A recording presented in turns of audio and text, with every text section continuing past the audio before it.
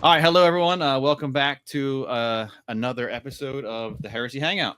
I am your heretical host, Jason, and joining me as always is Hello, it's me again, RJ. I put in my notes my joined by my loyalist corpse worshipping Yes, co-host. that's my dad. That's my dad. Yeah, we're here and we're excited to bring you the next story in the Horus Heresy. This episode is going to be covering book 6, which is titled Descent of Angels. This novel revolves around the Dark Angels Legion, and it's the first book that like is nowhere in the timeline of the so far what we read, and it's actually like kind of nothing to do with the Horus Heresy. Dare I say, there's no heresy. I don't want to get into now. We'll get into like the end when we talk about our personal reviews and all. But yeah, it's like it's not only is it like not in the timeline, but it's like really nothing to even do with it. But you know, all right. So before we dive into the book, we'll just take care of some business here. So check us out if you're listening for the first time. Check us out on YouTube, Instagram, your podcast app of choice. Everything's the Heresy Hangout. Even Gmail, if you want to hit us up on Gmail, it's the Heresy Hangout at gmail.com. So, all right, let's roll into it. So, introduction to the book. So, Descent of Angels. It was published in 2007. So, right around the same time as the other ones coming out. I think a couple earlier on, 2006.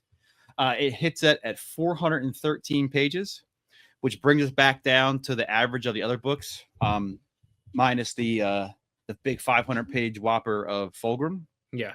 The author is Mitchell Scanlon. I'll get his. That's not him. Handsome. Yeah, what's going on? It's not working. There he is. That's hey, Mitch. Yeah. Okay. So Mitchell Scanlon, he's from Wales, and he began working for the Black Library, actually writing a comic called Hellbrant Grimm comic series. It's a Warhammer fantasy thing.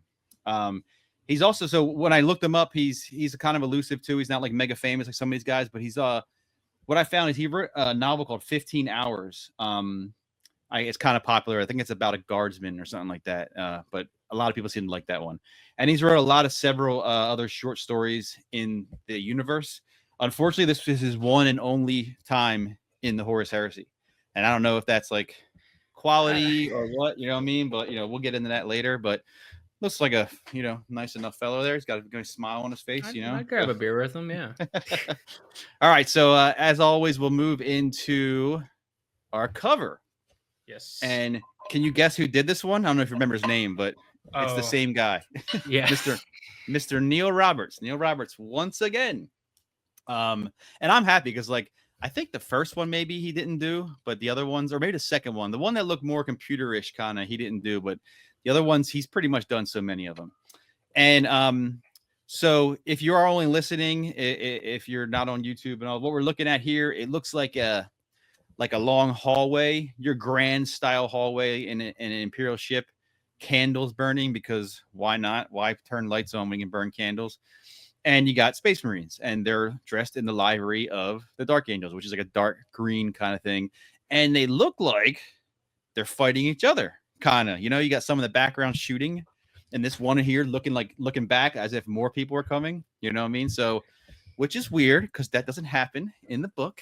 But like we saw in what was that Flight Eisenstein, there was no big Nurgle monster. Yeah, no Ghostbusters. Great unclean one. Yeah, no Ghostbusters monster. But what do you think? What do you think about it? It's again another beautiful moment of like he definitely wanted to create this really cool cover, and then the people in the publishing company are like, "Great, let's cut it into a quarter." Oh yeah, let me see what that looks like. Yeah, okay. You're not gonna book now. Yeah. You're not going to see the rest of it. And, but no, it's cool art. I like it. I mean, it's a good intro to a chapter that we haven't seen at all, which I think is cool. And if you get the full picture like we have it on screen now, I like the use of perspective. You know what I mean? It's got that like your eye is drawn to the explosion in the background at first because it's bright. And then, yeah, it's a great example of like Dark Angel stuff. You got the guy here with the winged helmet. That's super Dark Angel-y. And the hood, that's like, I don't think any other chapter like wears a hood, instead like, let's take my helmet off, but I'll put on a cloth hood. And you might get cold. It might get cold out here. I'm good to go. Yeah. So overall, it's pretty cool. I think it's not my favorite one. I still like the Ghostbuster monster, my favorite so far. Oh, yeah. I think that one's the best. Or I don't know. I'm kind of liking the Folger one was cool because that shows a really cool moment, which happened in the book. That was like a moment from the end of the book, which is super cool. So, all right. So let's get that out of here. Go back to our faces. All right. So the story it begins on this planet called Caliban, which is the Dark Angel's home planet. And it's when you read it, it's being told like through a narrator that you don't know the name of yet. And it tells you that it's in the time of Old Night. So if you don't know what Old Night is, it's also known as the Age of Strife. I got a little note here. Following the age of technology, where man had interstellar civilization, Old Night is when the civilization collapsed into isolation, constant warfare, disease, rampant mutation, famine, and a host of other terrible tragedies.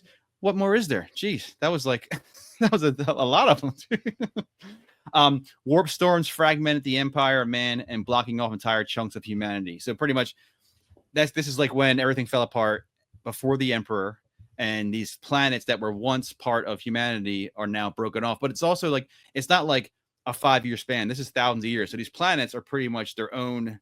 They have myths and stories of terror, but like no one even knows for sure if it even exists anymore.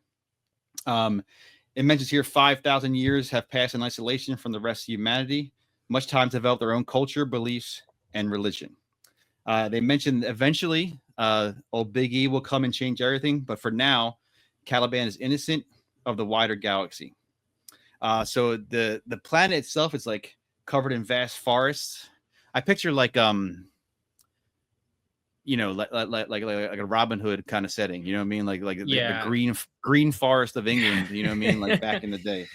They like right off the rip, the vibes, everything they set like the scene with, you get this kind of like, I mean, let's just throw them out there, man, right off the rip. King Arthur, Robin Hood. Yeah, like, that's what I feel like when I'm reading this, like King Arthur kind of style. But so but in those forests are home of monsters. It's actually titled in the Imperial record to be called a death world. So a death world is a world that's codified by the Imperium too dangerous to have life. The environmental conditions or the sheer ferocity of the fauna and flora make up the planet's biosphere. So that can be like these monsters, or it could be like, oh, this planet is just comprised of lava. You know what I mean? Like that's a death world. It's like they say no one, but as we see, people do live here. You know what I mean? So they are surviving on the quote unquote death world. All right. Most dangerous of these creatures were called the great beasts. And these are like one of one unique Pokemon, the rarest of Pokemon. Vicious, they're vicious of tooth and claw or beak and tentacle or horn and hooves, and they rule the forest. So there's a wide variety of them, but of the great beasts, there's only like, if you kill the great Pikachu, there's no other Pikachus. You know what I mean? And that was like, that was a concept that I did not grab. Like they was like, oh, the great beast. Like there's a lot of like pumas out there. Watch out for those pumas. Well, yeah, the way I understand it is like all right, so there's a lot of things that'll kill you. There's probably like a billion nasty spiders that are, cat-sized spiders, we'll say. But like of the great beast, there's like, one king spider thing or whatever. That's how I took it. You know what I mean? So all right, so for the protection of humanity, they made these knightly orders, and they formed these knightly orders, and they were kind of keeping the beast at bay. And this is where we really get into like King Arthur and his knights and quests and all, you know what I mean? All right, so most tech was lost, but the knights here have like a kind of like archaic version of what we know of our Space Marine stuff. They have like pistols. Those pistols have explosive bolts. They got motorized blades like chain swords, and armor that boosted the strength.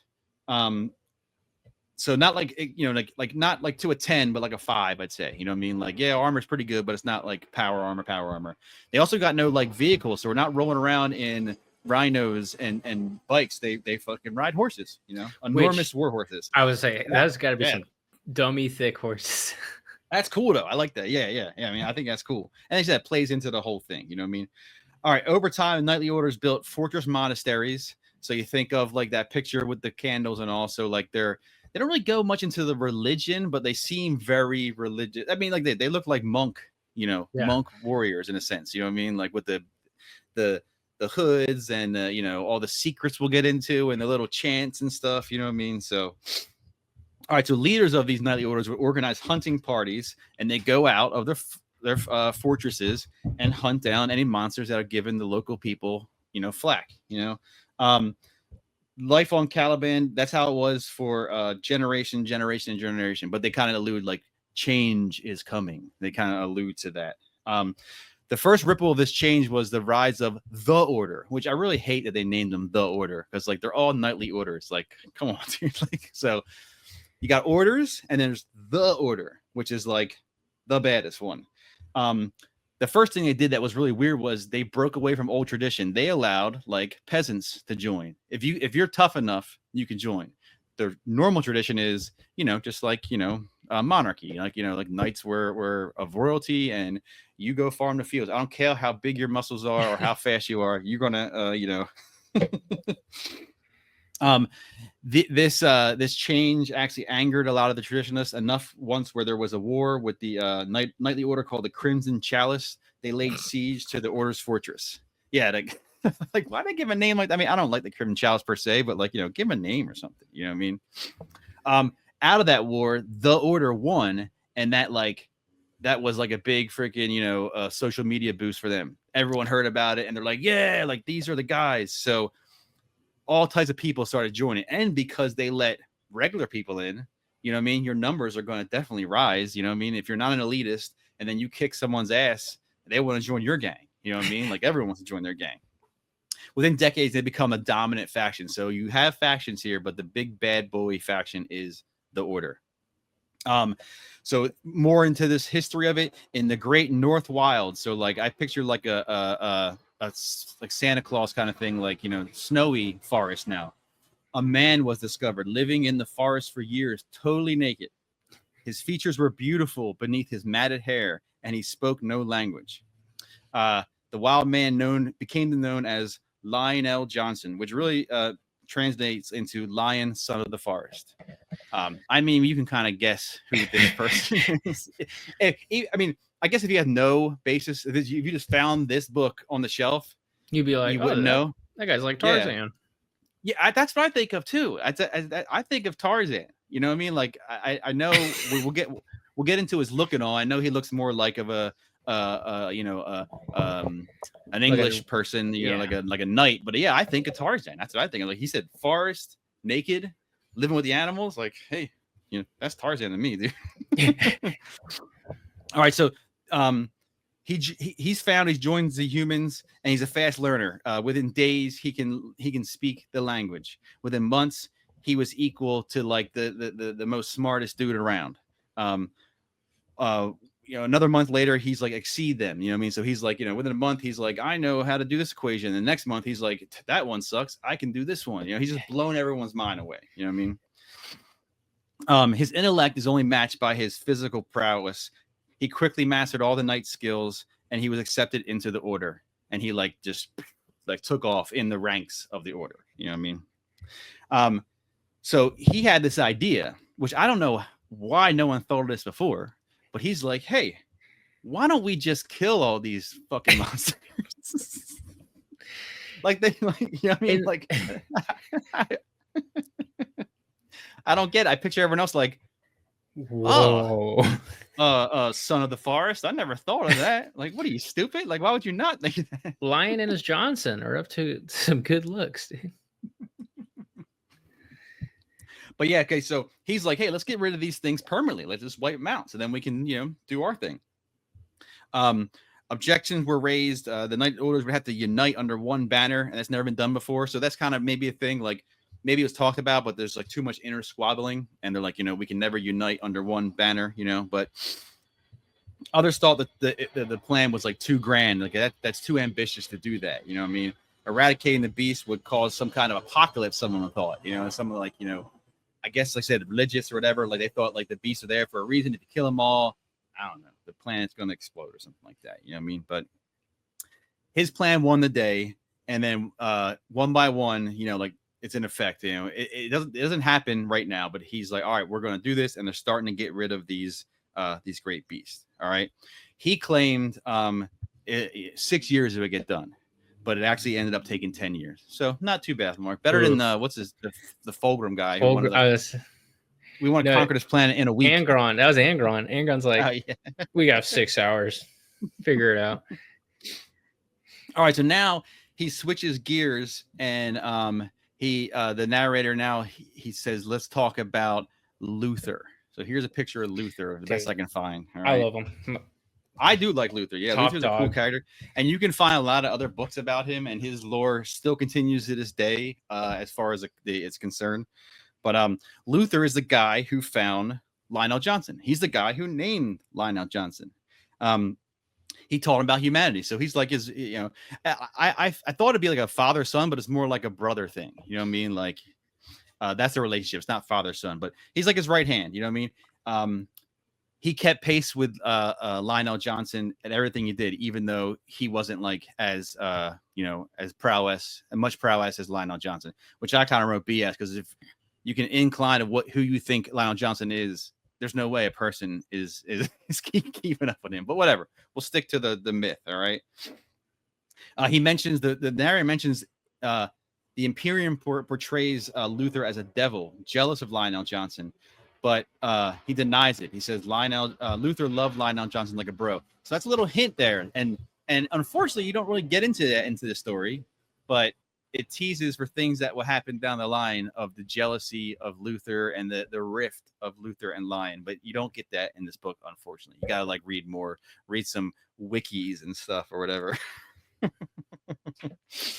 All right, so now we're going to leave Luther, and the stage is set for what is going to be our tale. Our tale is the 10th year of the Beast Hunt, and there's only a couple of these things left, so we're getting to the end of that.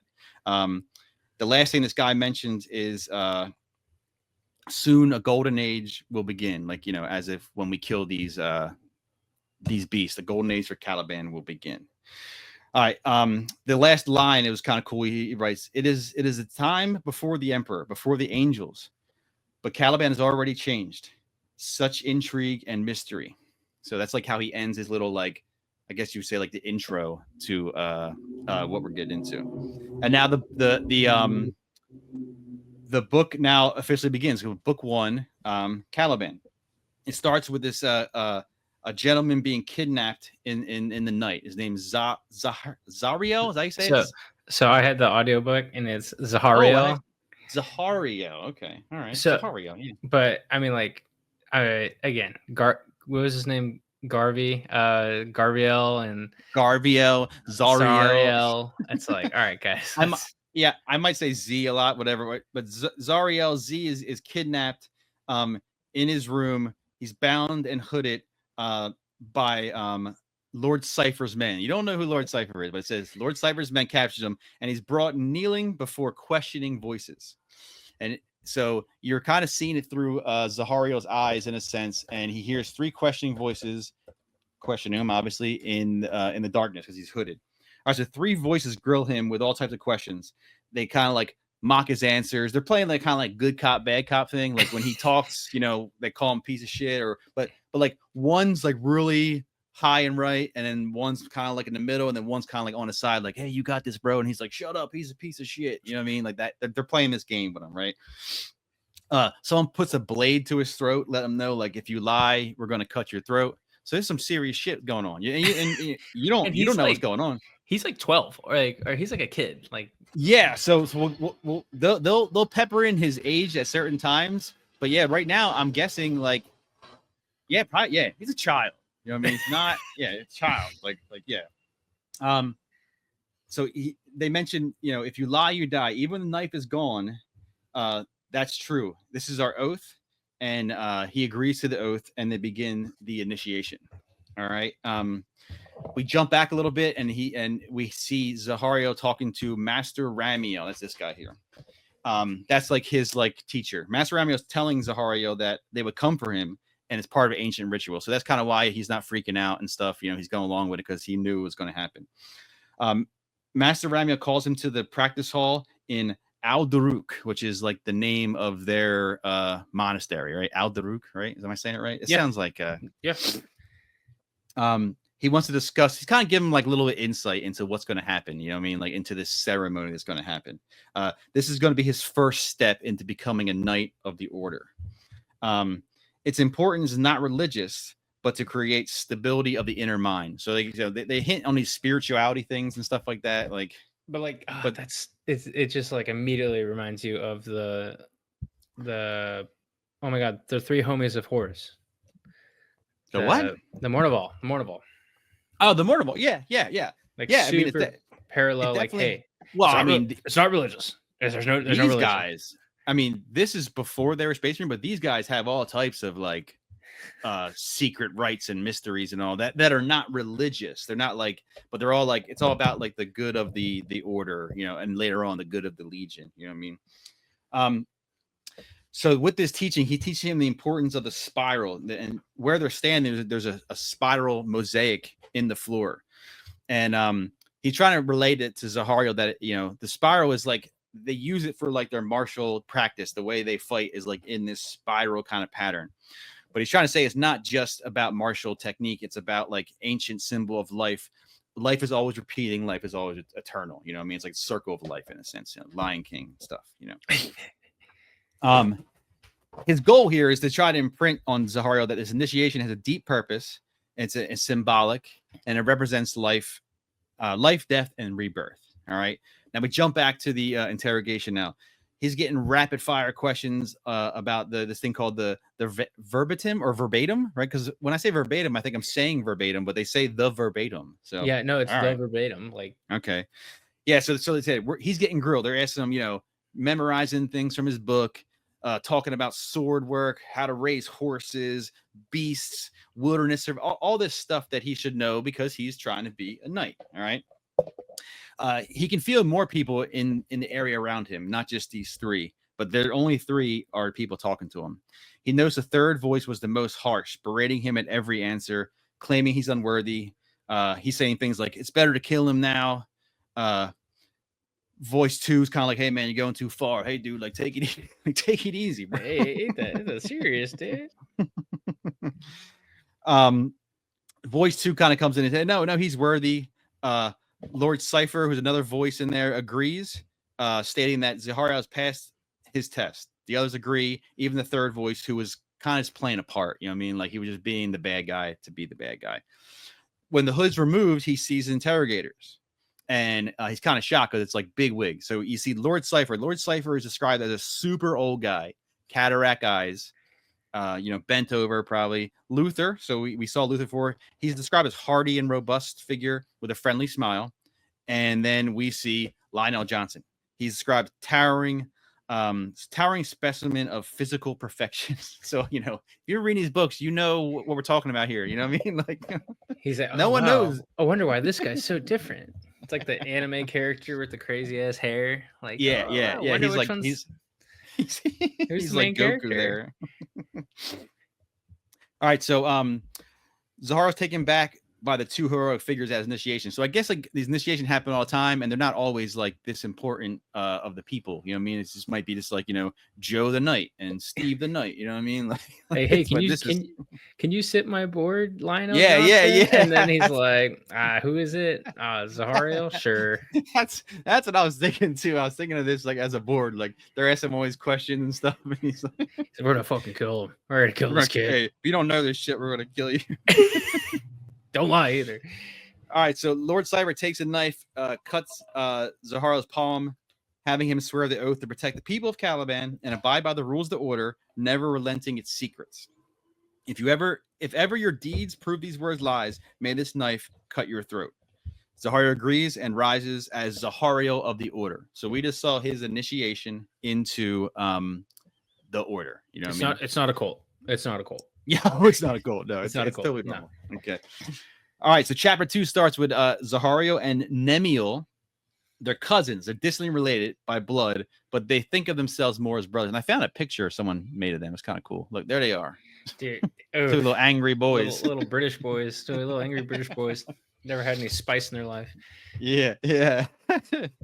So their sibling rivalry drove them each to new heights. So they're kind of, you know, they're competitive, but it's good for them because they're like, you know, they're feeding off each other. They're Their knightly masters encouraged this because they knew it would make him better. Zahara recognized he would not be where he is without his rivalry of Nemiel, and he celebrated his brother's triumphs, or I'll say brother, but they're not actually brothers. They call each other brothers pretty much. So Zahario was always like celebrating Nemiel's triumphs, but for Nemiel, it's a little different. Desperation of trying to outdo his bro had always brought a small voice to bear that he wished Zahario less success. Kind of like in his inner monologue, he's like actually kind of jealous. You know what I mean? He doesn't feel like a failure, but I mean, he doesn't want him to fail, but he doesn't want him to be good as him. You know what I mean? He's like, oh yeah, I want him to succeed, but I don't want him to, I want to have the Porsche. Yeah, yeah. So he can make his quota, but I need to just get a couple more. Yeah, exactly. So, all right, so we see young Zahario and Nemiel are sparring on the training grounds. They were fighting for 15 minutes. That's pretty great. That's a dog fight. That's a dog. And these are just dudes at this point. I think they're actually say how old they are. I think they're like 16. I got here. No. So this is 9 years old. They're 9 years old right now. Oh my god. So it's like 2 9 children beating the shit out of each other. Other aspirants around, Matsu Remiel is watching, obviously, and he's like, hey, hurry up, guys. You guys are taking too long. You know what I mean? Zahario lunges with a dull sword. Nemiel blocks it, but that was bait. Zara punches him in the head and then knees him in his gut, and then he wins. So like the swords are dull. They're not trying to kill each other, but like they're not holding back. It says like he clocks him right in his head. He knocks him the fuck out almost. The 2 9-year-old boys gathered themselves. That's where I wrote it because that's how they say it. They say the 2 9-year-old boys. So they're 9 years old. This is crazy. Nemiel's looking hurt, but he's not looking angry. They congratulate each other. And he reminds them, hey, man, like, good on you, but that's not going to work again. And Zahara knows that to be true because Nemiel's not dumb. He's a good fighter. And also, that's the one time he's going to play that trick on him, They kind of go back and forth about, like, how they're lucky to exist on Caliban in this grand time, this great age, and how one day they're going to be knights. And they kind of, like I think Nemiel's kind of like, is it really that great? You know what I mean? Like, we live on this terrible, insane planet where everything kills you. He's like, hey, this kind of sucks. Like, this is not fun. We're like, we're 9 fighting for our lives. Yeah, we're 9. Like, we should be playing like, with blocks and shit or whatever. You know what I mean? Like, I want to. Yeah, I haven't seen my family in years. Like, they never mention their family. Oh at yeah, all. no, They're not even mentioned. Yeah. All right. Masarima calls them Kelmaheri because brother Amadis has returned, and so brother Amadis is a full-fledged knight. He's returned from one of these quests, so everyone's excited. Zahara is really excited because brother Amadis is named the hero of Maponis. That's like his personal hero. He's got his posters on his wall when he was a little kid of 3. Yeah, like when he was a small child, not just a small child, not a child. But okay, so the circle chamber is kind of like the main chamber of the fortress. It's filled with all these people, novices, supplicants. These are all levels of wannabes. You know what I mean? Mighty pillars rose to great Gothic arches forming a green and gold ceiling. The walls made of stained glass scenes depicting the Order's heroes. Now, this is said before the Imperium, and I feel like either the Imperium already had this or they stole a lot of their look, because like this is what every ship looks like, stained glass and Gothic and all that stuff. So like, hats off to the Dark Angels. They really spread their style. Trendsetters. Yeah, trendsetters. Hey, have you guys the helmets are cool. Have you tried hoods? Yeah. All right, so in walks brother Amadis. He's a dashing and heroic warrior, the very embodiment of a knight of Caliban. He's rumored to be the front runner for the Grand Master of the Order until we found, obviously, Tarzan L. Johnson. Tarzan God Jesus Johnson. So the boys hurry. They want to see him, and he comes in. And then when he comes in, Zahara mentions that he feels a little disappointed at the sight of his hero because he's just a man. You know what I mean? Like, I'm sure he's probably fucking ripped. You know what I mean? Like, he's probably, but he just a man. In Zahara's mind, it's like he's like a giant. You know what I mean? He's like some kind of other. He's like Thor. Mm-hmm. But he's just like, he's actually just a dude, you know what I mean? Walking with his, maybe he's a little male pattern baldness. Yeah. I don't know. So he's a starting safety in the NFL, but he's just a guy. Yeah. I was like, what? So his admiration grows though. He's noticed Brother Amatis's surety of purpose and quiet courage as he walked in. So he walks with his head tall. He knows, he's the shit. He announces that he'll be instructing at Al Daruk for a while before returning to the forest. So that makes everyone happy because, he knows a lot of shit. You know what I mean? He delivers an inspirational speech about believing and knowing where you came from. The words fill the chamber with pride, and everyone, rips into applause. Everyone's happy that he's there. All right. So we jump to chapter 3, where Zahario's having reoccurring nightmares about his the night that he had to enter, or I guess like his trial to enter the order. Like this is before the knife to the neck. This is when he's I'm guessing he's probably like 7. You know what I mean? He's a little boy. All right. So it's kind of weird because like it's like a dream, but some of it's real. You know what I mean? So he goes into it says him and hundreds of other 7-year-olds. So yeah, it does say 7-year-olds stand outside the fortress in the dead of winter. The guards relay that there's only one victory condition. You got to just stay where you're at all night until the next dawn. But you don't get any coats. You don't get any boots. So I'm not sure if they're barefoot or they're wearing like slippers or something. I don't know. But they don't get any extra gear to wear. Throughout the test, the guards kind of mingle the crowd, attempting to break their spirits with cruelty and kindness. I noticed one was funny. One guard goes up to like the one of these kids and is like, "Hey man, I got word from the top. Like you're the guy. You're the one that we need. So you don't gotta stand here all night. Like come on in." And then the poor kid falls for it, and then they kick him out. All right. So in his dream version, where am I at? Oh, so that kid I was talking about, I added on here. Yeah. So like once they trick him and he thinks he's going to get in, they drag him into the forest and toss him into the vegetation. And then the other kids are hearing his cries grow weaker and weaker as they dragged on. And I'm like, did they just like throw this kid in the woods to be eaten by something? You know what I mean? Or like, I don't know. It sounds terrible, but so we tried not being weak. Yeah. So the fear grows as night comes and the guards, they go inside the castle. They're like, all right, see you boys. We're out of here. Silence took hold, save for the sounds of the forest. In his dream twists and Zahario hears monstrous sounds from the forest and he hears voices too, voices urging him to leave. Give up this foolish endeavor. Come into the forest. What lurked within was beyond fear and reason and madness. It was elemental power, but it also had an undeniable attraction. Now that sounds something very familiar that if you read these books, you're very accustomed to. But it's in a dream, so you're thinking like, oh, like that's kind of weird because that sounds like chaos because it's like evil, but it's also tempting. But Zahario wonders like if that power could be tamed. He wonders. It makes him smile at the possible glories. This guy. He's got to go already. He's already tainted, you know. This 9-year-old. Bad news. Where's the Inquisitor when we need him? You know what I mean?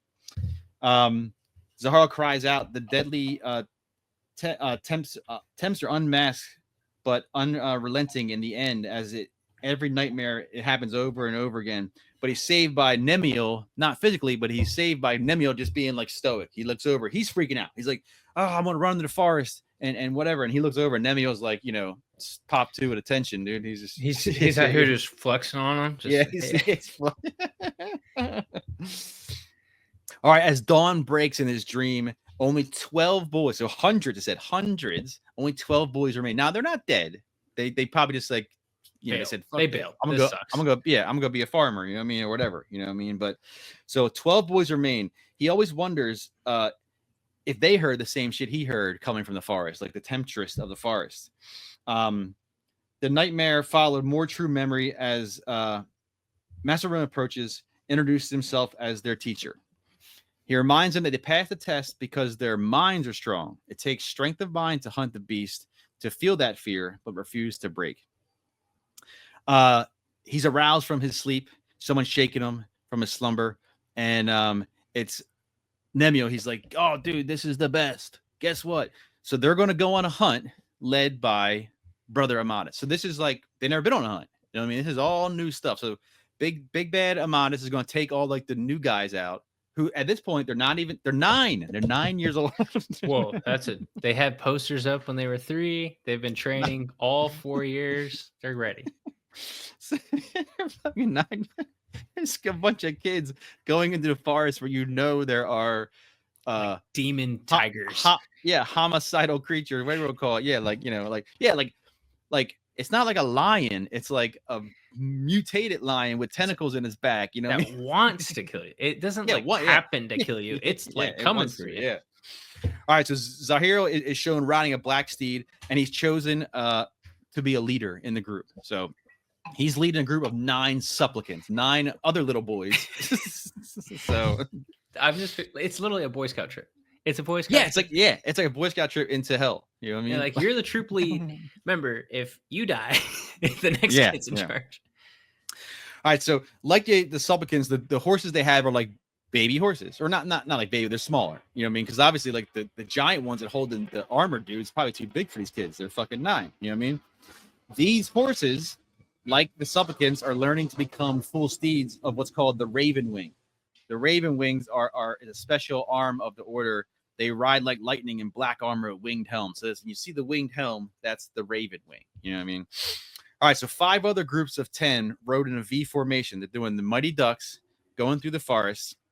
They're miles from the forest, or fortress. I'm sorry, miles from the fortress. And then Brother Amadis is kind of like bouncing around, checking on them. You know what I mean? They're checking on them, like, hey, what's going on? Here we meet Attias. Yeah, Attias. Yeah. That's one of the other supplicants. He wonders if they'll find a beast, and Nemio's like, "Shut up! You're being too loud." So there's like squabbles. Dude, you gotta remember, they're 9 years old. I'm surprised they're not out there like talking about fucking Minecraft and shit. You know what I mean? So the kids should be playing Fortnite. Yeah. What are they doing, man? So they're japping the jaws. Zahariel shoots a quick glance over at him to reassures younger Attias. He likes him a lot, and he's taken to helping him, which was a sore spot for Nemio. The other guys like make fun of Attias. He's kind of like he's like the run. No, the other one's fat, or the other one's bigger. It's Attias, or maybe he is a fat. There's 2. We'll meet 2. Eliath. I'm not sure which one's the fat one. It's Eliath and Attias. They like go out of the way to be like, hey, this kid's like, he's kind of a little chubby. Fatty. Yeah. Oh no, no, it is Attias, because the next guy says another boy rides up, Eliath, and he raises his visor, and he makes fun of Attias. Oh no, I'm sorry, he makes fun of Attias for having notebooks. So Attias is a nerd. Attias is the one with notebooks. He's always like scribing in his book. Eliath is like the big boy. He's like the husky. The husky child. Boy. Yeah. So, all right. So, that all their gears are hand me down. Their helmets are hand me downs. But this is a little cool to insert. Like the squad leader, so Zahiriel and the other guys, whoever's leading these 10s, they have communications. So they have like a little headset in there. Yeah. So, all right. So Elias and Attias are arguing. Zahariel shuts him up. And then he hears a little ring in his ear. It's Brother Amadis. He's kind of praising him, like, "Hey, you're doing good. You're being a good leader, shutting these assholes up." You know what I mean? All right, so he tells him to assume scouting discipline, whatever that means, kind of formation, whatever. You know, they're other riding. A few hours goes by. It's like, this is fucking crazy. Like just like a bunch of little boys riding horses in the forest for hours. They're on. Hey, we're doing a recon mission. All right, after recess, we're going downrange. All right, Zahariel's starting to feel like he's lost, but he's also too proud to like, call for help. But he's like, oh shit, I don't know, you know what I mean? Because they're all looking to him, and he probably hasn't seen Brother Amadis in a while, and he's like, what the hell? So his thoughts interrupted because they come to a clearing, and he's like, wait, it's way too fucking quiet in here. It's like, it's you have the sounds, if you ever been in the woods, you have the sounds of the forest. You have like crickets or birds, and he hears nothing for a split second, and then something dark and winged drops from the trees. It's bodied, scaled, and reptilian. Its claws flash out at one boy, and the boy and the horse are turned into 2. So whatever this thing is, it just drops from the trees and then takes a red shirt fucking 5 guy. Red shirt number 5, yep. Or red boy number 5. Cuts him in 2. everyone's starting to, the horse is starting to panic. Another kid's disemboweled. Zahario turns and he gets a look at this thing, and I got it what it described as. Its large body was easily the size of one of their horses, undulating as though a million serpents writhed beneath its glistening flesh. Its spiny head snapped and bit at the end of a long snake-like neck. Its jaws long and narrow, filled with razored fangs like the teeth of a woodsman's saw. Its wings were filmy and translucent, edged in ridges of horny carapace and ending in long barbed claws. So it's like a snake. It's a snake tiger. Snake tiger monster thing with a scorpion tail that can cut you in half. Yeah. So, all right. So chapter. I'm sorry. No, the beast scores a hit, carving a groove into Zahario's breastplate and knock him down. Of course, he's not going to kill Zahario. He's got that. He's wearing his plot armor. Yeah. Did you not see that? He reaches for his pistol and he sees the beast like coming at him. It's over top of him. Chapter 4 starts with that encounter. Zahario rolls out, fires a couple shots. Nemiel's firing from the tree line, scoring bloody hits, but the beast is not. It's hitting him, but it don't care. You know what I mean? It doesn't give a shit. You know what I mean? He's not phased. He smashes the tree next to Nemiel with its wing. He's like easily just like taking these children on. Shocking. Yeah. The beast turns its gaze onto the petrified Ateus.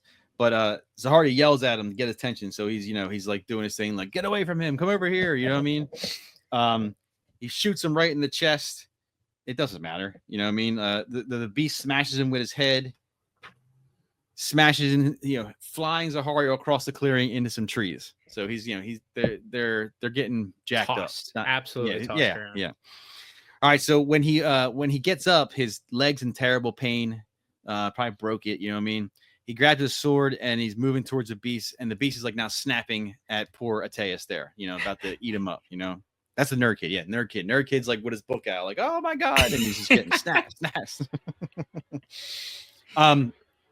It mentioned this little cool part here is like, so his armor mechanics are failing. He's like, the mechanisms that help him move are failing. So it's like even worse that he has to walk because it's like on his own power. His legs all jacked up. You know what I mean? The beast kills another boy as Zahario steps into the clearing, and it says he's like ready to die. He's ready to go and meet his big daddy maker. He looks into the eyes of the beast, and it says it has the hunger to kill, not just for food, but it says it needed to inflict pain. So like you said earlier, like these things want to kill people. It's not about they're for the love of the game. Yeah, exactly. You know what I mean? All right, so it's coming at him. He's able to shear off a claw wing before he's fall down to his knee. The wounded beast maw is closing in on his head. And then all of a sudden there's a silver blur appears and a long sword is jammed into the beast's head. The rider of this quick horse releases the stuck sword, draws a rotary pistol, so like a 6-shooter or something, you know what I mean? Fires in between his eyes, and boom, and it blows that thing's head clean off. You know what I mean? Super cool, super like badass. And that's Brother Amatus. He like plot armor right at the right time. Here comes Brother Amatus to save the day. He actually praises Zahario because he saved his friend by confronting the beast instead of cowering in the corner. I bet most of the other kids are probably like, if they're not dead, they're probably just like hiding under a tree, just probably shitting themselves. You know what I mean? They're like little children. You know what I mean? But the adrenaline is failing now, and Zahario fades from his injury. Brother Amatus catches him, and he insists that he rests. So he's not dying. He just he's getting. He tired. He stared at a snake tiger in the face, so I would be a little tired. Well, he cut a wing off. That's pretty good. And he's 9. I mean, this is nuts, dude. This is 9 years old, dude. I'm gonna say it the whole time. Sorry if it ges old, but it's just as I'm reading this, it blew my mind away. I'm like, these kids are like 9. Later on, they'll be 12. You know what I mean? Yeah, I know they're like 12. And when what? they hit 16, they're like, man, they're on their way out. Yeah. These guys they're retired, dude. All right, later on, after this is all done, Zahario mentions that Nemiel would insist that he was lucky, and he shouldn't rely on luck. It's a finite resource. I tell him to shut up, man. It's like, you know what I mean? Like, what are you talking about? I'll let you take care of it next time. Like, yeah, like where were you at? They don't mention where he's at. I think he shot at it and it got hit. A tree fell on him. Like, a tree, dude. Come on, dude. No. We're supposed to be the baddest 9-year-olds on the planet. Yeah, some foliage took you out, brother. All right, so it seemed that he feels that the affair got under Nemuel's skin, though he never outwardly showed it. So you'll see this growing like tension between these two, and they never talk about it. They're like terrible at like expressing their feelings, but it's like, he can feel that Nemuel's mad because, like we said before, he wants glory, but he never comes out and says like, "Hey man, what's up, dude?" Like, they're supposed to be brothers, and like they don't even talk to each other. It's weird. But he said he would feel it in the way that Nemuel would rebuke him, as if all the success that Zariel will have from now on was built off this, and that's a lie because it was just luck. You know what I mean? Like this growing resentment. You know what I mean? Which is such a okay. Hold on. Again, time out. They're 9. I get it. Yeah, I don't even think of these emotions at all. Dude. He's like, yeah. If a 9-year-old comes up to me and is like, "Your greatest achievement is based on the foundation of lies," I'd be like, yeah. What the fuck? What'd you say? Where's your Minecraft server? I'm about to erase your shit. Yeah, I didn't think of that as I'm reading this. I'm like, yeah, they're 9. They're saying words about that. Yeah, like luck is finite. Finite. First of all, what do you mean? That's like a kid comes up to me like, that's the Omen. This is not a child. Yeah, like this. We gotta kill this kid. This ain't right. This kid's he not should be right. saying skibbity toilet or something. He's saying fucking finite. He's saying, "Oh, geez, I like how you killed that tiger." Not like the foundation of your achievements are based off of lies. Like, all right, bro. All right, man. All right, man. Go play with your fucking Legos. You get out of here. Yeah, you got like algebra homework to do or something. Oh shit! All right, so later on, he would tell this story over his lifetime many times, and his friends think him a hero. But all he remembers really that day was like being scared, expecting to die, and he kept those thoughts inside because he no one in Caliban, they don't want to hear that kind of shit. You know what I mean? Like they like I feel they're all like emotionally crippled on this planet because like they want to see that you're a hero. And you did not waver at all, and you didn't have even thoughts of being scared. You just fucking did hero shit, even though the thing was snapping at your face. And it was like, I peed myself like a little, but like no one wants to know that. Yeah, they don't want to hear that. You know what I mean? So they didn't want to hear. No one wanted the truth. Zariel, to him, the victory had been special because he was afraid. He feels that was good that he was afraid, and he was able to I mean. Yes, he overcome his fear by stepping out, but he didn't win the day. The grown man came and saved him, which should be how it is. You know what I mean? Like he's the grown up. Well, okay, like it was a meme for us, but like it is a recurring theme of like these men are supposed to have no fear, and which is just a lie because the whole point and like one of the fallacies of these brotherhoods and why they end up heresying is because they're not able to acknowledge the flaws that are possible, the fact that they might have fear. Yeah. But then our boy Zahariel is like, I was scared as shit. I was terrified, dude. And he was like, hey, I think that's a good thing. Yeah. But he's like, but I can't let the bros know. Yeah, well, it's like embedded, and this is before Space Marines and indoctrination. This is like just how they live. And he mentions here, he says, while the others saw fear as like a secret shame, then they wanted to they wanted to feel like their heroes don't feel it. You know what I mean? But Zahariel felt that was wrong. He said the only way to overcome your fear is to face it, not to pretend it doesn't exist. And that's very 9 years old, very insightful. And there you go. Hey, this 9-year-old sounds like a heretic. You're gonna die. Yeah. We gotta get rid of this 9-year-old. This is a bad one. So we jump to book 2. Book 2 is titled Beast. And we start with chapter 5. So years have passed. Doesn't say how many years, but I'm thinking they might mention. I think he's like 12 around now. Zahariel has risen. So, real quick, let's go back to when he had a knife to his throat. He's probably 10, 11, 12, like that's fucking he's like crazy. 10. He's like 10 these grown men are kidnapping a child and then interrogating them with a knife to his neck. Hey, pussy, what's your 3rd general order? Or I'm gonna kill you. Yeah. Hey man, what how do you parry the sword? If not, I'm gonna stab you in the neck. It's like, what, dude? Jesus. What grade whetstone do you use to polish the sword?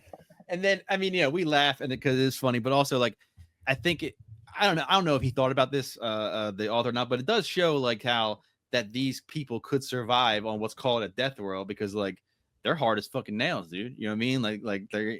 But I wonder how like the regular people, like the poor farmer out there, like he ain't that hard. You know what I mean? Yeah, where He as must a getting guy who's snatched up. so yeah, my other son got sent to the order. Yeah, yeah. Now I got no one to work the fields. All right, so years pass. Zahario's risen in the order. That monster fight made his name recognizable. So he's kind of like a rising star. But it wasn't the sole reason. He's not just a one trick pony. He's like, he's good at a lot of things. All right. He and Nemiel rest a practice session, and they discuss if the beast from that day was sentient. So they're kind of going back and forth. Like, did it have brains? Was it or just a crazy monster or whatever? Zahario doesn't really know, but he said when he looked into his eyes, it made him feel like an insect trapped in a spider's web. So as if it, like we said, it wanted to kill him, but it also knew that it had him, so it kind of shows like malicious thought in their head. Later, Zahario's cleaning his gun, a gun he was sure he had defects since it pulled left, making him lose the firing drills to Nemiel. So, goes back to how these guys, like they it's the gun, dude. It ain't me. It ain't me. My controller batteries died. You know what I mean? If I had a better gaming chair, I would have won. Yeah. And he says here, so he recently lost a firing drill to Nemiel, and he's like, no way, it was me. And he even took it to the armor, and the armor's like, this fucking thing is fine. Shut up. I'm a grown man. This 10-year-old's like, hey, your shit's busted. I get it. Yeah. Sir, this gun's broken. Like, shut the fuck up. I would never miss left. I would never. Yeah.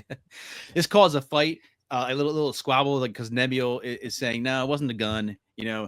Go show the armor. Your armor is like, no, it's not the gun. And then, they go back and he's like, I told you so. And this is like them being kids. You know what I mean? They're kind of like bickering each other over, who was right. You know what I mean?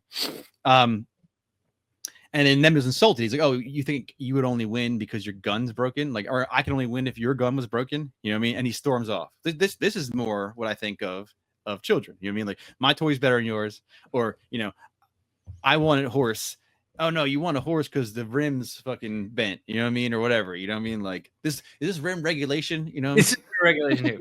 I would never lose in a regulation hoop.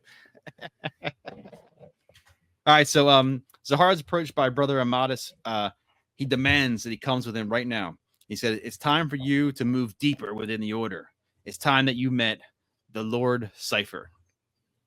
Do I have a thing here? No, okay, we'll get to that later. All right, so Lord Cypher, we mentioned him before. It's not a person. It's a title. So it's like, assistant manager. It's like Lord Cypher is a title. It's a title of office that is charged with preserving order's traditions. So he's like, he knows everything there is in that book, and he knows all about it. And he's the one charged keeping all that shit rolling. And Zahario's nervous to meet this guy. As they move deeper into the fort, the air becomes colder. The walls are decorated with ancient carvings depicting scenes of heroism. They end up in a large vaulted chamber of enamel bricks, the floor decorated with a spiral pattern. With Lord Cypher at the center, his hood is up, his hands on a golden hilt sword. Lord Cypher commands Zahario to walk the spiral.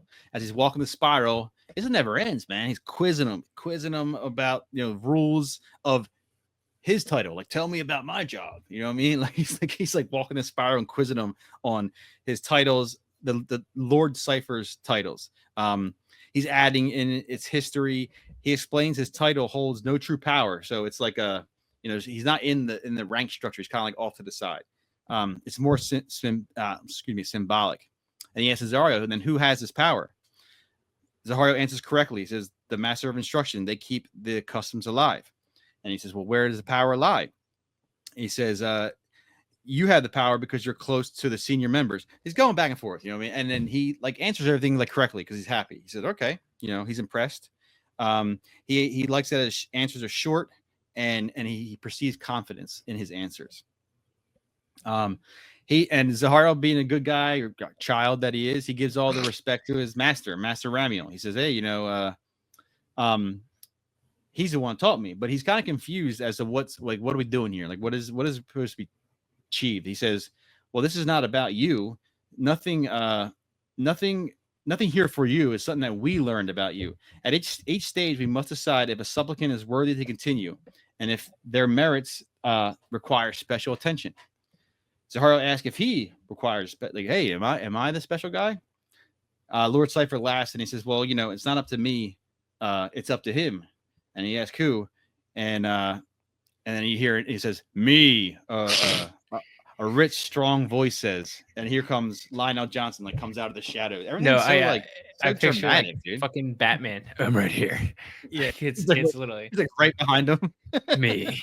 Again, hey, good job, dude. You flexed on a 10-year-old. Like, really scary. You're really scary. And this guy is like even bigger than a grown man. He's like, nuts. 12 feet tall or whatever. He's like, no shit. Actually, Thor. Yeah. All right, so Lionel Johnson revealed himself, and he wants Zahariel to follow him. So Zahariel follows him back the way they came, but now they go. They're going higher up to the Fortress Monastery. His legs are tiring from such heights. They end up outside. They're outside on like a rampart or a tower. The sky above is black with 1,000 pinpricks of light. Lionel Johnson mentions it's good to look up at the stars, trying to set Zahariel at ease. He's kind of nervous because he's a 10-year-old boy and he's being asked to follow a 12-foot tall man into the darkness. But he couldn't. It's impossible for him because he's just fucking. He's in awe, and I don't know if it's terror or not, but he's in awe of all this stuff. Lionel Johnson informs Zahariel the hunt is almost over. That the last of the few beasts remain in the North Wilds and will be done in 3 months' time. His name will be recorded as assisting with the winged beast kill. So he's like, "Hey man, you got an assist on that one, dude. on the your KD, a little yeah. It's a little off, but that will give you a little bump. You know what I mean?" Zahariel admits that hey, it was just luck, but Lionel Johnson says, "Hey, well, a good warrior knows when to use those advantages." It's kind of like beef. He's like building him up here. He's probably feeling good about himself. He wonders. The lion wonders if the cosmos really contain Terra. So this is the first time we even hear anything about anyone mentioning of the old planet Terra. He wonders the myths are all lies. Are ancient traditions false? Zahariel doesn't think so.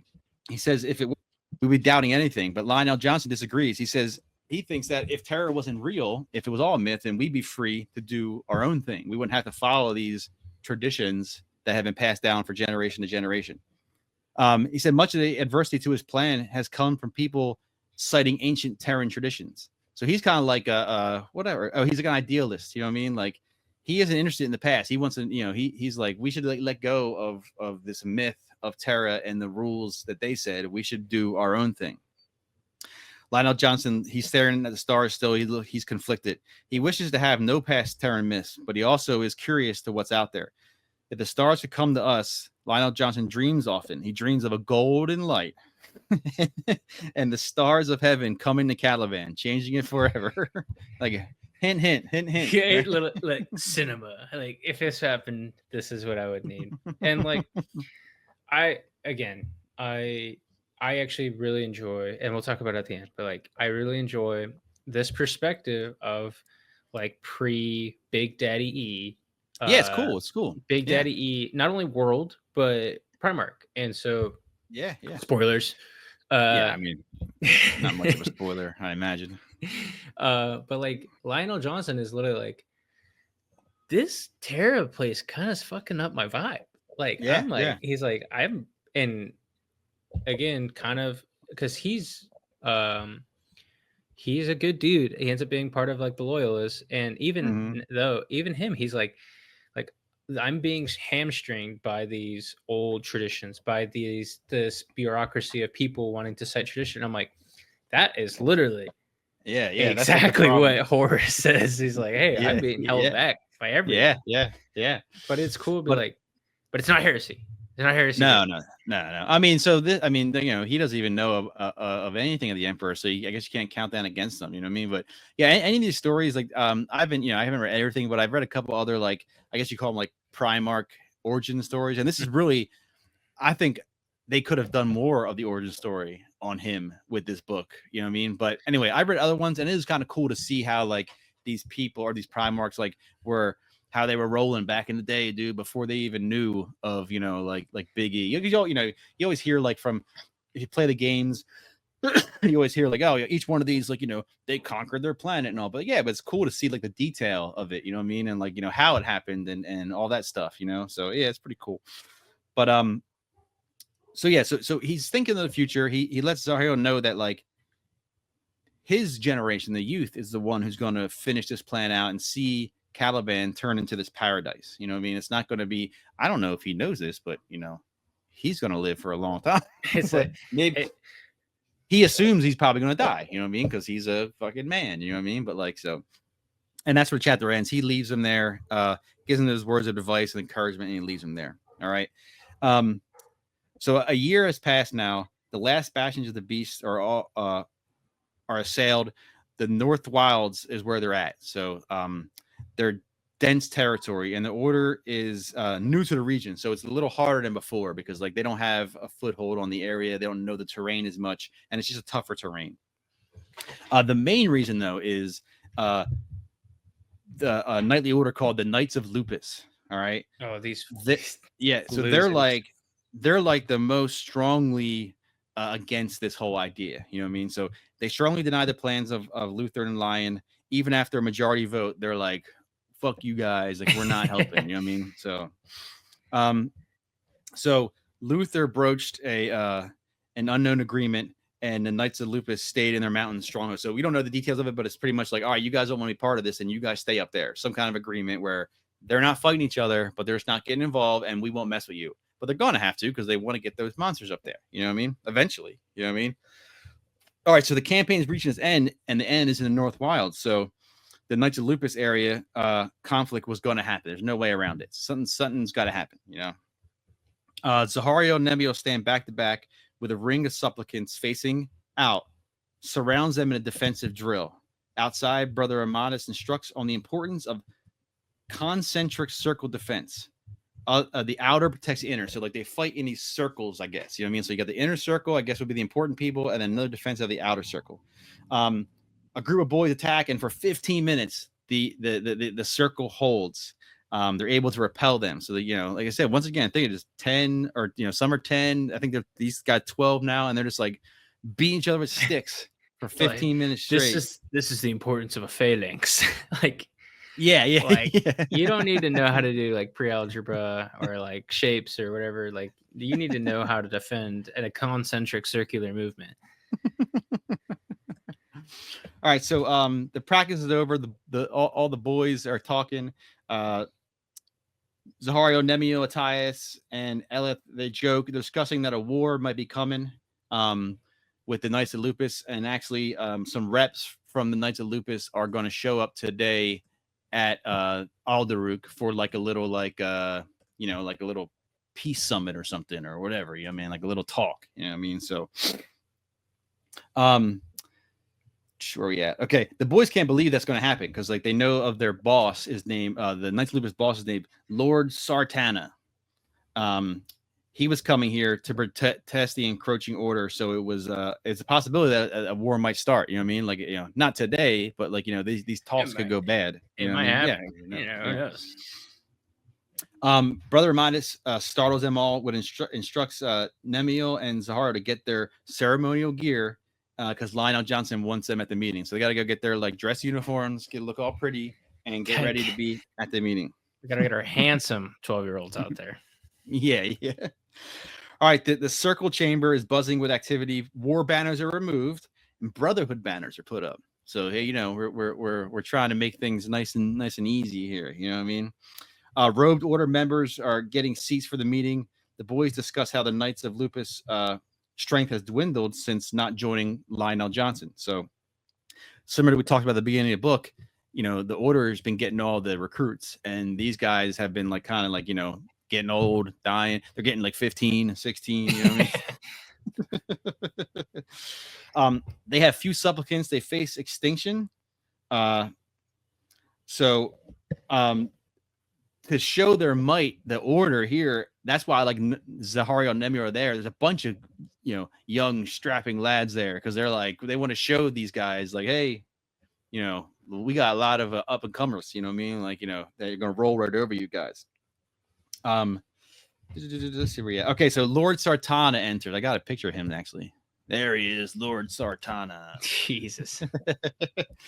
All right. He stood next to Luther in his bronze armor, a wolf skin cloak, and its skull fashioned helmet. That's actually pretty good. That looks pretty good. That's lore accurate. Yeah. His strong face was weathered, sporting a drooping silver mustache. Yep.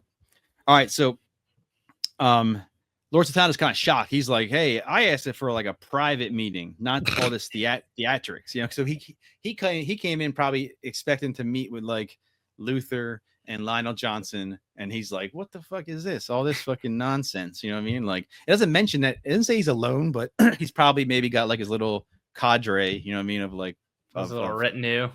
Yeah, something like that. But yeah, so Lionel Johnson explains that the order wishes to be transparent and there's no theatrics, but it's a reminder of your brotherhood status on Caliban. Fucking slap that dude. He just showed his ass. He's like, He said, "Hey, no, I'm just saying, like, this is your place." And I'm just I mean, look at all of our handsome boys, and you have no handsome boys. all of our look how many striking young men we have working for us. Lord Sartana is insulted. Luther steps in between them two. And then, so, props to Lord Sartana, because Lord Sartana is a normal dude. And he's like beefing with this giant. And he's like not backing down. He's like, hey. Yeah. Hey, shut up, dude. I don't care about these kids. You know what I mean? But then, so Luther steps in as the two start arguing. Sartana claiming Lionel Johnson broke the promise to stay away from the North Wilds. Lionel Johnson countering, saying, well, you guys broke it by killing farm workers. You know what I mean? I guess they raided some lands or whatever. You know what I mean? So Sartana is under the impression North Wilds be left out of this whole hunt. That was so they're giving leaks maybe of the deal that Luther made. You know what I mean? Maybe Luther lied to him and said, nah, man, you're good. Like, we're never going to come up there. But now they're coming up there. You know what I mean? Lionel Johnson calls that ridiculous. What's the point? What are you talking about? You know my plan. My plan is to get rid of all the monsters. What's not understand about that? All. Not like leave not the North. Yeah. Yeah, all. Sartana, he refuses to be under the order's rule. They would rather fight, and he turns out and storms. He turns around and storms out. So, I guess it's on. You know what I mean? That's what I would say. You know what I mean? During that talk, they mentioned what's it called? Andragio is under siege or whatever, and that's I have Andrago.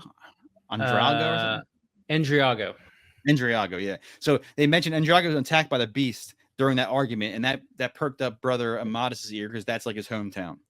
And right then he's like, "Boom, quest! give me my quest." Here's what I like: quest me, hey, quest me. Yeah. Where's the side quest? Side quest guy. Side quest. Where's the button? Yeah, where's the button? Chapter 6. This puts us 5 months after the events of the meeting, and Brother Amadis had set out on his quest. The big thing happening here is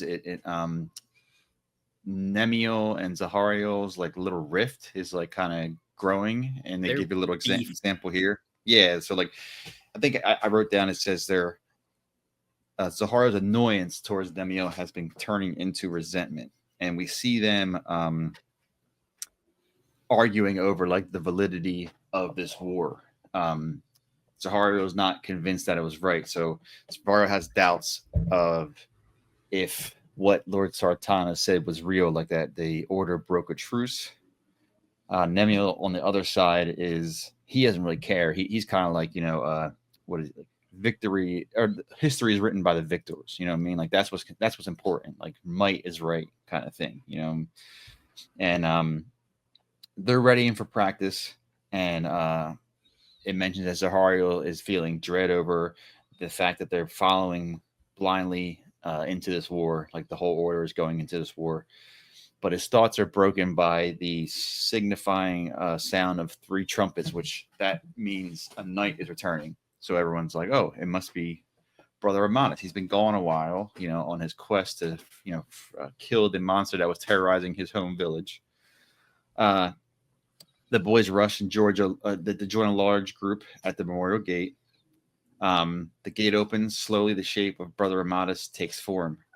And he's described as bloody and pale. His left arm's like dangling down, shattered.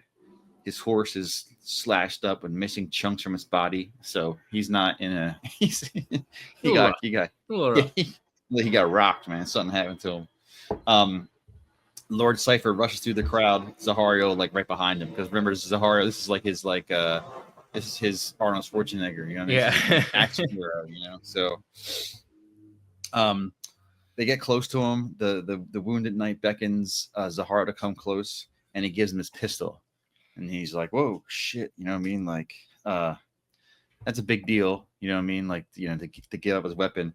Brother Martis says that it was a Caliban lion got him, which shocks both. So at this point, only Zahario and Lord Cypher can talk to Brother Martis. They're like in this little, you know, they're like powwowing. So he tells him the Caliban lion, right? Which is not like Mufasa lion. It's like a lion. I think of like a what's that? From mythology, like a chimera, you know, like a lion with a fucking snake tail or something like that. You know, they describe him later. So, but yeah, so they're shocked because the legend that is circulating on the planet is that there was only there's only one of all these like king monsters, and the legend has our lion killing a lion. That was like one of his like, you know, tall tales that he killed the Calibanite lion, and there's only one of these. So, Zahario takes the gun given to him by Brother Amatis as Brother Amatis obviously passes away. And we have a little excerpt here. Zahario looked up as Lord Cypher placed a gnarled hand on his shoulder and pointed at the gun Amatis had given him.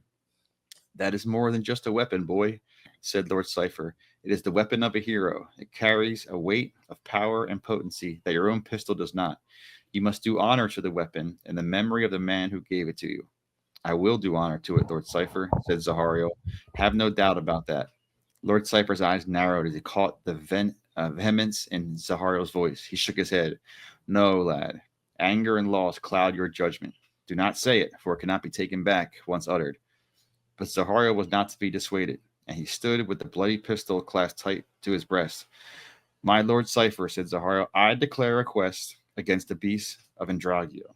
So boom, now he's declared it. I don't think he's full-fledged yet. You know what I mean? He's like, yeah, like so you're got those like JROTC kids in high school wearing the uniform, and like a Navy SEAL crawls in, like, I just got pieced up by a lion. And this sophomore in high school is like, I'll do it. I got it. I got him. I have the honor gun. It's also very cliche-ish hero story, you know what I mean? Like the hero's journey thing. So his hero's dead, and he's gonna get revenge on the enemy, in this case like the monster that took his life. But he does hit him with this ain't no regular gun, boy. Yeah. Just a special gun. It's a special gun. But I like pause. We are in the context of like the Warhammer universe. Like the fact that like we have a good idea where this is going. This is like real experiences that this kid is having. And real quick, remember, I think he's like 12 at this time. I think is he 12? No, yeah, so he's like 8th grade. 13. He's like 8th grade. He's like, but so I said it before, like I'm going to keep referencing because it's so crazy to me, and you can easily miss it if you just jump into the story. You know what I mean? Like if you forget, because they only pepper it in every once in a while.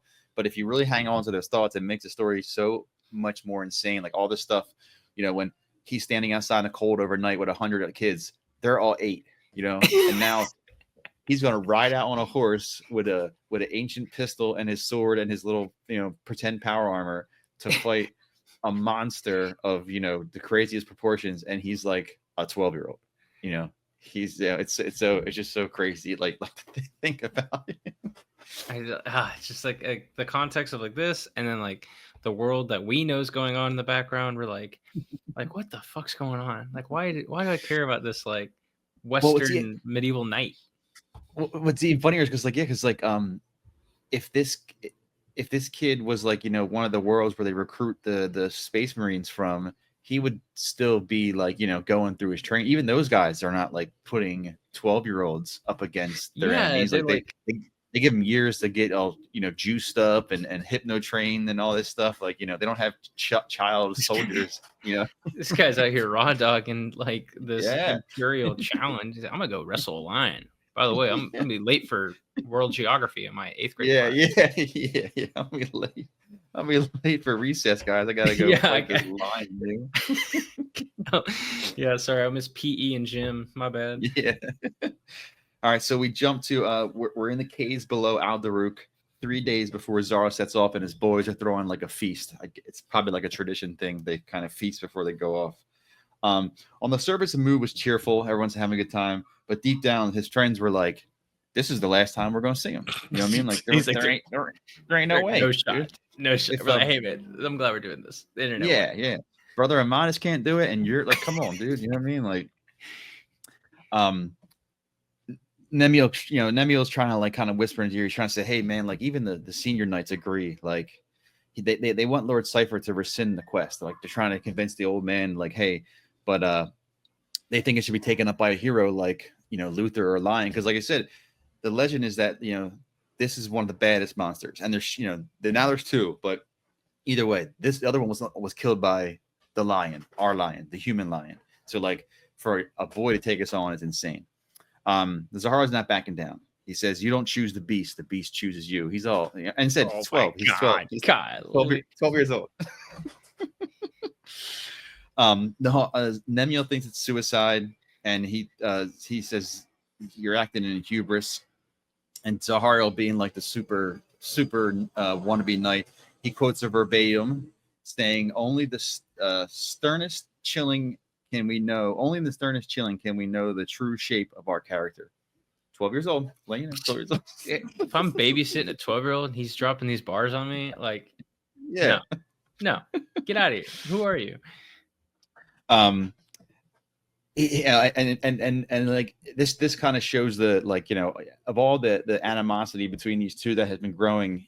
Nemiel is probably terrified because these guys are like brothers, and he's like he's figuring it's like thinking he's never going to see him again. So he's trying to tell him, he's like, yeah, I understand that and all, but really, man, be realistic. Like we should bring a gang of knights, that's what I don't understand. Like, okay, so you got these monsters, right? And you're trying to, the end result is to kill the monsters. And I get it for the hero story and the heroism of it's like one night quest to kill a monster. But if that monster kills one knight, why don't you send a bunch of knights? You know what I mean? Like, why send one more at a time? That's like in the movies where the bad guys around the good guy and one at a time fight. Like, just run in, or set a trap or something. You got guns, you got swords, you got a human brain. Like, go out with a gang. It's an animal, whatever. They're smart or whatever. I don't know. Seems weird to me. Like, if you want to get to the final, you want to get to the point. No, I think when someone says like quest, it's like dibs. I think that's like yeah. I think it's a 1v1. I can't remember. I don't think they mentioned it yet, but like this is the final test of a knight. So like if you're a little boy, you do all your knightly stuff. They put the knife to your throat, and you swear you're going to be a good knight and all. The final step to becoming like a full-fledged is you have to take on a quest.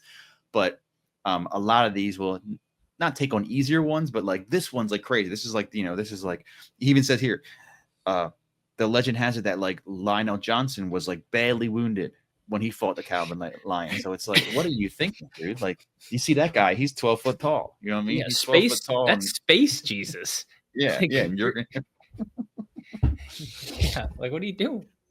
But Zaharo ends, he puts it all to rest. Nope. And he does a toast, and he says to the life tomorrow, and they all return a toast, and it says Nemiel has tears in his eyes. He's all super sad. You know what I mean?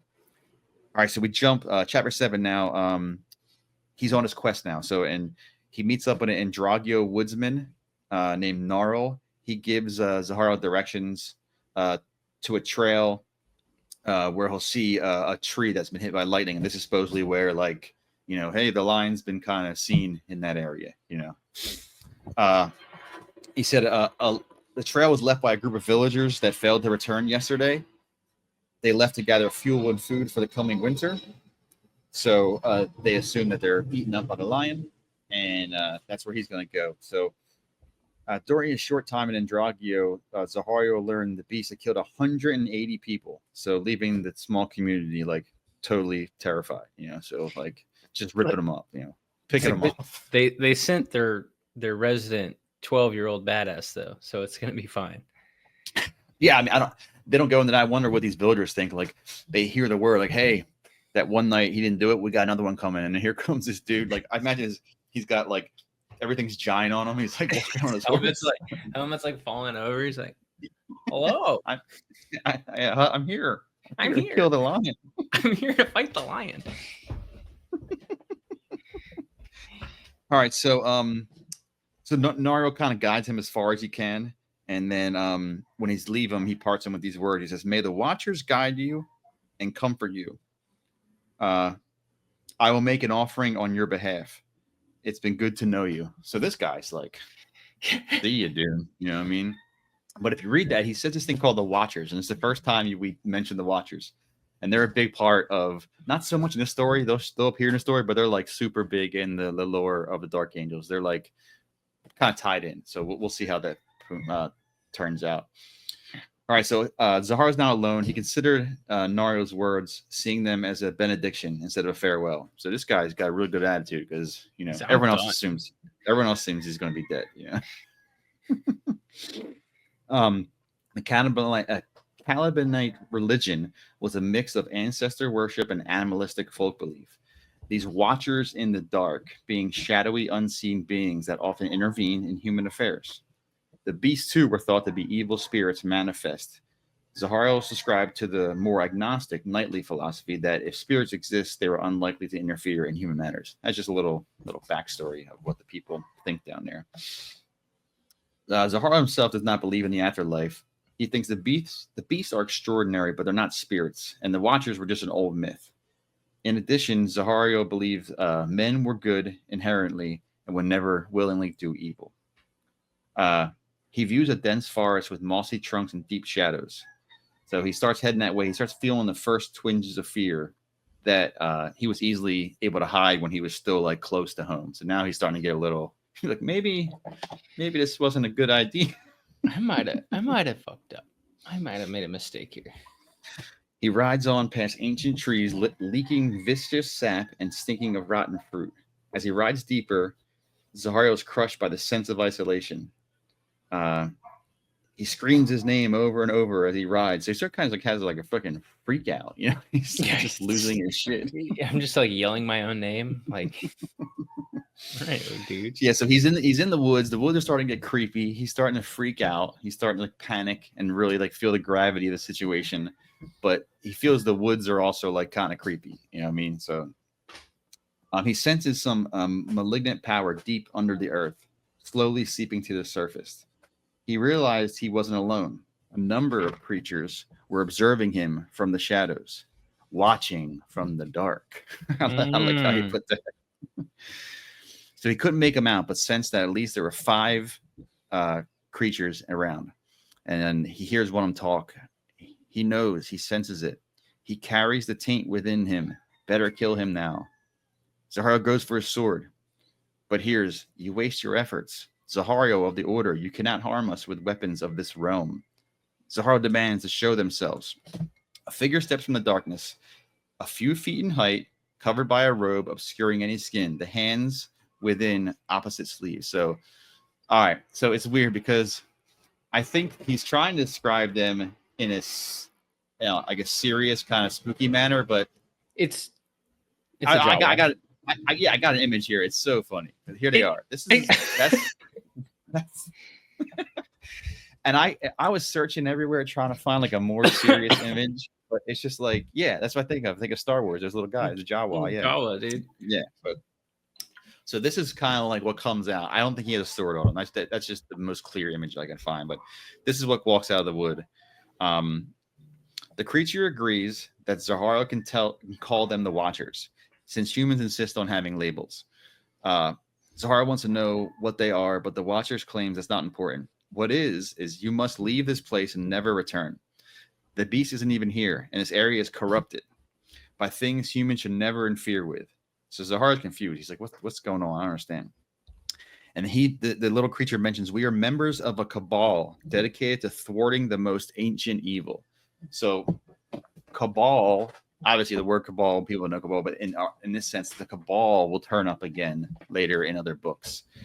And he said it right there. They're members of a cabal. They're a group who are trying to fight the most ancient evil. And we all know who the most ancient evil is. You know, the Emperor. Obviously. Yeah. Zaharo asks, well, can this evil be, fought, and how can he help? The Watcher claims Zaharo can help by leaving, never returning. A few more of the little guys appear, claiming they should kill him. So this guy's like, this one's like trying to be cool with him. The rest are like, hey man, just get rid of this stupid kid, dude. He's annoying. He thinks they claim his race are too curious. Your kind threatened to doom the galaxy to eternal suffering. His mind swims with the knowledge that the old myths were true. Humans have inhabited the stars. He swears to stand against this evil. The Watchers accept and say, all right, man, just I told you, get out of here, dude. Like, stop claiming all your stupid stuff and being hero guy. Get out of here. Leave my forest, dude. He leaves. As he's leaving, a vital question he forgot to ask comes in mind. He says, what do you mean that the taint was in me? The Watchers were gone, but he heard their voice in his head. Look not to unlock easy power. Return to the lightning tree. You will find what you seek. So they mentioned the taint is in him, which if you've been reading the books, you can kind of figure out what they're talking about. That they see some kind of taint, psychic power, whatever you want to interpret that is, but they can feel that in him. All right, so he starts feeling better the farther he travels away from that dark forest. He thought of that terrible evil. Was it still on Caliban or just echoes left behind? He thought of the secret he knew about humanity and how he would never tell a soul.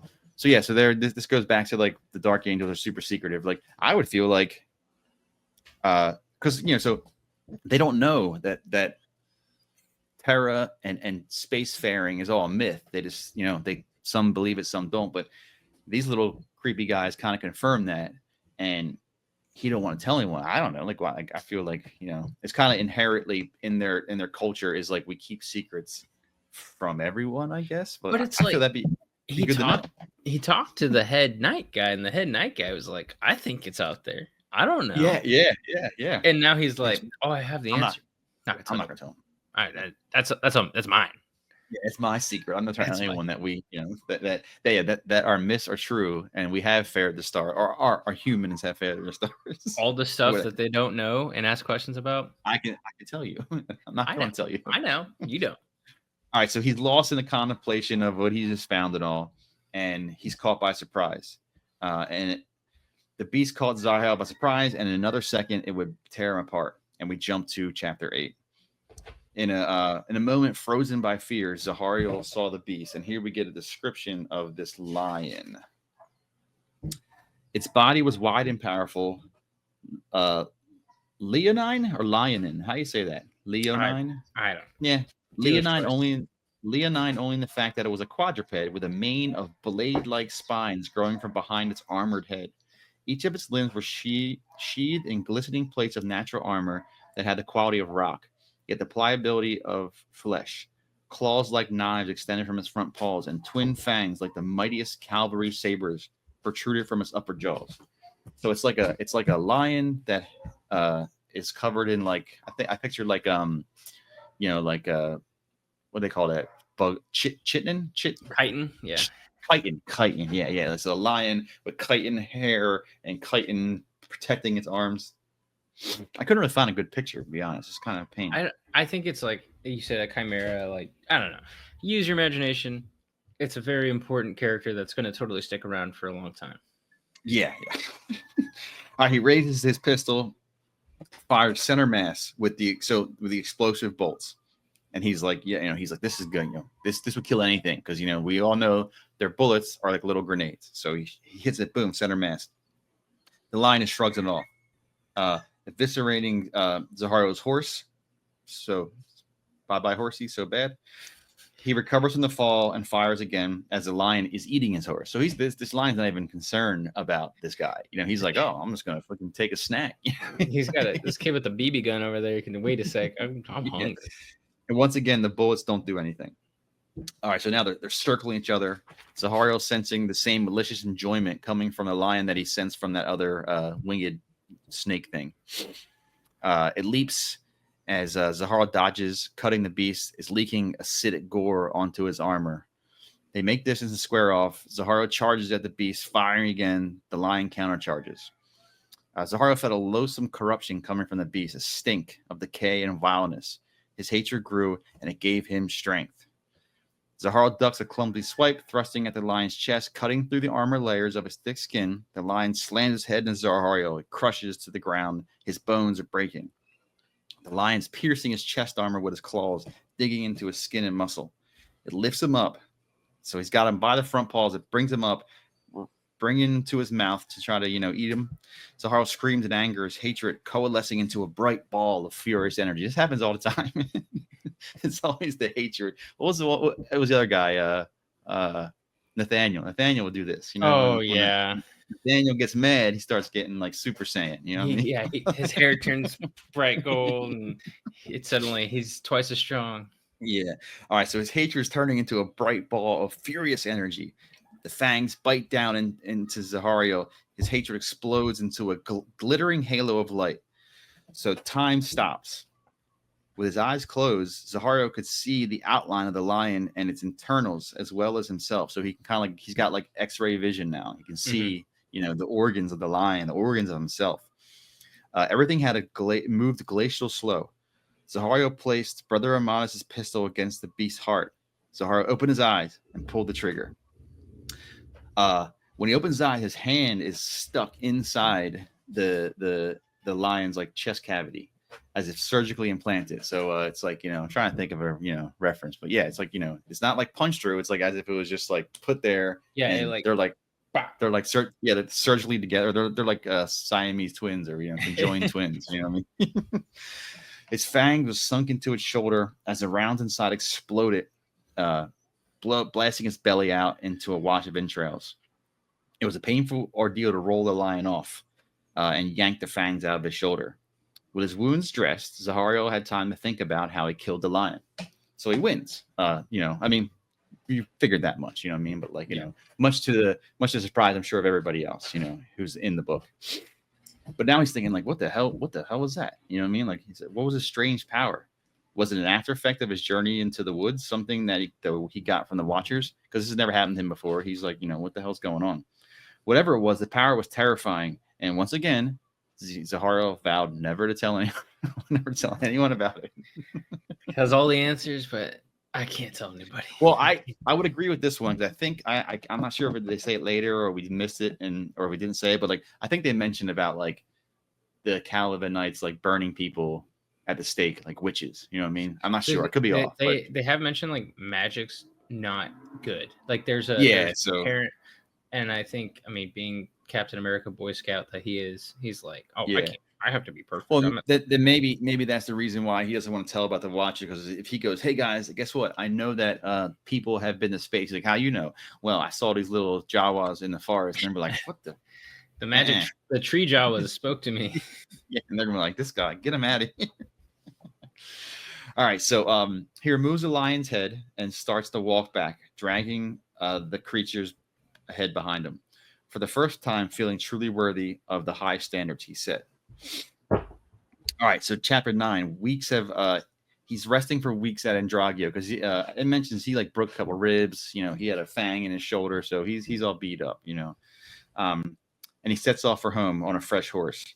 39 days later, he reaches the gates of Otterrook, excited to celebrate with his friends. His homecoming was received with excitement. It felt as if the entire fortress was there cheering and stomping. Nemio was first to greet him with a giant bear hug. Zahario moves out of the supplicant barracks and into a waiting quarters for those that finish the quest. So kind of like a little boy rooms to like a waiting area until they can get him a big boy, because he's going to move in with the knights now. You know what I mean? Because he's a full fledged now. So he's waiting. He got a bed and a pillow instead of just a bed. Yeah, yeah. And then when he moves up, he'll get a bed, pillow, and a table. He'll get And like a a little table, nightstand. little table, maybe a blanket, maybe. Yeah. Ateus is there to congratulate him, expresses his sorrow that he may never get a chance since the beasts are being eradicated. And that's the first time I mentioned it, I thought about that. I was like, so what's the plan for these guys, like as far as like making knights and doing knightly things once all the monsters are gone? You know what I mean? Like, Yeah, and what's your yeah, like what? Like, all right, so we killed all the monsters, and we wiped out any knight people who were against us. Now what do? You know, you just become security guards. Just get lazy. well, that's, You know? I mean, that's the theme, right? I mean, like, Yeah, it's yeah. literally It the goes into exact, that. Yeah, they're the exact same issue of what the heresy Horus guy himself, right? Like, that's the whole, yeah, yeah. what do Yeah. we do when, like, we don't need to be on crusades anymore? And they're like, oh yeah, Yeah. you know, you'll just be full security, you know, scan those Yeah. ID cards. Yeah. Scan the IDs at the front gate. So Zahara cheers him up, said, "Hey, don't don't worry. Like, the order will always be here, and we'll always have jobs to protect Caliban from whatever whatever may come. You know." Zahara is rushed by a throng of knights, all congratulating him. They toss him in the air. Their faces are a kaleidoscope of familiar and unfamiliar faces. He sees Luther, Lionel, Cypher, Master Ramiel, all either smiling or laughing. Zahara will remember those faces as the strangest and most improbable. And I was like, I wonder what he means by that. Like, is it because like he sees them as like such hard asses that it's like crazy to him that he sees them in such like a jovial way? You know what I mean? Because like in his mind, these guys have been like the drill instructors. You know what I Yeah. mean? Like they're just like it's like when you cross that Rubicon and like the instructors now become your like your teammates. Yeah. your teammates. You know. I think, again, as a 12-year-old, it's kind of that Yeah. point where you're like, oh, these aren't adults. Like, these are like me in 10 years, or like, you know, that's so. Yeah, or maybe he's thinking like, oh well, they're more human than I think in a sense. Like they also have fun. You know what I mean? Like because as a 12-year-old, he's probably terrified of these people, and he sees them as only like these rigid drilling, and now he's looking around and they're all carrying him and they're laughing and all, and he looks over and there's 12-foot tall super Jesus man just laughing and having a good time. He's like, what the hell, dude? This guy's always business. Handing you a beer. He's like, it's your 12-year-old ass. All right, so there's a big feast and many toasts and arm clasping from knights that Zaharo's like never even he's only seen them from afar. You know what I mean? Like he's all they're all calling him brother now, so he's in the club. Luther seeks him out and they laugh at the invisible springboard. That's like what they call it, like throwing him around. They're like joking about that's the thing we do. Zaharo's surprised how jovial all this is. Luther explains that as a family, they can't always be dour and serious. We laugh together to stay sane. And you hear that a lot in like especially like martial kind of like places like dark humor and things of that nature, like to stay sane when all the shit's going crazy. And he's like, well, even him, and he points to the lion. And Luther admits, no, Lion being a genius amongst men doesn't lack humor. It's that his jokes go over everyone's head. I was like, I thought that was funny. It's like he's telling like I don't know, like he's telling George Carlin level jokes, and all these guys are like, they like Carrot Top or something, Yeah. they're gonna be like sharpening their sword 2 days later. Oh fuck! Oh, that was good. He was so funny. That was hilarious. Like 2 days later. Ah, got it. Zahario feels a twinge of sadness on Luther's face and he feels for the man. He's a great hero, the greatest on Caliban, save for Lion. He has the unfortunate lot in life of being born in the same era as Lion. And they keep touching that, how Luther's like the baddest of the baddest, but there's no way he can even like try to compete with the Lion. It's just impossible. And he feels sad for him. And also, I mentioned here, like, you feel sad for like the Lion too, because like we know what he is, right? They haven't told us yet in the book. If you've been following the stories, you understand what he is. And he's like one of one, and he probably can't really like truly like connect with anyone because there's no one like him. You know what I mean? Like as much as he wants, like, his jokes are probably more advanced, and he can't find anyone to like calculate math with him and all. It's like what was that, like Beautiful Mind? No. Oh yeah. What's the one with Matt Damon? He's a janitor. Oh, Good Will Hunting. Good Will Hunting. Yeah, so you feel like that, like where he's just like like no one can even compete on his level. You know what I mean? And it's like there's a kind of sadness in that because you have no peer to even like bounce ideas off of. Everyone's like, hey, I got this great idea, and you're like, that's not a good. No, that's stupid. I wrote that in the forest when I was naked as a child. After I smashed the lion to pieces. After I killed a lion with my bare hands. Luther's legend pretty much died when Lionel Johnson was found in the forest and brought him back to civilization. Cesario had spoke volumes of Luther as a righteous man. Many others would have succumbed to jealousy. Luther is the exact opposite. He helps Lionel plan everything, succeeds without the slightest need for recognition. Luther tells Zahario how Lion being so great is his tragedy. He has no true equals. Even Luther can't follow his logic. So this is what I said. You know what I mean? Like Luther is the closest person to him, but even Luther is just still a person. So it's like he gets to see all this stuff where it's kind of sad that Lion has no one who's even close to him in any means. The order gives him devotion, an outlet for his energies, but that's not enough. There is no one like him on Caliban. He is the loneliest man in the world. That's what Luther says. And Luther quickly apologized. Hey, sorry for being like such a downer. We're here at a party. He apologizes for being the devil interrogator. So he was that voice in the beginning, being like the super asshole. We got to kill this kid. This kid sucks. Yeah. I'm gonna kill this kid. I'm sorry for saying that, man. I didn't mean that. He collapses Zahario's wrist, relays, if you ever need anything, I'm here to help. By the time Zahario could speak with Nemio was like super hammered.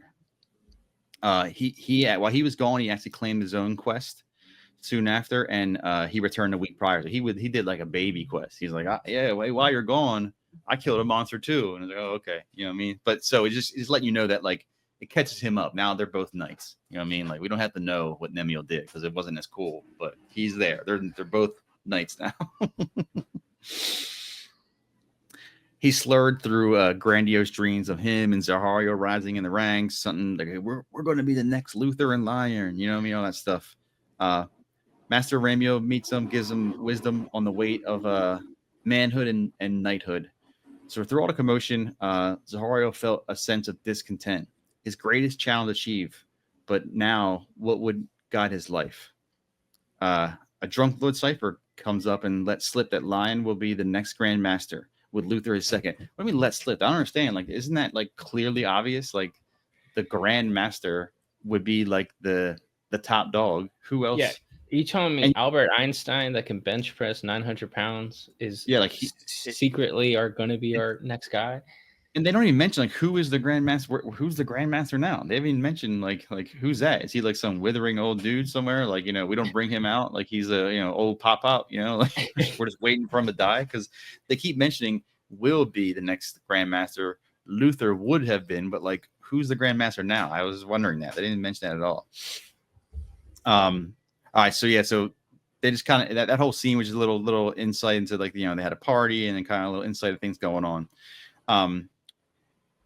It was the last time Zahario would see the current Lord Cypher. In a few days, he would declare a quest, having retired his duties, and ride off, never to be seen again. And I was like, that's fucking badass, dude. So that's how I want to go, dude. I just say, I have a quest. I'm gonna go wrestle a mountain, and just get killed. Obviously, because he's like 9. He's like 90 or something. I mean, they don't say how old, but he's old. Actually, in this world, he's probably 35. Yeah, he's old. He's old. He got gray in his beard. None ever found out his fate, but a place of honor was set aside for him in the catacombs. All right, so now Johnson pulls Zahario aside to congratulate him and let him know he heard what Lord Cypher said. He can hear everything. Yeah, I heard it. His hearing is preternatural. I can hear everything. Zahario is startled. He apologizes. He says, "Nah, don't sweat it. It's not a big secret." Yeah, no shit. It's not a big secret. Who else would ever think that you're not going to be in charge, dude? Like, I don't understand. The next guy in line is like 15, dude. I feel like they could have just like made like the story could have started with him, not as an infant in the woods, but like as soon as we got the story rolling, it's like, yes, he's the Grandmaster. Why do this whole like he's gonna be the next? Like no shit, Changing he's of gonna the be the next. guard, like Yeah, like what do you need? Not a fucking mystery. Lionel Johnson impresses that Zahara should never forget himself. Titles are just that, so stay true to who you are. He also reminds him that they are an exclusive brotherhood, only two to kill a Calibanite lion. Zahara's like, he swells with pride at that. And he's like, that's cool as hell. Lionel waxed philosophically on if exterminating the beast is right. Are they evil or just natural? Zahara informs him the thoughts he perceived from the beast, like telling him, I feel that they're evil. You know, I felt like maliciousness coming from them. Lionel agrees. Something is wrong with them. But he kind of has like a sympathetic tone to him. He's like, how terrible that must feel that deep down you're alone, never will be more of you. So, and I wrote like him. So I think like he's kind of like seeing the monsters as like a reflection of himself, not as a monster, but a reflection of like uniqueness. You know what I mean? Like you can kind of like relate to them that because there's only, you know, so many of them and they're all kind of one of one, except for this lion, I guess. But, you know, I think that the lion feels like a kindred kind of with them a little bit in that sense. Like, yeah, you know, they're unique. No one understands them. Kind of like no one understands me, you know? Yeah. I like obviously like this is the first, and we'll talk about this at the end of the book where like it actually like toys with literary themes. It toys with like parallels. It's not like very, very overt like foreshadowing of what is the Horus Heresy. Like this is like a story of a man who's like in Good Will Hunting, just like trapped in a community that doesn't understand him, and he's actually reflecting on the circumstances of these animals. Like they're comprehension. We don't know who they are or where they came from, or if they're inherently evil or if they're inherently like just in the wrong place at the wrong time. Kind of like he is, yeah. If you look at him, he's like, am I like doing a bad thing? Because he even asked, these things evil? Like, am I doing this, right? Yeah. And like on the surface, it seems easy because they're monsters, but like maybe, you know, they're just lashing out because I don't know, you know what I mean? Like you said, like they're alone in the world too. And I think he can relate to that, you know. But it's a cool like pause because it's not like the typical like stacking bodies with the bros, like let's go have a feast. Like no, they're like, hey, like we're drinking and singing because our lives suck. And I don't understand what we're doing or why we're doing it. I think I'm related to Space Jesus. I'm not sure. But I don't know if that's real. I have these dreams of like light from the sky, but I don't kind of believe it. But I don't know. Maybe I know it's like it's like the talks he had on top of the watchtower and all. It is like kind of like one of the first times you kind of like get introspective with the thoughts from his view. You know what I mean? Like in Fulgrim, it kind of got introspective, but it was all like craziness and madness because he was like, you know, possessed by a demon and all that stuff. But this one is like actually like and I think because like it's not a true backstory, but it is the most backstory we have right now. Because everything else we've seen, it's like, you know, you got the Primarch and he's got his Legion boys, and every once in a while he meets up with another brother and they're bros and they're broing and all this stuff. And there's not a whole lot of like feeling emptiness and all because like they're all together. Even though a Primarch is not a Space Marine, they're still close. I mean, you know, they're his sons, you know what I mean? So he can look at them that way. This guy's just like, I'm fucking weird, dude. I am so weird. I'm like 9 feet tall. yeah. Like when someone says that, it sounds cool. Like, oh, dude, yeah, fucking, you know, these 12-foot tall and badass and all. But like, from his side, like, you know, people probably, you know, gawk or fear just like this dude walking down the road. It's like, what the fuck is that? You know, like that's and there's no Space Marines, so they have no like extra comparison. Like it's like there's no gap because like a Space Marine I think is like 8-9 feet, Primarch 12. So you go from 12 to like just for funsies we'll say a medieval time peasants, probably fucking 5'3", dude. Literal peasants that are eating like white bread because they and like 100 of them die just getting firewood. That guy's 12 feet tall. Like and then like happening? You know you can delve deeper into it, like, you know, like they accept him and he gets taken back as a child, you know what I mean? They take him back and like imagine the fear or shock that these people would see with like within 2 days he's like, yo, I learned your language. I'm No big reciting deal. poetry, and you're like, Yeah. what? What just happened? We always think of it from the human's perspective, but from this guy's perspective, it's probably equally chilling. Like to be like, oh, how did I learn that so fast? That's kind of freaking weird. You know what I mean? And like, well, okay, well let's start off with like basic geography. And he's like, I read this whole book. I know everything. Geography, like, got it. Got it. Yeah, no And problem. they're like, all right, let's talk about our history. Already did. I did. Yeah. We're good. We're good. You I'm also 12 feet tall now. Yeah. And I was a baby yesterday. You left me alone in the library. I read every book last night. They only had 10 books, by the way. All right. So chapter 10, we're going, it puts us on the final night, or the night of the final assault against the Knights of Lupus. So now we're going to see like some standard, medieval combat, man on man. Dude, Kingdom of Heaven in space. Yeah, Kingdom of Heaven. Yeah. Zahara thought of the poetic phrase, war is terrible beauty, as he watched the dark city lit up by colorful artillery sieges. Sieges were rare. This is the first time he's ever even seen any kind of siege. In their culture, most disagreements are handled in like small kind of combat or ritual combat, like like one-on-one, like calling them out. You know what I mean? Zahara gets help finding his squad for the coming attack. He jumps down into a trench with a bunch of other Order Knights. He's greeted by Nemiel and 8 other identically clad knights. They got pistols, they got their chainsword, they got their black armor, their hood surplices, so they got their little hoods on because that's what they rock. And they have the Order's insignia. So the Order's insignia is a downward facing sword. And then that later will morph into what becomes the Legion symbol. All right, so they're watching the siege machines are slowly pushed. So it's still pretty like you gotta think it's still pretty basic. The siege engines are really just like rams with wheels, and the guy you've seen the movies, the guys push them when they have their shields up and they're just trying to smash into the wall. You know what I mean? The Order is advancing from 4 cardinal directions, each with a different siege type to confuse the Knights of Lupus. Even further, Lionel Johnson will lead the north attack, which is really a diversion attack. Zahario and Nemiel will approach from the south, being the true target. So they're trying to like fake them out because people are going to imagine that if the Lion's in that squad, that's going to be the main attack, but it's actually not. The siege men abandon their craft, having lit their payload against the wall. So they have like black powder or something like that. They push it up against the wall, and they run away after it's lit. The explosion's spectacular, creating a breach. Nemiel jokes that Zahario can finally use that fancy sword. Lionel Johnson gave him a sword. So he had the artificers fashion him a sword that actually was sculpted from one of the teeth from that lion. So he's got like a bone sword, I guess. I don't know, like a tooth sword. I don't know. I'm not sure. Yeah. The signal horns blast, and hundreds of Order Knights rush towards the fortress.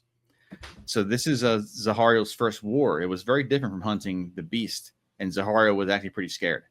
Hunting beast was like a duel. You just get to know your enemy. In a war, you could die in an instant. You can just get hit with an arrow, get hit with a fucking, trip. Yeah, trip and fall. You know what I mean? But like, yeah. So like, once again, here we are. I'm going to shoot and guess he's going to be 14 now. You know what I mean? So 14, he's in his first siege war, but it's kind of new to all these people, really, because they don't really do this very much. Up until now, the knightly orders kind of fell in line, or to be like a little fight with skirmishes here and there, or like one-on-one combat. But now it's like this is a full-on siege. He turned inward, remembering the words of the verbatim, to steel himself against the fear. He saw scores of knights dying from incendiaries as he rushed towards the breach. The assault was starting to falter. Chapter 11 starts with the rubble-strewn slopes of the breach were thick with fire and fury. Knights of Lupus roll a mine down the slope at the Order. Luther appears and he shoots it like fucking, super badass Matrix style. Yeah, exploding it into insignificant debris. He orders them to fire, and they charge up the slope quickly to face the Knights of Lupus. The Knights of Lupus and Knights of Order were in a swirling chaos of melee, the battle tipping in the Order's favor. Luther orders them into sword lines in preparation to breach the inner wall. He then signals to another group that turns the Knights of Lupus cannons and blasts the inner wall. So they pretty much they got in from the south, and then on the east, north, and west, they were kind of coming in. Now at this point, they have taken control of the castle's artillery, and they turn it inward to smash into the inner wall. So these guys are pretty fucked. You know what I mean? Luther cries out for the lion and the order as they rush through the destroyed gate into the inner precinct. Zahario was confused and shocked by what he saw.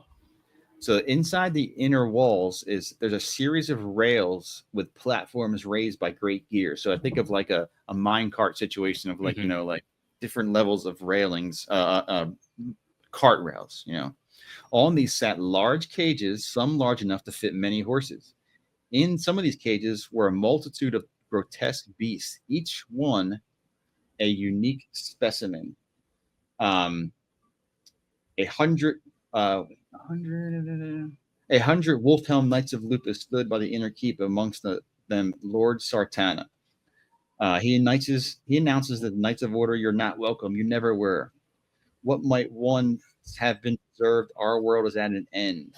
So they have these beasts like captured. You know what I mean? In a sense, they're like holding the beast, right?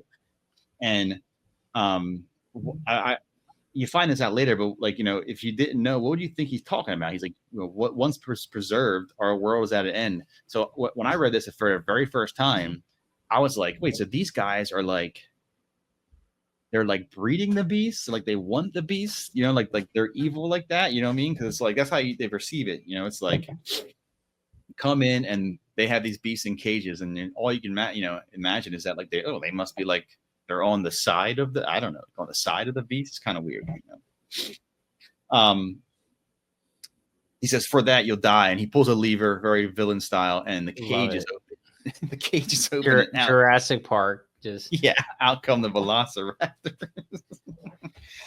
All right, so out of their cages, they're going berserk. They're fucking smashing. They slam into the Knights of the Order, bodies flying from the ferocious charges. Zemio Nemio battle a bear creature covered in spines and a head of wicked horns. With help from others, they eventually bring it down. Zahario takes a glance at the scene. Dozens were down, but more Knights of the Order were advancing in. Zahario and Nemio they wonder why the Knights of Lupus are keeping beasts. They can't understand, but now know why they wanted them to stay away from the fortress. They're like, shit, I don't know what's going on, but now these guys are fucking doing some dirty shit, they got a zoo, and I'm not really sure what's going on. That's what they're trying to start a zoo. That's all. They're trying to start a sanctuary for the beasts. It's a sanctuary reserve, a wildlife reserve. All right, so the order's finishing on the beast. The Knights of Lupus already retreated into their inner keep, so they keep backing up beyond their walls. One giant lizard beast is giving the Knights of the Order a tough time, and here comes Lionel Johnson. I got a cool little quote here. Zahario had always known the lion was taller than any other warrior of Caliban. Such was the first thing anyone noticed about him. But to see him now, sword bloodied, hair unbound. Well, let me get this. Here we go. Oh, yeah. Put it up there. Yeah. Hair unbound, the light of combat in his eyes.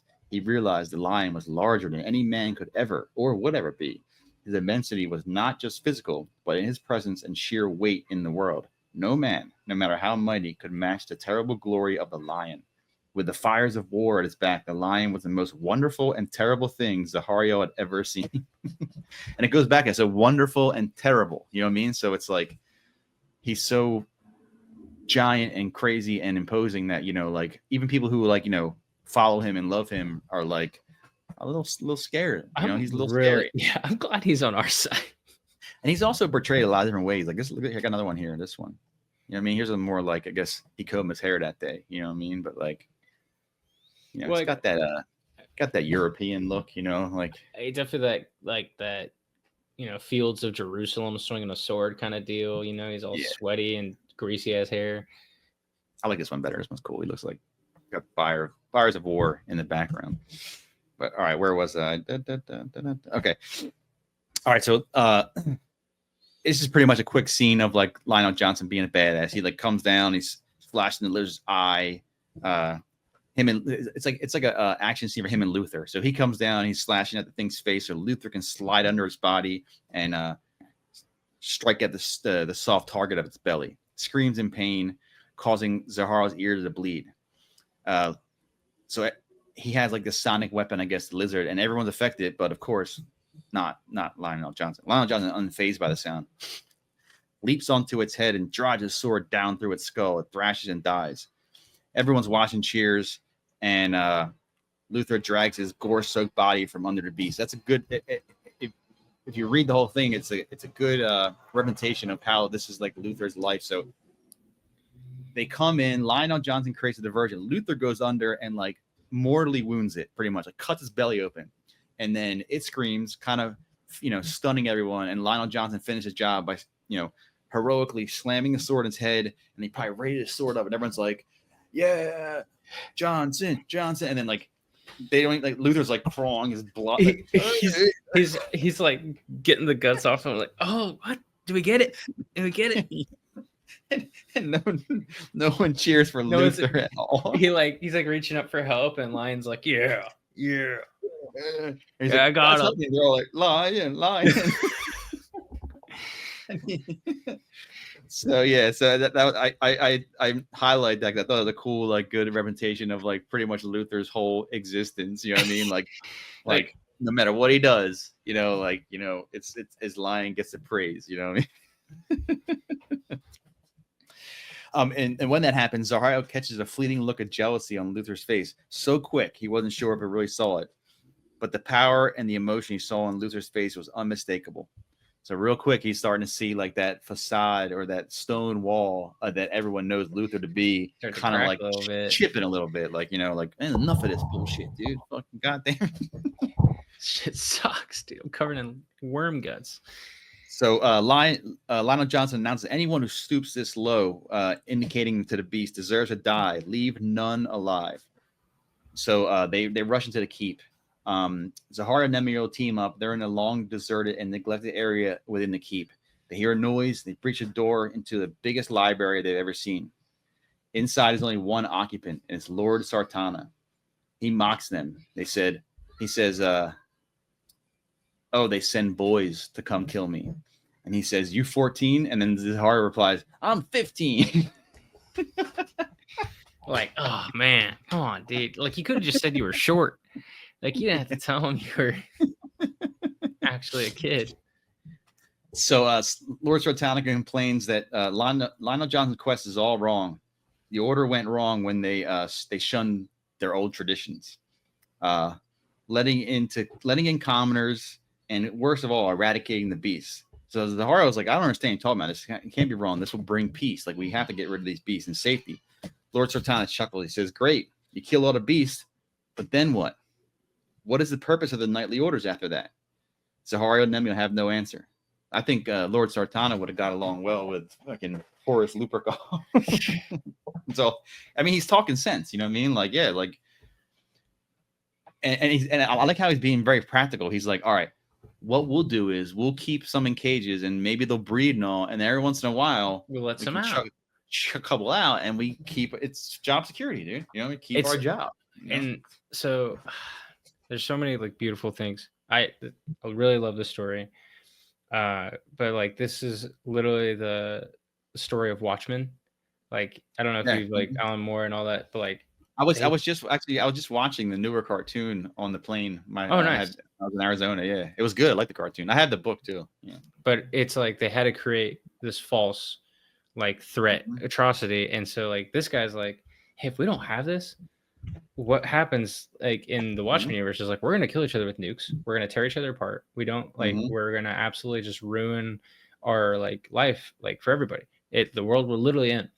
And he's and he's like, "Hey, what happens when you have these lifelong killers his whole deal is like, we're so good at killing, and you take away the one thing is they're gonna start eating each other alive." And this whole like, I really liked this whole siege scene because there's like so many parallels. Like when Zahario is like, "Hey, we fight like animals. We fight beasts. And then now we're like, Yeah, we're now kind of fighting like dudes that do what we yeah, do. They're like, yeah, and like obviously it's not like brother against brother, but they're like, hey, we're fighting knights. We're knights. yeah. Like, this is kind of crazy. Like, my friends are dying. I don't really know why they're dying. And then earlier we were talking about how, like, should we be like killing these dudes? Are we doing something wrong? But then Yeah, now it's like, no, brotherhood. Like, we got to kill these guys. But it's a great kind of like on a smaller scale of what this whole book series is about. But it's like in this little tiny peasant yeah. world. It's like a microcosm of like what's going on. Not at this time, because I think this is supposed to take place way before that. But yeah, and the idea of the Horus Heresy, it is like the same theme in a sense. And Lord Tartani says, "I look to the future. I see civil war, brother turning against brother, blood, all for the lack of having an outlet for anger." So he's calling exactly like you said. Like, the beasts give us like an outlet, gives a purpose. Without that purpose, what's going to happen? We're going to turn on each other. We're gonna make a calamity. We're gonna make a war of some sort. He gets his little spiel out, and before anything can happen, he stabs himself. Yeah. I'm done. I don't know. It's like that. It's like that Cartman thing. Like, screw it, guys. If this is the world is, I don't want to live here anymore. So, well, it's all over. Thanks, guys. He whispers his dying words to Zahario. You've heard the road to darkness is paved with good intentions. Someone should have mentioned that to Lionel Johnson. Good intentions or not, Lionel Johnson will end up destroying Caliban. And that's farther down the road, but it kind of does happen. Like, I don't think it's in these book series, but later on it kind of happens. It kind of also comes back to the whole like, wow, this is a beautiful, amazing landscape. Let's make it a parking lot. Like and that'll happen very soon. Yeah. Literally. I mentioned that, and I out of all these books, I'm reading a different book right now too about the word bearers, and there's the Mechanicum in it, and I love how the guys describe the Mechanicum. Like, it's just some of the stuff they say is so cool. Like, there's a scene where there's a table, one of those tables where they show like the battlefield, and like under holding the table up is a servitor, like on his shoulders, and like he hits buttons to like make things happen. It's just like, dude, it's so fucking funny, man. Do that shit. All right, so Zahario dismisses those ramblings, or the words just as ramblings. But weeks later, the words return, haunting Zahario at their presence. I have here what he thinks. In his darkest moments, Zahario would sometimes wonder if their meeting that day had represented a missed opportunity. Perhaps he could have passed their message on to the Lion, or he could have been more aware of the force of emotion in Luther. Zahario might have understood that brotherhood was no guarantee of harmony, and no matter the closeness of the bonds between men, violence and betrayal were always possible. A great many years later, or had to pass, before he would think of these words frequently. He would wonder whether he could have changed the future. By then, of course, it was far too late. So they really allude to things that happen way down the line. You know what I mean? But it does resonate with him as time goes on and things develop, and he wonders. These guys keep too many secrets. He keeps a secret. Why don't you go tell him? Hey, man, I don't know. Maybe we should keep some of these around. I don't know. I have no idea what they're doing. You know what I mean? All right. So now, book 3 is called Imperium. Chapter 13 starts. The last of the Knights of Lupus were hunted down and killed right there in their keep. Order banners were hung from the fortress. No honor was given to these guys at all. Their effects and bodies piled up and burned. Love it. Lionel Johnson congratulated Nemiel and Zahario before dismissing them as he dove into the massive library, wagons of books being taken away for further study. Zahario had this nagging sense of things coming undone and opportunities missed. When he returned home, he couldn't forget the moment in the circle chamber where Lionel Johnson goaded Lord Sartana into war. So he's thinking about, like, how deep does this like rabbit hole go? He remembers pretty much that when they met to talk peace talks, Lionel Johnson pretty much like had it all set up. He was big dicking from the get. Yeah. And was that all on purpose? You know what I mean? Like, did he want this all to happen anyway? You know, a shadow fell over Zahario. Yes, the great hunt would succeed, but had their integrity been tainted? The rest of the order was in full celebration. Zahara had no one to share his thoughts with because everyone's like in great mood. He didn't want to be Debbie Downer and all. However, he noticed a hint of shadow in the smile on Luther's face during the journey home. Life went on, quests were taken, beasts killed, though fewer and fewer trophies were claimed. Lionel Johnson spent much of his time reading the books from the Knights of Lupus. Eliath and Attias completed their quests and became knights, so now all the 4 bro homies are knights. Raven-winged scouts reported that the North Wilds were clear. Zahara hoping to hear any info about the Dark Woods. Perhaps it never existed. So their scouts went out. No one ever found the creepy woods with the Jawas. And he's kind of like thinking like, man, was I just tripping out there? You know what I mean? Like, what the hell happened? Maybe that villager snuck me something, Yeah. The world turned. Life went on as before. The Order moved closer to total domination until the angels arrived. So Zahara rode easy on his horse through the forest, no longer a place of danger, now free to explore and discover Caliban's beautiful nature. Lionel Johnson and Luther had organized the last hunt. Zahara and Nemiel rode with them. New Lord Cypher, so it's not Master Remiel, it's a new Lord Cypher. We don't know who he is. Many new knights and supplicants. So they got a whole gang of dudes. Now it's like I feel it's more of a vibe of like a gentlemanly hunt. You know what I mean? Like they're all out, like just leisurely riding through the woods, looking for the few remaining monsters in a party. Why don't you do this the whole time? Why not every time you go out, bring a party and bring the giant 12-foot guy with you every single time? Yeah, why is the Arnold Schwarzenegger killing war machine? Yeah, not on every mission. Like, hey, we got this white. Oh, Lionel, he's reading books. No, fuck them books, dude. We gotta go kill something. He's the best killing thing we have. This is easy. All right, so where am I at here? Okay, so many knights join them. That they're clearing. They come to a clearing before a great cliff and a monstrous waterfall. Lionel Johnson, he states that he's gathered this eclectic rank of bros to celebrate the muddy endeavor's conclusion. Caliban is ours. A golden age beckons us. We stand on the brink of that age, and he pauses. He looks up. They see a golden eagle perched close by watching them.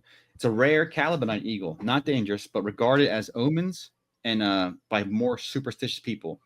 Lionel Johnson wears an expression of fearful anticipation, a look of foreknowledge and hope that had not been misinterpreted. So he's kind of tripping out. He's like giving the speech, and he's like, and he's like staring up into the he's like having like a vision quest, and he's like, what the fuck, you know what I mean?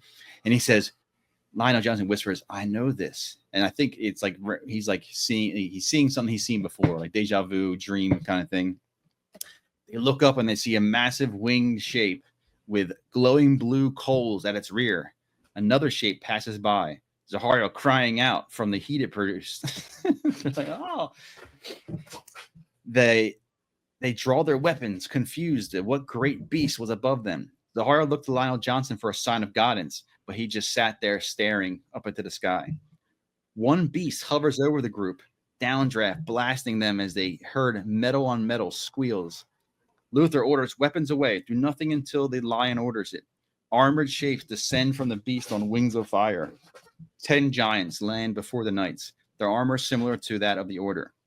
As fiercely they look, Zahara saw a sense of awe, as if they found something beyond precious. With a hiss of air, one giant removed his helm to reveal a human face, gigantic as it was. The giant smiled as he looked at Lionel Johnson. I am Midras. We are the warriors of the First Legion. Luther asked, whose legion? The First Legion of the Emperor, master of mankind, and ruler of Terra. Oh, they're here. Yeah. Oh my god, it's the guys. They're here. I think I have something here. Why did I have that? I wrote page 235. I write. Oh, I just wrote. Yeah. It's I wrote my notes, page 235. Badass scene. I was wondering what. That whole we just paraphrased it, but that whole thing is like super cool. Especially if you're a fan of this and all. You've been reading this book for 200 and some pages, and you're like, it's cool. It's a great story. I like it, but you're like, what? And then the way they do this whole scene, you know what I mean? It's like so cool. They cut, they come, a beast is hovering above them. It's a fucking spaceship, dummies. You know what I mean? And these guys come down and they're like fucking, it's so cool. You know what I mean? I like, and also we don't get a lot of jetpacks in in Yeah, the just series and stuff. jetpack, yeah. They throw those at you, so you're even like, oh, I know what that is. Wings of You don't fire. see. I think I'm trying to think like jetpacks. Like they mentioned it in the last one on the Estevan battle with the Raven Guard Mm-hmm. using jetpacks, and I And think maybe a couple other times they might have mentioned it. But yeah, jetpacks are cool, man. It's like insane, like just running around and flying through the air on it. Not even like propellers. It's like just like fuel, just boom, burning. yeah, it's like a whole like jet engines on their back, dude. Good Yeah. luck.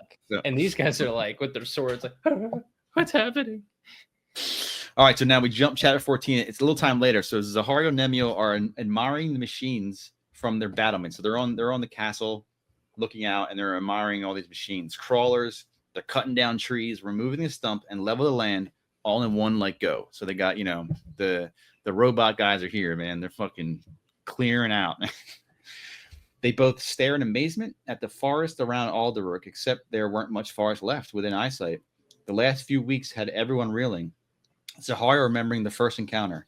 So now he's jumping back to when they first met him. The giants bent the knee, proclaiming they were brothers. Emissaries come to unite the lost children of humanity. They bring the emperor's wisdom. Once it was clear Caliban was receptive, the giants brought normal proportioned people all united in one thing. They spoke glowingly of their emperor, and he was coming for a visit. So, yeah, and like on the other end, the Calibanite people, like this would be like, I don't know, like aliens that come down, literally, but not even aliens, because they would confirm your myth that like you came from these people. You know what I'm saying? Like it's because they look just like them, except the sorry they're giant, but like the people look just like people. So it's like insane to think that. And also they throw out the like, oh, like we work for the emperor, and they're probably like, oh, that's just probably your boss. Yeah, they're like, dude, you know what I mean? but then and they're like, oh yeah, he's coming here, and they're like, oh, that seems like a normal thing to do after you conquer a planet. Like, no, this is kind of a big deal. It's a big deal, yeah. All right, so Zahario, he wonders about the emperor, and I have what he says here. He says, I wonder what he's like, said Zahario. Who? Asked Nemio. The emperor. Feeling a thrill of anticipation run through him. They say he created the Astartes and that he can read minds and perform miracles. They say he's the greatest man who ever lived. They say he's 1,000 years old. They say he's immortal. What does a man like that look like? I thought that was cool. He's just like, he's not really going deep about all the magic stuff he can do. He's like, yeah, I wonder what that thing. Is he tall? He's tall. Oh, he's brown. Probably blonde. Jack. He's bald. I don't know. He's gotta Jack. be Jack. It's got to be Jack. There's no way.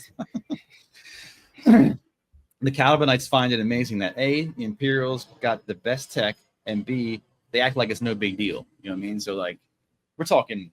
I mean, as archaic and goofy as their technology is, and when you read these books and all, to these people, they got wagons and shit and fucking ride horses. Like it's a car.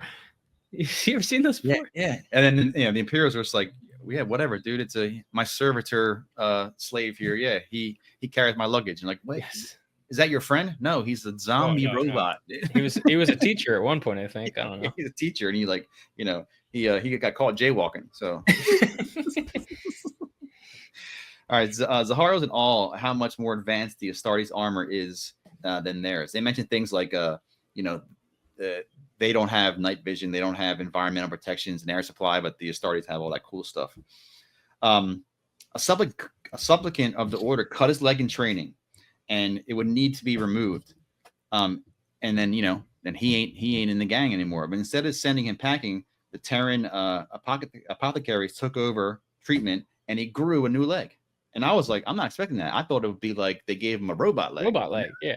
No, it says grew a new leg. I was like, then why does anyone have robot hands? I don't get it. Just grow. I mean, unless you're into that shit, like the Iron Man, but like normal. If I just lose my arm and the option A is grow a new arm, or option B is a robot arm, I think high probability more people are going to choose grow a new arm. Some people might want the robot arm, you know what I mean? But that was kind of weird. I think this is the first we're hearing of growing a new arm. Yeah, it is. I was grow. I'm like, whoa. I wrote in my notes. That's weird.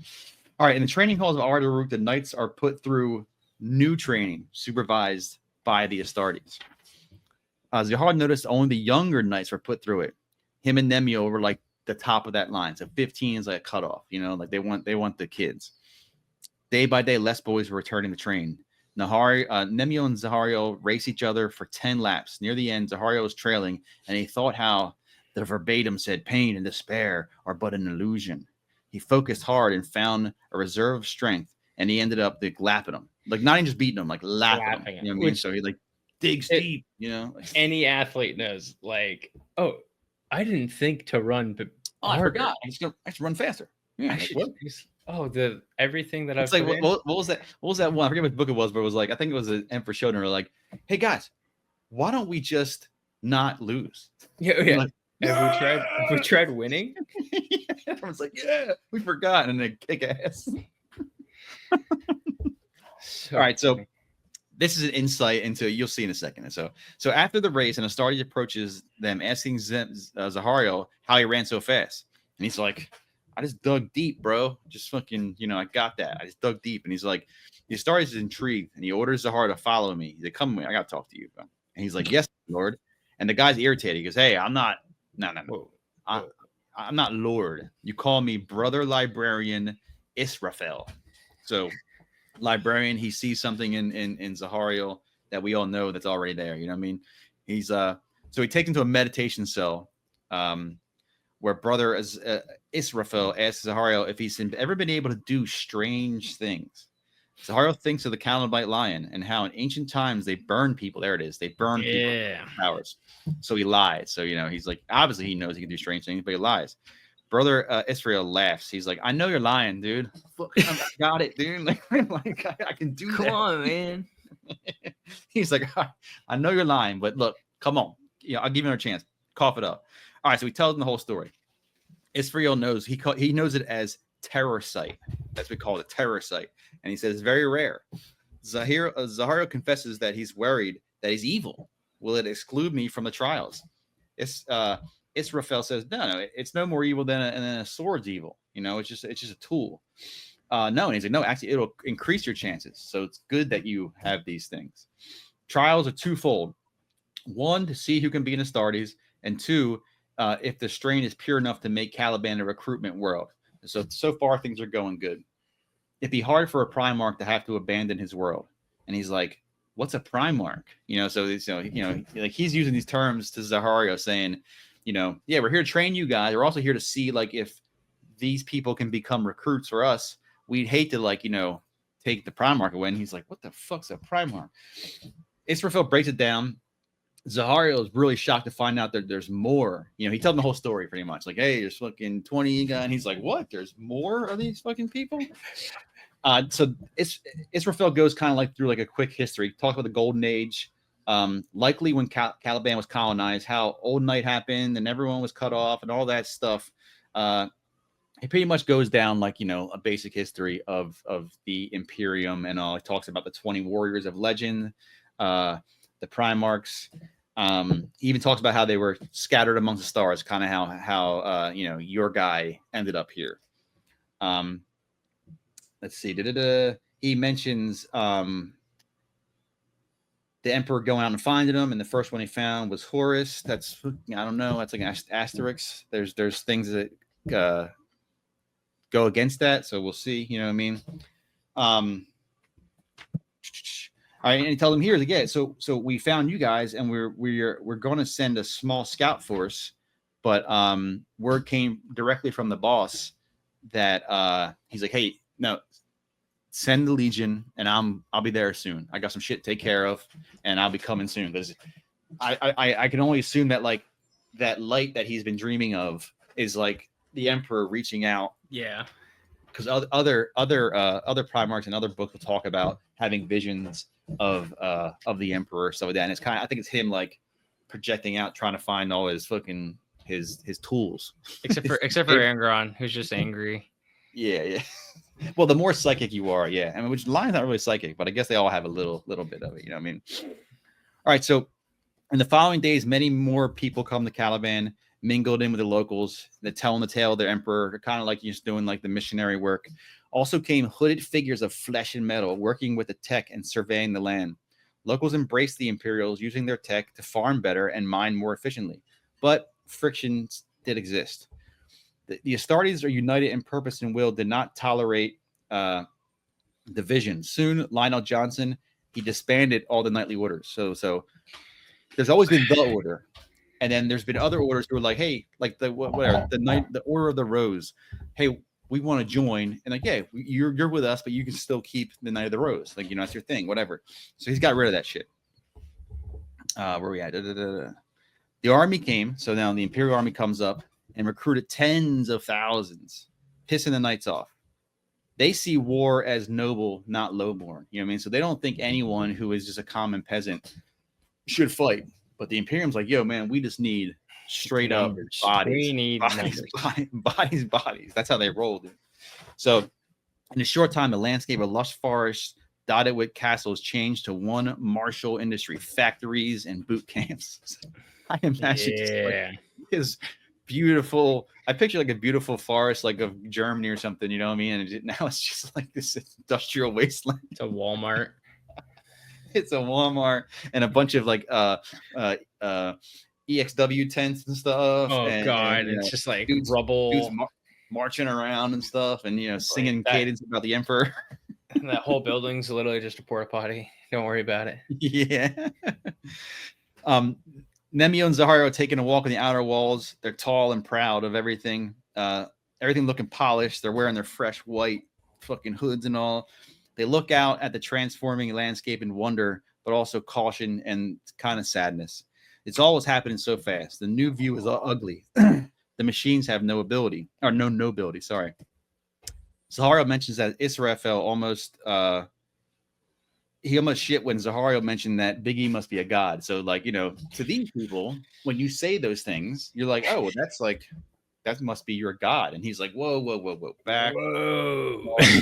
Dude. You must have missed that slide on the PowerPoint, my friend. Yeah. Yeah. That was on Indoc. You missed that one. Yeah, and he said he's telling Nemio this. He's like, yeah. So I mentioned that the member was a god, and Israfel's like, no, that's not. He's not. We don't like that. We don't talk about that. And then Nemio's like, well, I think he says it should be. You should always have an open mind when it comes to the unknown. And it's like, no, shut the fuck up. Dude. I actually really like Israfel because like he's dealing with his job. For some reason, their apothecary is in charge of all like the supplicants, but you're given this crazy task of like indoctrinate these children to see if they could become fearless, like absolute zealots, and I need you to just make it happen. Like, that's so crazy. All right.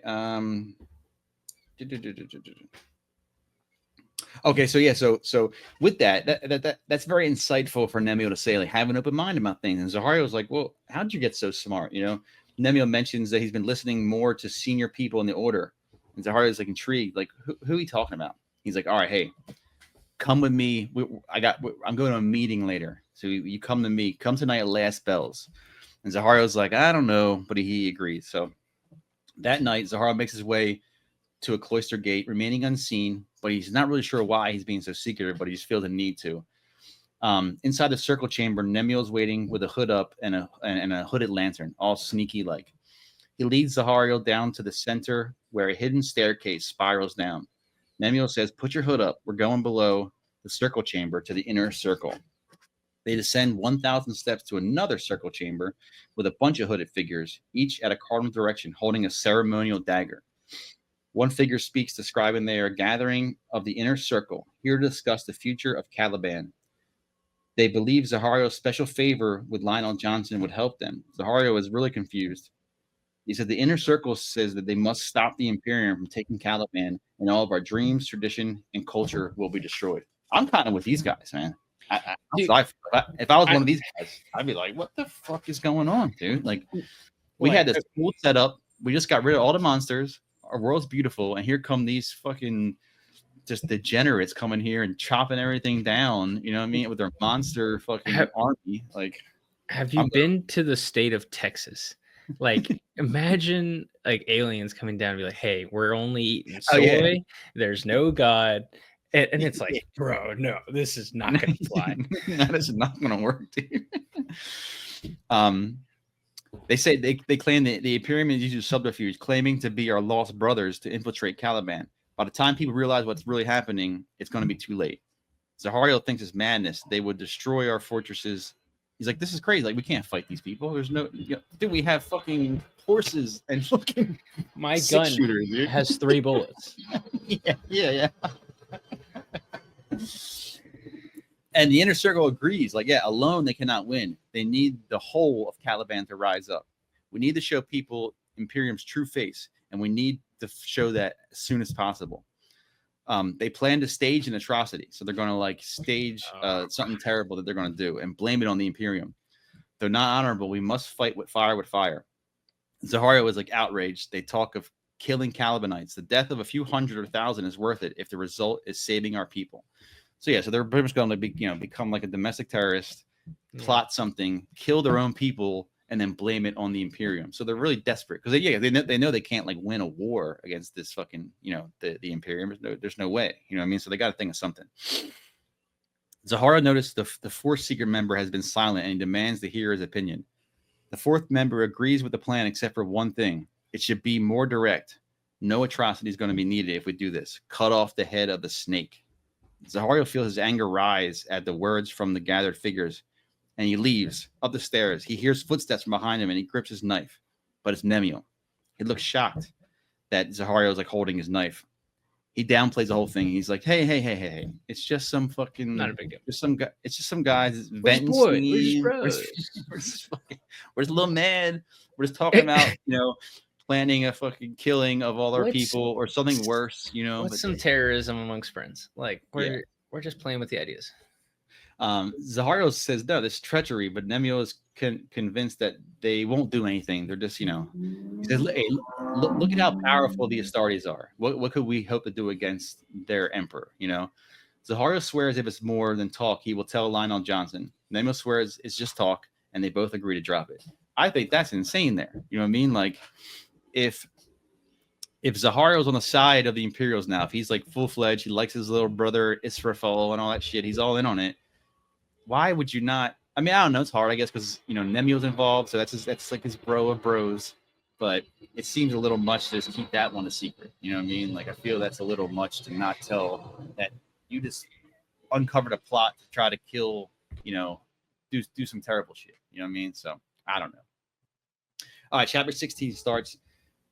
This day was like no other. It would be called the beginning of the time of angels. Nothing like it in the whole history of Caliban was greater. Even the story of the first contact with the Astartes, which was rapidly changing into a tale of mythological proportions. Nothing would compare to when the Emperor descended in all his glory. Zahario watched tens of thousands assembled in what was once a forest. Now it's flat as a blade. Zahario marveled at the martial might, how enormously proportioned the Astartes were out of their armor. Zahario marched in an honor guard behind Lionel Johnson as they made their way through the crowd. They passed through an outer circle of knights, and Zahario once again is struck by the in awe of Lionel Johnson. I have a quote somewhere. Here we go. The lion was a truly imposing physical specimen, a giant standing at little under 3 meters tall. It was impossible to escape the suspicion that he'd been cut from a broader canvas than the majority of men. His body was perfectly proportioned, entirely in scale with his height. He was powerfully built, lithe yet muscular. Given that the people of Caliban had black hair for the most part, the lion's more arresting feature at first sight was the russet golden shade of his hair. The combined effect of his physical characteristics paled in consequence, however, in comparison with his more intangible qualities. Johnson exuded a raw majesty, an unspoken aura of such magnetic authority that it was clear from the very first instance that Cy Luther had chosen to give him the name Lion. There was no other name that could ever possibly fit him. He was the Lion. No word could have better described him. So, like, Zahario just goes for a little love fest over watching. He's just like staring at him, walking behind him. He's so cool. He's so cool. This guy is so cool. I also did the conversion to freedom units. That is a 10-foot tall man. Yeah, it's not as tall as I thought. Yeah. Well, so this is before any like extra juju sauce that they pour on him. Like, no. But the Primarch doesn't get juju sauce. He is the juju sauce. You know what I mean? Like in armor. Come on, in armor. That's another like. Well, and they are varying in heights. Like I think the biggest one I think is like either Magnus the Red or Vulcan maybe is like the tallest of them. But yeah, I mean, Well, also Magnus has like the horns or not get the horns. I horn don't know. and We big don't know. mane of hair and all. So We all don't right, so so they're pretty much like marching in a procession in a crowd of thousands to this stage, which will be where they're gonna meet up. They gather up and they're kind of anxious and excited. Luther speaks. Ready? I feel it is an interesting day. Zahario says, not too interesting, I hope. And Luther's curious to what he means by that. And Zahario's like, no, don't worry about it. Don't worry about it. Luther doesn't pry, even though he sensed something more. Lionel Johnson sets off and they follow towards the amphitheater. Of all the elated faces in the theater, Zahario spots one with a very serious look. He recognizes it, but he can't make out how. The man makes a move, Zahario recognizing armor under his cowl and realizes it's one of those guys from the inner circle that he met the other night. And he's making his way towards the great podium. Zahario was ready to sound a warning, but he stopped because he realizes if he sounds out a warning, then Nemiel could be implicated, and him. He didn't say him, but he can be implicated as well. So he steps out of the little marching line, and people are kind of looking at him weird and all, but he goes after the guy. So he's going to try to handle this on his own. He's going after the interloper here. After a slow chase through a throng of people, he snatches the culprit, and the culprit's wearing the armor of the order. Zahario tags him with a hook. He tries to squirm away, but he gets him again, breaking his nose. The two fall. So they're like, it's like there's a crowd of people all staring up at the sky because there's a spaceship coming down, and these guys are like just having a fist fight in the middle of this crowd. You know what I mean? Like they fall over, and out of his bag tumble 6 disc-shaped explosives. So like fucking little landmines or something, C4 or something. But in this day and age, it's probably like black powder. You know what I mean? Like, just, I don't know. Well, yeah, the Guy Fawkes over here, dude. Straight up. So Zahario hits him again. So he smashed him in the face, and he's yelling, "Hey, stop! It's over! It's over!" But the guy is like staring up, like just in amazement of above. Zahario turns and sees, and his mouth falls wide open. What he sees is a great floating city studded with light and color. Its size was beyond imagination. A great eagle-winged prow marked on one end, battlements like the highest towers flared like stalagmites from the other. Zahario notices a shadow looming over him, and he is snatched up by the throat. So before we get into that, though, that would be like the craziest thing you like ever fucking saw. Like, I mean, I think it goes beyond like, people seeing UFOs. Like you look up and there's like a city-sized floating fortress. You know what I mean? Like, I don't think I've ever seen that portrayed. I remember what was the movie Will Smith? Independence Day. Independence Day, yeah. They were big, but I remember they're not. I mean, like this is so much bigger. You know what I mean? Like, It's like seeing a city. New Jersey is coming at me from the sky. All right, so he's snatched up by the throat, obviously by the Astartes. More Astartes assemble and scoop up the other guy. One asks, "What do we have here, Midris?" So Midris, remember, was the first one who came down. Zahario can sense the fury behind those eyes. And he Midris replies, "Traitors." And then the chapter ends. Love it. Chapter 17, he wakes in a metal cell. So Zario's down a cell, his throat badly damaged. He saw no light source, no door or light source, but he kind of had a feeling he was on that ship that he saw. Door slides open magically. 2 Astartes take him outside where Brother Israfel is waiting. The brother, along with a white armored Astartes, so that's going to be a apothecary, drag him down the hall into a room cold and completely dark. They want to know everything. Him stopping the culprit is the only reason he's not being like tortured. Like, hey man, we normally would just like, fucking waterboard you and all, but like you kind of did a good thing. So like, we're giving you a second to explain yourself. He swears he doesn't know what's going on. Something fell off. He's like, I don't know. I just, like I saw this guy, he felt kind of weird. I had a feeling, you know what I mean? And then I ran at him and then like, I saw the shit and it confirmed my belief. Midrish, he just screams at him, "You're a liar, you're a traitor." Zaharo defends his honor, but the unseen voices attack him relentlessly. Zaharo is angry and reminds them that he stopped the guy. He's like, I stopped this guy. Are you so stupid you don't see that? Midrish doesn't like that. He grabs him up by the throat once again, almost like choking him to death.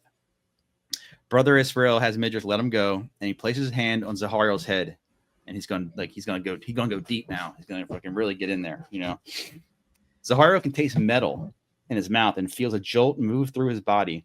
White hot fingers move in his mind. Israfil starts digging. Zaharo draws on his unknown power and casts out the hand, screaming, "Get out of my head!" A light flashes behind his eyes, and he sees the chamber and the Astartes outlined in light. So he's getting that like that power he had before, where he can see things. Yeah, Super Saiyan. Yeah. Zaharo felt immense power pressing at the edge of his mind. He hears a voice warning him of the danger of such power. Israel tells him he's like, "I can get the info without you. I can get it. I'll get it if I need to, but it's going to turn your mind to mush. You know what I mean? Like if you fight me, it's going to be harder, and I'm going to just smash in your brain and take it." Zaharo, he's exhausted, and he agrees to tell them all. He tells them about the meeting. He leaves out Nemiel though. He doesn't mention Nemiel whatsoever. And he mentioned he didn't like the gathering. He feels Israfel in his mind searching for lies, almost purposely not prodding into how he learned about the meeting. So you get the feeling that brother Israfel is like on his side. You know what I mean? Like he probably knows that he's hiding something about the meeting, which would be his cousin. But he's like, all right, we'll let that one slide. Like this I like this fucking kid. You know what I mean? This kid's got some spunk. I like him. All right, so as he retold the tale several times, he felt the mood in the room change from rage to admiration. Midrish is still a bit skeptical, but Israfel says it's true. A voice agrees with Israfel, and the Astartes all kneel, bowing against the figure's magnificence. In the door, the tall figure, resplendent in a mighty suit of armor. Zaharo was frozen in place, unable to speak, unable to look into the warrior's face. The warrior thanks Zaharo and comments that he has a touch of the power. He insists Israel train him in the Librarius, but wipe his memory of his events. We all must be united. So that was, who do you think that was? That was Big Daddy. That was Big Daddy. He don't come in too much. I mean, I think the only time we've seen him was in the first book. Was it first or second? Where Horus has his fever dream. Second. And remember he shows up and he's like, "Why would you do this?" and all stuff. You know what I mean? So yeah, so he understands that this guy's telling the truth. Obviously, he can read that, but he wants to wipe his mind because he's like, look, we're not going to start off on the wrong foot. You know what I mean? We stopped it as if that shit would even hurt him. You know what I mean? But like, whatever. We stopped all this. Make him forget all this, and we're just going to keep moving forward. All right. All right. A week later, Zaharo is amongst a gathering of knights at the parade grounds as they honor those selected to join the Astartes. Among the names are Zaharo, Nemiel, Ateus, and Eliath. Lionel Johnson, Luther, Lord Cypher take the stage along with a group of black armored Astartes wearing bone white supplices of the order. So they're kind of like merging now. You know what I mean? So the Astartes now are taking the hoods up. Lionel Johnson gives a motivational speech on how their crusade has just begun. It will join with his father and reach throughout the galaxy. Your old life is over, and a new one now begins. We are the first legion, said the lion, the honored, the sons of the lion, and will not be marching to war without a name that strikes terror into the hearts of our enemies. As our legends spoke of the great heroes who held back the monsters of our distant past, so too shall we hold back the enemies of the Imperium as we set off into the great void to fight in the name of the Emperor.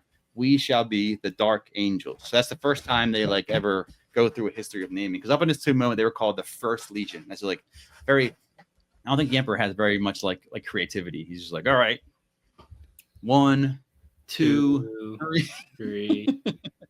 Alpha. Yeah. What else? I think Alpha Legion was like, they probably named them Alpha Legion. They were probably like Legion number 20 or something. I think they're the last one. You know, like no flavor in his That's right. naming of the groups. You know, just like, yeah, 1 to 5. Okay, yeah, whatever. I mean, even there's later books where like his corpse body is talking to like I think Reboot Gilliman, and he calls him 13. You know what I mean? Like, because he's the 13th Primarch, he just calls him 13. Does he have a name for him? This is my child, 12. All right. Book 4, the last book of this this novel starts, called Crusade. Chapter 18 starts with Zahariel narrates on how cool it is to be a space marine, how the Imperium changed him into a god of battle, and he served in the Great Crusade. It was an opportunistic time, those early days.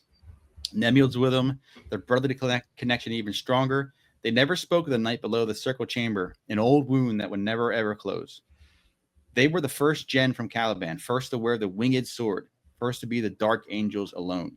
So now the sword was the order, and now someone with creativity makes a winged sword because they're Dark Angels. So there you go.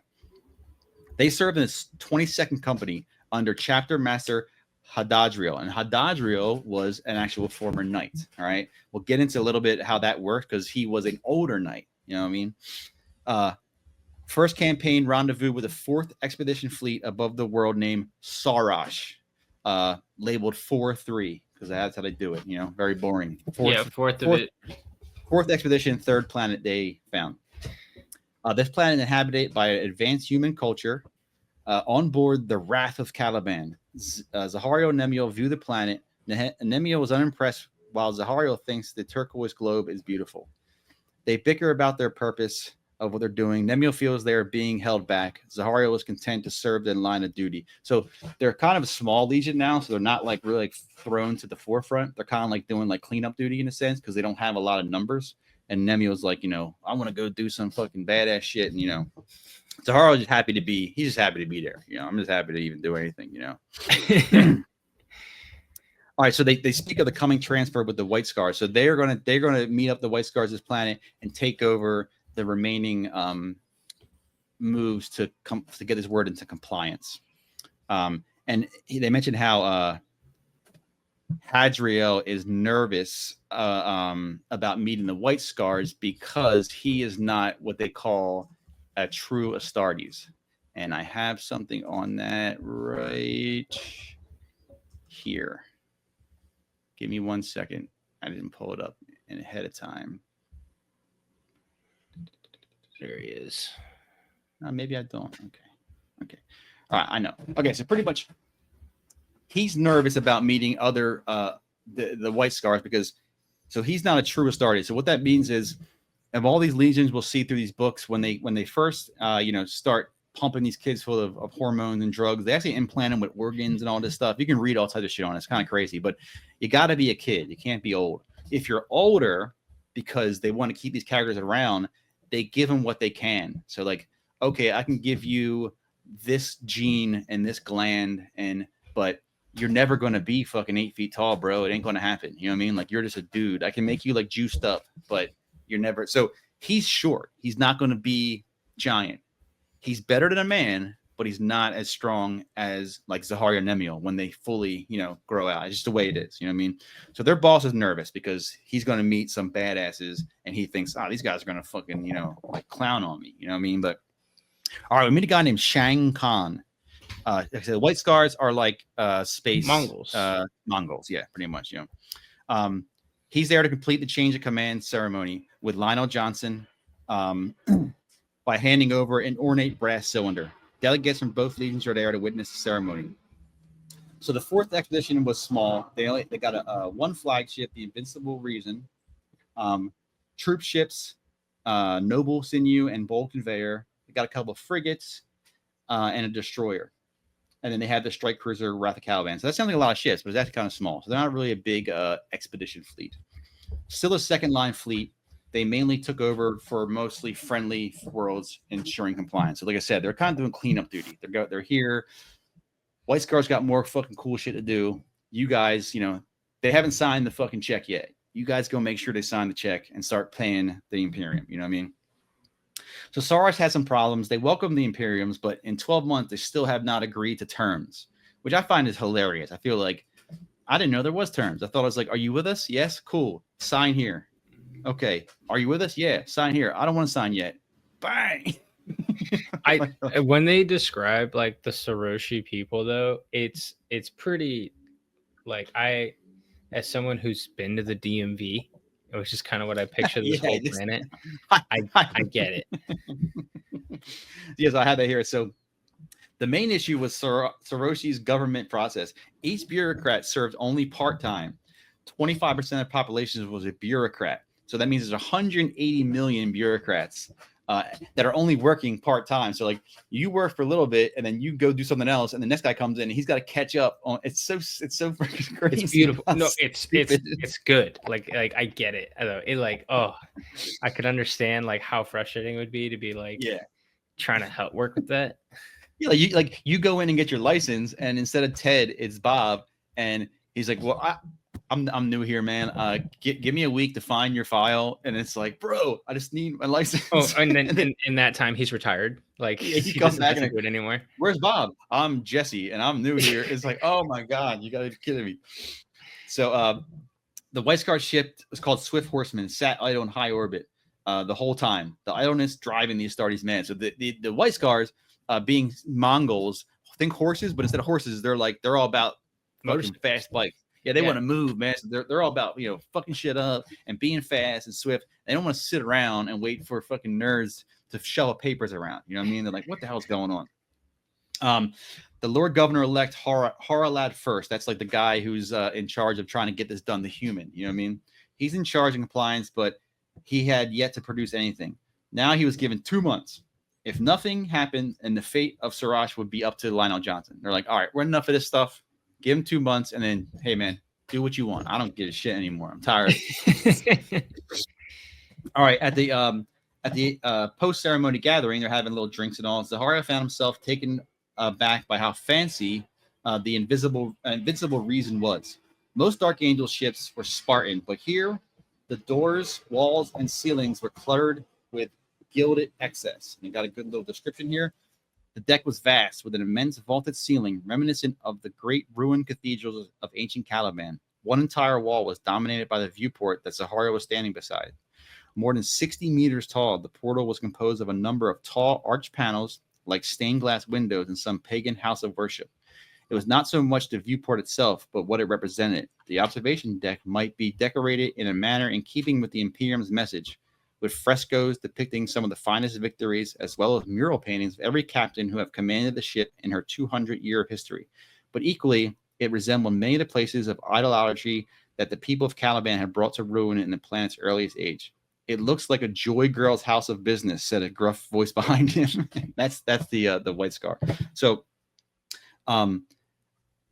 I was like, so it seems like Invincible Reason is an old ship because it's been around a while with frescoes of commanders and all. But it's kind of cool to see like that. The look of their ships is very similar to the look of like Caliban. You know what I mean? Like they haven't even met. You know what I mean? It's just kind of like Caliban has the coolest decor, I guess, and it's just stuck around for 5,000 years. You know what I mean? All right, so we meet another White Scar. His name's Kurgis. Kurgis can read Zahara's face and agrees. They toast their Primarchs, Lionel Johnson and Jahagatai Khan. That's the Primarch of the White Scar. I can never say his name right. Jahagatai. Yeah, I think it's. I mean, you can say it any way you want. It's Khan. So when they toast and they Kurgis smashes the glass and he says, "For the words of a drinking oath to have value, you must break the cup so no one else can swear an oath upon it." I thought that was cool. That's cool. That's so like, sick. Yeah. And it's a good reason you can smash things and like have a someone's like, "What are you doing?" You're like, "Oh, it's not real until I smash my glass." And it's like, I got my human Roomba over here who's got too many parking tickets. He's got it. We'll clean it up. So Zahara likes it. He follows suit. He smashes the glass. Kurgis thanks them for taking this burden, and that goes what Nemiel said earlier about being boring and mundane work. They speak of Hadriel, and he's seen across chatting with some White Scars, and he's looking like a kid. You know what I mean? Like they look over and they're like, "Oh, that's your boss? Yeah. Oh, really?" And he's like sitting there, and he's like up to their chest, probably like, "I'm in charge here." Yeah, and it's like this dude was probably like a dog. back in Oh, like yeah, and like he was like a knight. yeah, He yeah, probably wrestled a lion or like something, and something like now they're like, oh, that's your boss, like that that. guy. It mentions Zahara feels sympathy for men like Hadriel and Luther. Luther also. They're too old to become Astartes. They were given extensive surgical and chemical procedures, but they would never be 100% true. Kruger sees that it must be hard on him. Zahario elaborates that leadership has been hard on Hadriel, constantly clashing with other officers. They think it stems from the inability to receive the gene seed. So it's a problem you'll see in all these books whenever they mention like a non-true Astartes. Like they always have a tough time, which I understand. You're trying to be in charge of someone who's like 8 feet tall and probably smarter than you. You know what I mean? Definitely stronger than you. You know, you're like, listen here, buddy. It's like having like, you know, if your boss was like a little guy, you know what I mean? Like, you know, like you got to have a certain skill. You got to like have another way to get around that and lead people. Which I think they've done good in the past whenever it's like a naval officer, because then you're like, you kind of have like, obviously when you're a naval officer, like a captain of a ship, it's inferred that you're weathered and you have like experience. But like when you're boots on the ground, barking at a 9-foot dude and you're 6 foot maybe. Yeah. Oh, it's a bad look. You probably used to be, like you said, like he was probably a badass dude. You know what I mean? Like fucking the baddest thing. Because he had to be amazing for them to give him all that stuff and make him in charge. He has experience and all, but it's probably hard to like look at your troops and you're all like, you gotta look like this. All right, guys, you're pulling watch tonight. All right, Kruger changed the topic. He warns Zahario not to trust the people of Sarash. He's like, yeah, they've been peaceful, but don't trust them if you have any sense. First and his cronies aren't being truthful. He only listens to what he wants to hear. So he's kind of warning them like something fishy is going on. I don't know what's going on, but that little snake governor first is not what he seems to be. And he's like, well, they're wondering why the Sarashi are stalling. The way they laudo the Imperium, you think they'd want to move. They move the stars to comply, but it's always some kind of bad luck. They're either being intentional or they truly are the unluckiest people ever. Krugus adds, I don't believe in luck, good or bad. Zahario agrees that he does not believe in luck. He says, tomorrow you're going to meet the Sarashi. They will wine and dine, promising compliance is right around the corner, but never, ever, ever trust them. All right, so chapter 19, we're in a place called Shalul. It's the capital of Sarash. We meet a person named Dusan, and he's wearing a gold mask. He's a Sarashi scholar. And Rihanna Sorel. And it's the first time we see one in this book. I know you're going to be mad, but it's at a remembrancer. They had to slide one in somewhere. Why, dude? Like, we don't. We remember. We did it. People write shit down. I thought maybe we'd get through a whole book without seeing one. Here we are. So it's like, God. So Rihanna, her name is Rihanna, and she's a composer and a remembrancer, and she is discussing the arrival of the Dark Angels with Dusan.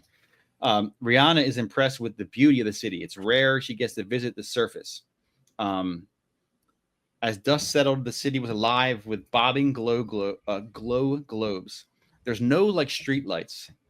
Every person has their own little personal up to 3 globes that follow them. I thought that was kind of cool. So instead of street lights, you have like your own personal little And light they're not servitors. You know what I mean? There's the little bots. You know what I mean?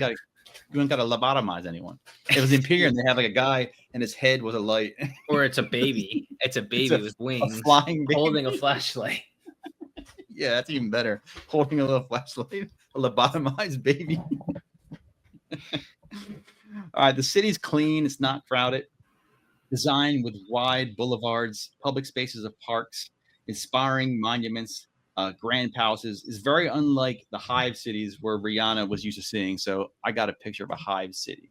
So hive city literally is like I think of Coruscant. If you're say Star Wars, but like nastier, because I know in Star Wars like Coruscant's supposed to be like very like cool. A hive city is like the dirtiest, grimiest city, and the city is the entire planet. You know what I mean? The entire planet is just, and they say hive because like a lot of it's like underground and catacombs and all industrial though, all urban. There's not like catacombs of like, dirt and rock. It's all just cities and subway tunnels and all this crazy shit. So she felt very safe there, secure, and she knows there's no walls or defenses. She was with odds with the inevitable compliance, because she thinks like this planet's perfect. Why would we need to change that? You know what I mean? Because you know what happens when you comply. That place is going to be a hive city. You know what I mean? Or whatever. It's going to be a Walmart. It's not going to be this beautiful city anymore. All right. So she wants to hear she's a composer. She wants to hear the local music. Dusan mentions there's going to be music at the festival tonight. There's a big planet-wide party for the arrival of the Dark Angels. So she felt nothing but goodwill from Sarashi, and didn't understand the mutterings that she was hearing that some were untrustworthy. So it's not just the White Scar saying that. You're hearing that from a lot of different angles. All right. So ordinarily Zahara was a trusting person, but some gut feeling made him agree with Kurgis. So he's got his spidey senses up. He's not sure why, but something he's not liking about it. Perhaps it was the mask. So they all wear them. So all the Sarashi people wear these gold masks. You never see their face. You know what I mean? So right there, that's like, you're fucking weird, dude. And I remember hearing when I was reading that, I was like, that's like, because you don't know who you're talking to. You're an alien. Yeah. I thought oh, they're all clones or something. Like I was immediately like, right, red flag, haunches up. Which also, it took away from Kurgis, because it's like, yeah, man, don't trust these people. And I'm like, yeah, no shit. Yeah, obviously don't trust them. Like then you can't see their face ever. You know what I mean? Like ever. So they're rigid and they're made of gold, and they all show a handsome and stylized feature, and every one of the masks are the same. So you don't know if you're talking to, I mean, I guess height wise, a child or an adult, but woman, you have no idea. You know what I mean? So Haru sees it as a culture that is accustomed to keeping things hidden. Well, he should know about that. That's what fucking he does. Yeah, that's all you fucking do. Yeah. Saying. Open up a little, brother. All right. They also have no prisons. They claim crime is so low, and if someone breaks a law, their bureaucratic hours are just increased. So if you break the law, you just gotta work at DMV longer. You gotta lose a couple more forms. That's what you gotta do.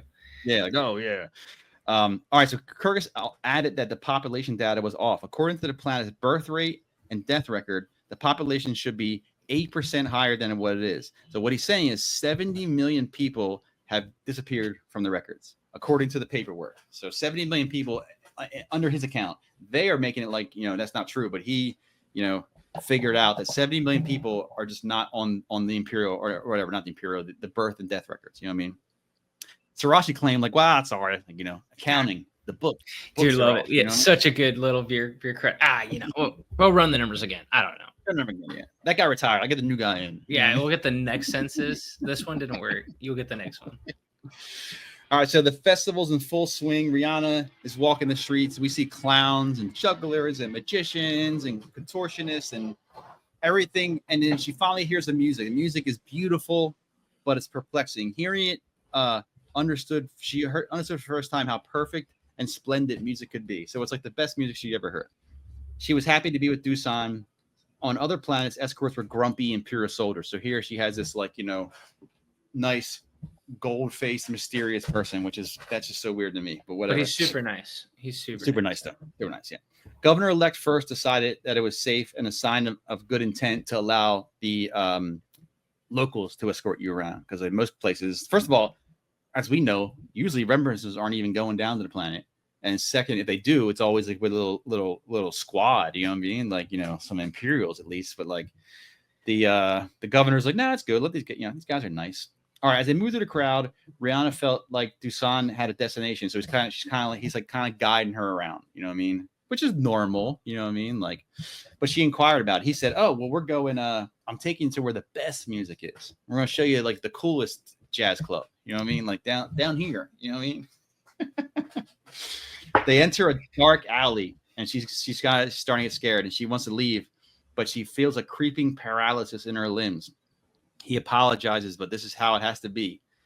The Melachim have deemed your people unclean. Your liar angels must not pollute us. You will be our weapon against them. Ah, there we go. Love it. So they are little dirty tricksters, dude. Love it. And whenever there's a remembrancer and they let them roam the city, They're done. They're done. Just stop. Just like Man. one guy gets his ass kicked. This Yeah, that chick's was Ignatius, right? Yeah, Ignatius gets dude, by his own boys. by Like, his own boys. they just And can't be then, trusted. and then the Whisper Heads, they see the demons trying to kill him. See a demon, half of them get like killed. It's just, And just stop. the other ones go into the coral temple, the rave, and they get in, they get They crazy get really in the rave. like, crazy. Yeah, they want to be part of like the snake sex orgy or whatever. Yeah, it's Dude, never good. It's never Just a good stop it. sign. Just stop doing it. Yeah. All right, so he drops her to the ground as two figures approach, and something inhuman about the way they walk. Their gait is like sideways. Their knees and ankles are bending at strange ways. They reach for her. One of the masks slips, and she sees beneath it, and she screams. Boo! So boring. All right, chapter 20. But I like it because that shit's like right before you're like, hey, where are these like 8% of your population? And now you're like, oh, there's Something's going on. Something's going on. Yeah, like Hills of Eyes kind of deal. All right, so now we're back on the Invincible Region. We have Sarashi officials visiting, and the boys are assembling for a ceremony. Zahara is all business, but Nemiel is on a private vox clowning the Lord High Exalter. He calls him the Lord Wide Exalter.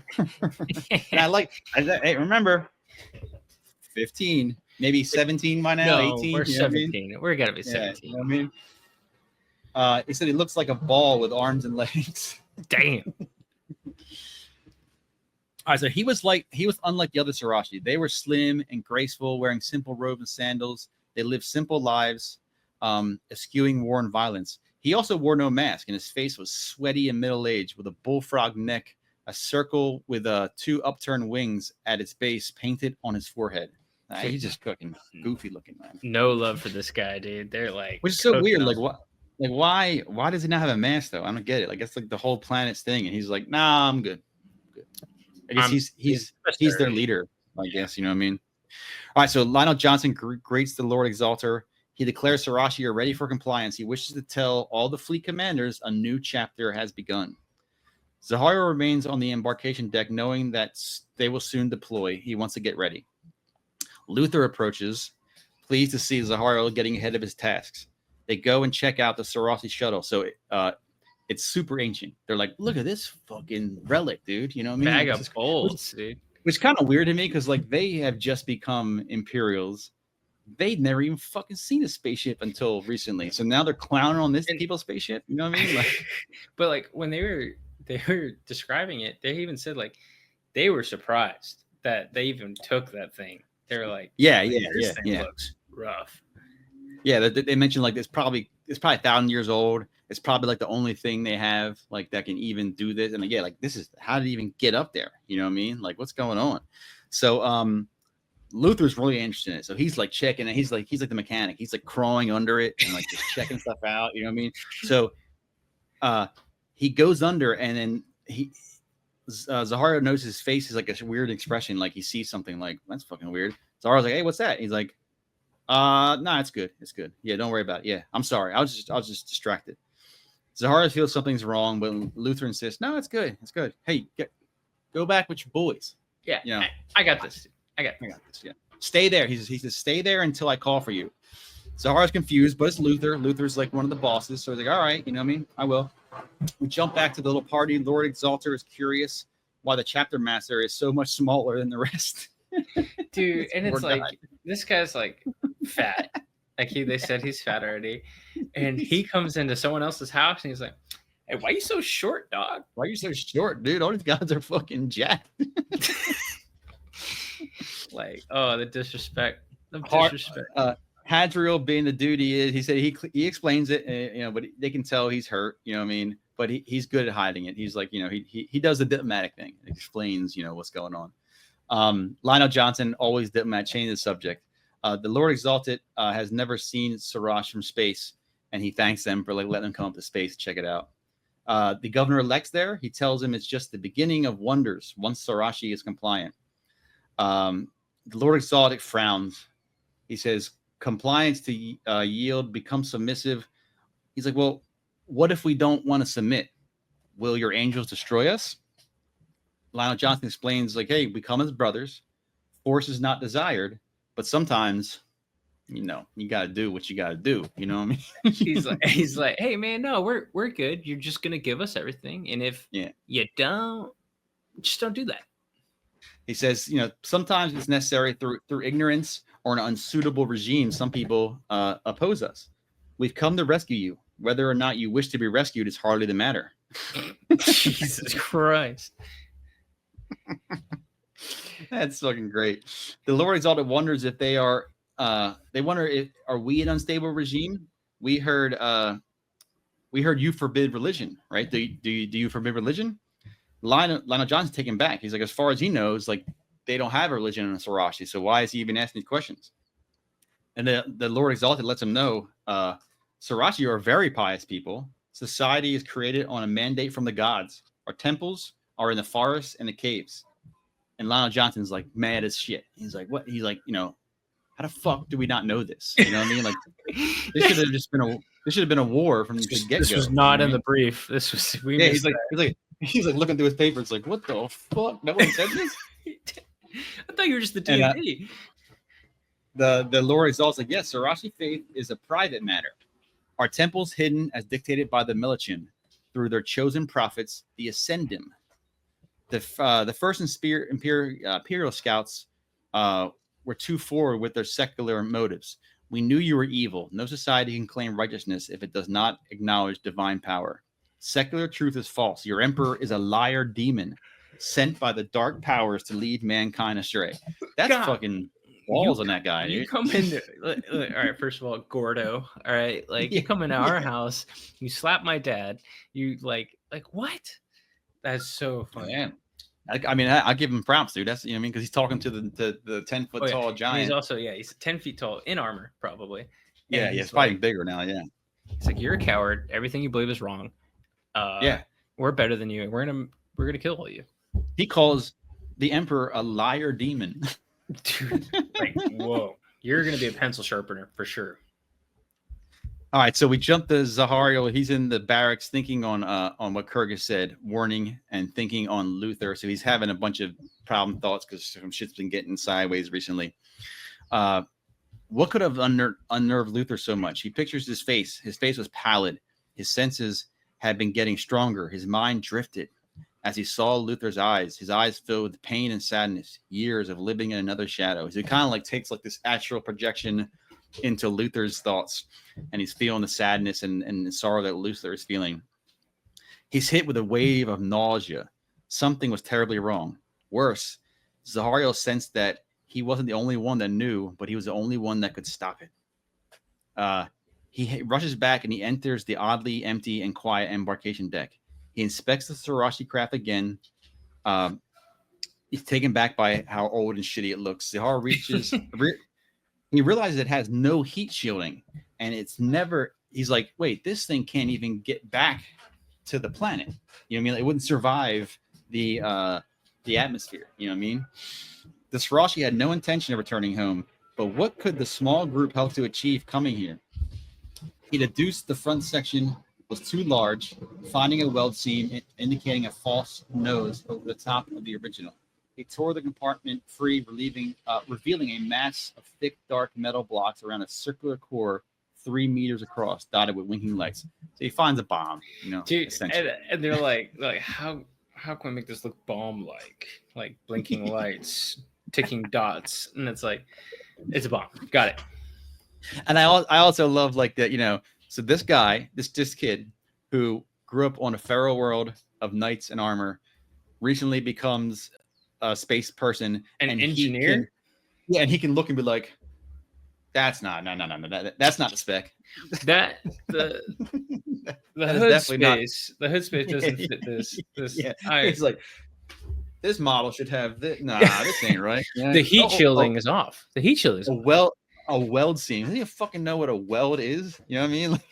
Like were you riding horses like 6 months ago? Yeah. All right, so it's an atomic warhead, says the voice behind him. And he turns and he sees Luther. And I'm like, so Luther knows what a fucking atomic warhead is? So there's a difference between uranium and then hydrogen fusion.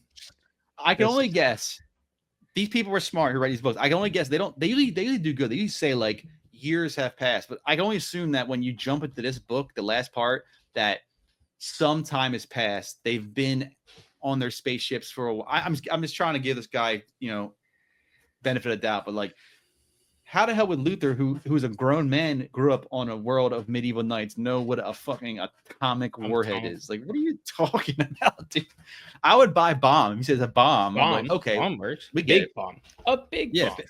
That's a big bomb. No, atomic warhead.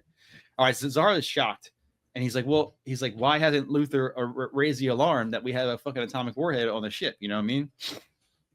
He states that he wanted to, but he thought what would be his if he came out from under the shadow.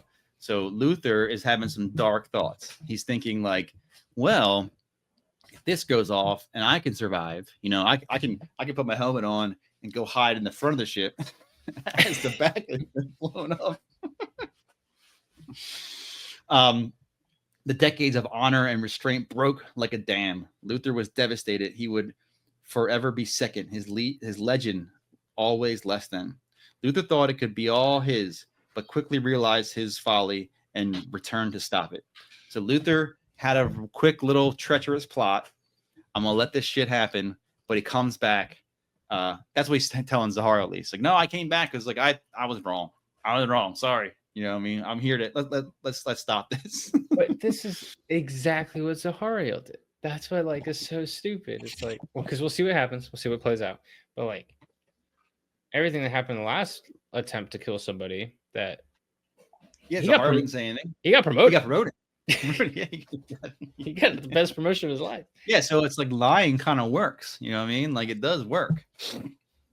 All right, so we jump back. A high exalter denounces the Imperium, calling them evil and abominations. I'm impressed by this guy, dude. He don't give zero fucks, dude. I mean, but think about it. Whoever's with him, they left that planet being like, "Yo, this is suicide mission. Like we're gonna fucking, we're gonna hurt these guys. So I'm gonna get some words in before this all goes off." You know what I mean? Like he says, "I spit on your emperor. I spit on you, Lionel Johnson." He stretches his arms, laying 3 fingers from his right hand on 5 fingers of his left hand, and touches a symbol on his head. So he does some kind of like fucking he does some chakras. Yeah, Dragon Ball Z, like they combine thing. You are not men, nor worthy leaders. You are. And before he can finish, Lionel slices him from his shoulder to his gut. Yeah, which I'm impressed it took this long. Right. Yeah, I feel like he'd be like, okay, so you guys are religious. And he's like, yeah, we have hidden temples and it's very important to us. That might have been the limit. But then he's like, your emperor is a deep. Yeah, the second he like said like a demon. Yeah, bam. Get the fuck out of here, dude. All right, so as that's happening, Zahario is watching as the device, the lights start speeding up. Very, comical movie stuff. The lights start flashing faster. A single red light in the center of the sphere as the craft engines start to sputter to life. So it looks like the craft is designed to like probably drive itself, as far as it can and then explode. All right. Chapter 21, the shuttle begins to lift amidst massive amounts of heat and radiation. Zahario hits the comms, warning of an enemy vessel on board. The shuttle blasts another wave of heat, burning Luther, causing him to back away. Zahario had an idea and reached towards the vessel. His skin is blistering, his hair is burning. The ship was turning, fixed on a location deep in the ship. Zahario reaches the deck controls and smashes the button to open the blast doors, then disengages the integrity field, opening everything to the void. Zahario activates his mag boots as boxes, tools, gurneys are sucked out into space. I imagine a couple poor servitors too sucked out into space. Yeah, some warehouse worker. It's just like there, box. All right, so it works. So Arashi vessel goes too. Its engines are firing loosely because the void snatches it out. He watches it spin away and is blinded as a miniature sun explodes on the flank of the Invincible Reason. The blast was quick and thundered towards the ship, causing viewports to shatter. Zahario collapses, laying there for several minutes until Luther finds him, both happy to see each other. They look at the death and destruction around them as Luther calls into the bridge. He reports it was a Sarashi and is under control now. Arrest or kill any Sarashi on board. Lionel Johnson chimes in that he's like, I want a meeting in my fucking office in 30 minutes. Right. Somebody didn't send me an email. Yeah, I didn't get the memo. You know what I mean? All right, the attack on the Invincible Reason was just a start. Across the fleet and in cities planet-side, the Sarashi are carrying out all manner of terrorism. Some were murdered, more were abducted. So people are being abducted. Government agents in places were torn from their buildings and massacred in the streets. Survivors would later tell of the primal savagery that descended. But oddly, it wasn't wild or out of control. The attacks were organized and highly orchestrated, as if the enemy agreed on a timetable and a role that each of them would play in amongst the thousands of rioters. Ships from the fleet are heard reporting damage, giving reports. Zarya enters a bridge with Luther. It was tense. The officers' voices were warriors on the verge of panic. Lionel Johnson enters, his face thunderous, and demands a report from the captain. Mutineers from the 3 ships attempted sabotage. One group was able to fire a torpedo into the Bold Conqueror. Her hull was moderately damaged and lost many army troopers. Who cares? No one remembered that. That sucks. Mistress Argenta, that's probably the astropath, says that's the least of our worries. A conference is held to hear the mistress. Zarahel noticed Lionel and Luther intensely conversing privately during this meeting. As they turn to begin the meeting, Luther's face is an expression of despair and anguish. Mistress Argenta believes the Melikim are Xenos that live in the warp, normally harmless to physical space. The Astro Choir has sensed a warp rift in Sarash northern deserts. It's very similar to what we've seen with the what was that called? The Thunderhead? No, what was that called? Damn, I can't remember. The mountains where Whisperheads. Whisperhead. Yeah, Whisperheads. Yeah.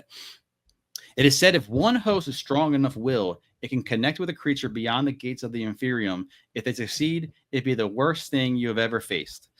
Lionel suggests, why don't we just fucking bomb the fucking place from orbit? And of course, she's like, no, that's not going to work. Like, you know, sorry, no easy button here. Brother Isfariel has an idea, a weapon he has been developing before Lionel joined the Legion. It's called an electro-psychic pulse weapon. It can generate a blast of energies able to harm psychic creatures. Lionel Johnson likes it. Can we fire it like a missile? Like, can we just shoot it? He's like, no.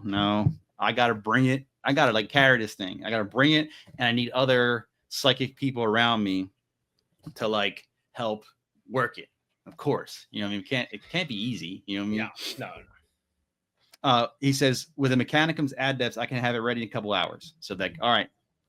That's the plan. We're going to take this psychic bomb and take it to where the warp storm is happening. Just very video game-ish, you know what I mean? Like, dude, they're like, yep. All right. So there's a double storm brewing in the desert.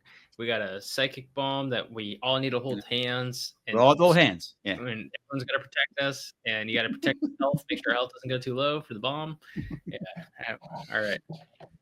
All right, so they gather for the attack. This is chapter 22. Zahario's in his psychic squad, despite his injuries. Lionel Johnson's leading a squad. Nemiel's in that squad. You know, all the bros are here, dude. Everyone's got to go down. You can't just have no names. You know what I mean? Dude. Hadriel, Attias, Eleth, all present. Luther, however, is not. He's not going down with them. The boys joke if they should trust this experimental weapon.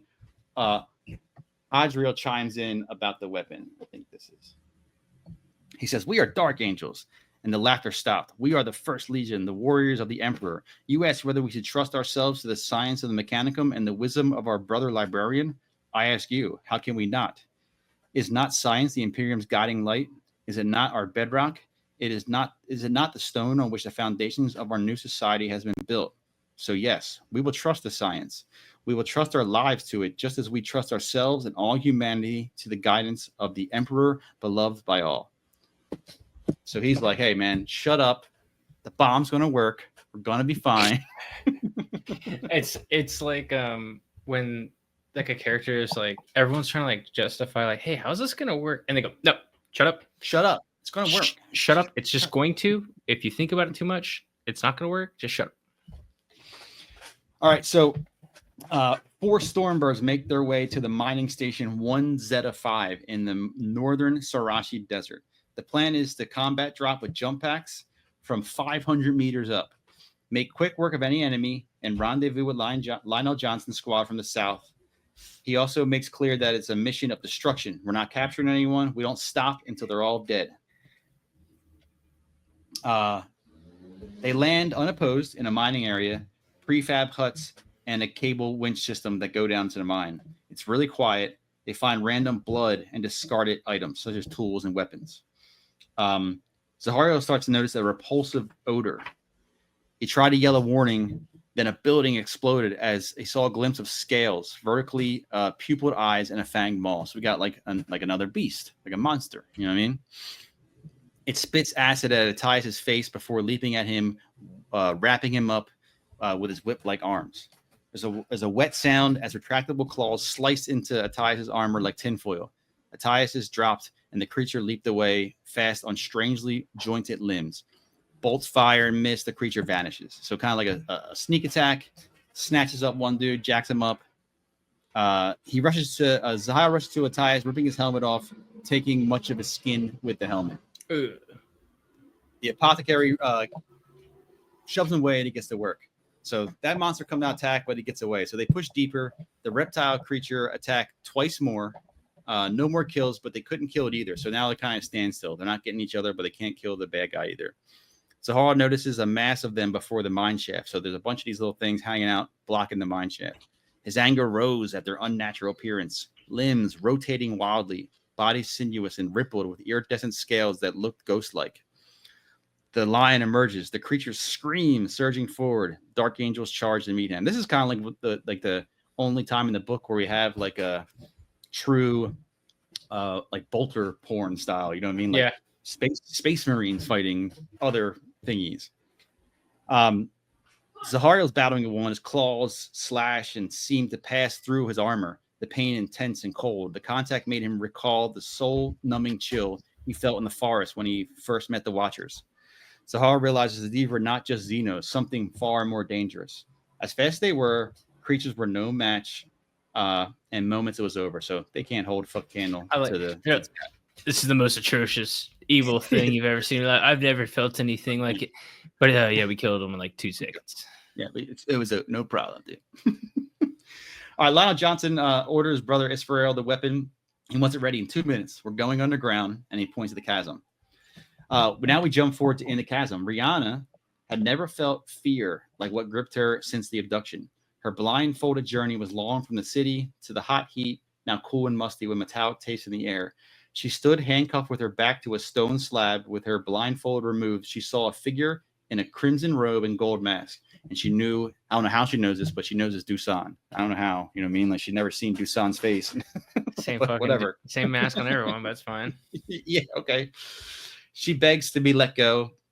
He cannot. She is to become the Melisim and bring us victory against the unclean. She demands to know what's happening. Dusan tells her that her impure flesh will be home to one of our angels. Rihanna follows his gaze, weeping tears of blood as she saw the angel of the Sarashi.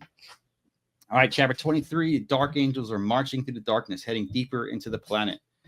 Brother Isfario with a team of Mechanicums servitors escort the weapon. I like how that Mechanicum was like, we're not going to send our dudes down there. We'll give you give you the robots. The robots. I'm not going down there. I got computer shit to do. I got files to. Oh, this planet's gonna explode. I got a thumb drive I've been working on. Zahario, for the first time, Zahario was thinking. His thoughts turned to Luther and Lionel Johnson. They've always been inseparable, and he's like, "What's going on, man?" Because remember they had that little secret conversation at the meeting, and now Luther's not here. He's not here with them. Zahario told none of what he saw Luther doing on the embarkation deck, but did like the lion know? You know, he has those superpowers, so he's curious. A dim glow lit ahead, and the smell was strong with old blood. They entered a large cavern. Wisps of ethereal smoke danced for those tuned to see it. So the psychic people can see like spooky smoke. Everyone else is probably like, "This fucking stinks. It's dark. Like what?" The mystery of the missing Sarashi was revealed. A chasm so large it vanished from left to right was before them. A metal path built across. The hole was filled to the top with bodies, millions of bodies. Shocked as they are, the dark angels crossed the gantry. Rihanna saw the creature covered the cave's roof, made of translucent mucus, a million blinking eyes. It was hundreds of meters in diameter, its body oozing with fluid movement. So I like picture like it's like a slime, like it's like a moving slime with eyeballs. With You like know a what I mean? lot of eyeballs. Dripping tendrils hung from its mass, and it filled the air with nonsensical hissing, hooting, and buzzing sounds. I think of like this guy's probably trying to like his best to describe like a Lovecraftian, like unimaginable horror. It's so crazy, you'd never believe if you saw it. Yeah. She noticed stars were blinking inside its body, long dead galaxies devoured ages past, but not yet digested. She weeps as Dusan informs it is Melichin. It will defile your flesh and wear it to walk amongst us. Rihanna replies, no, you can't. Dusan cocks his head as if perplexed. You must understand. It's already begun. All right, Dark Angels cross the chasm. Zahario feels the echoes of the dead recede, but is dropped to a knee with pain from a stronger psychic force. Brother Isfar warns the creature is attempting to pass the veil. Lionel Johnson says, all right, let's pick up the pace.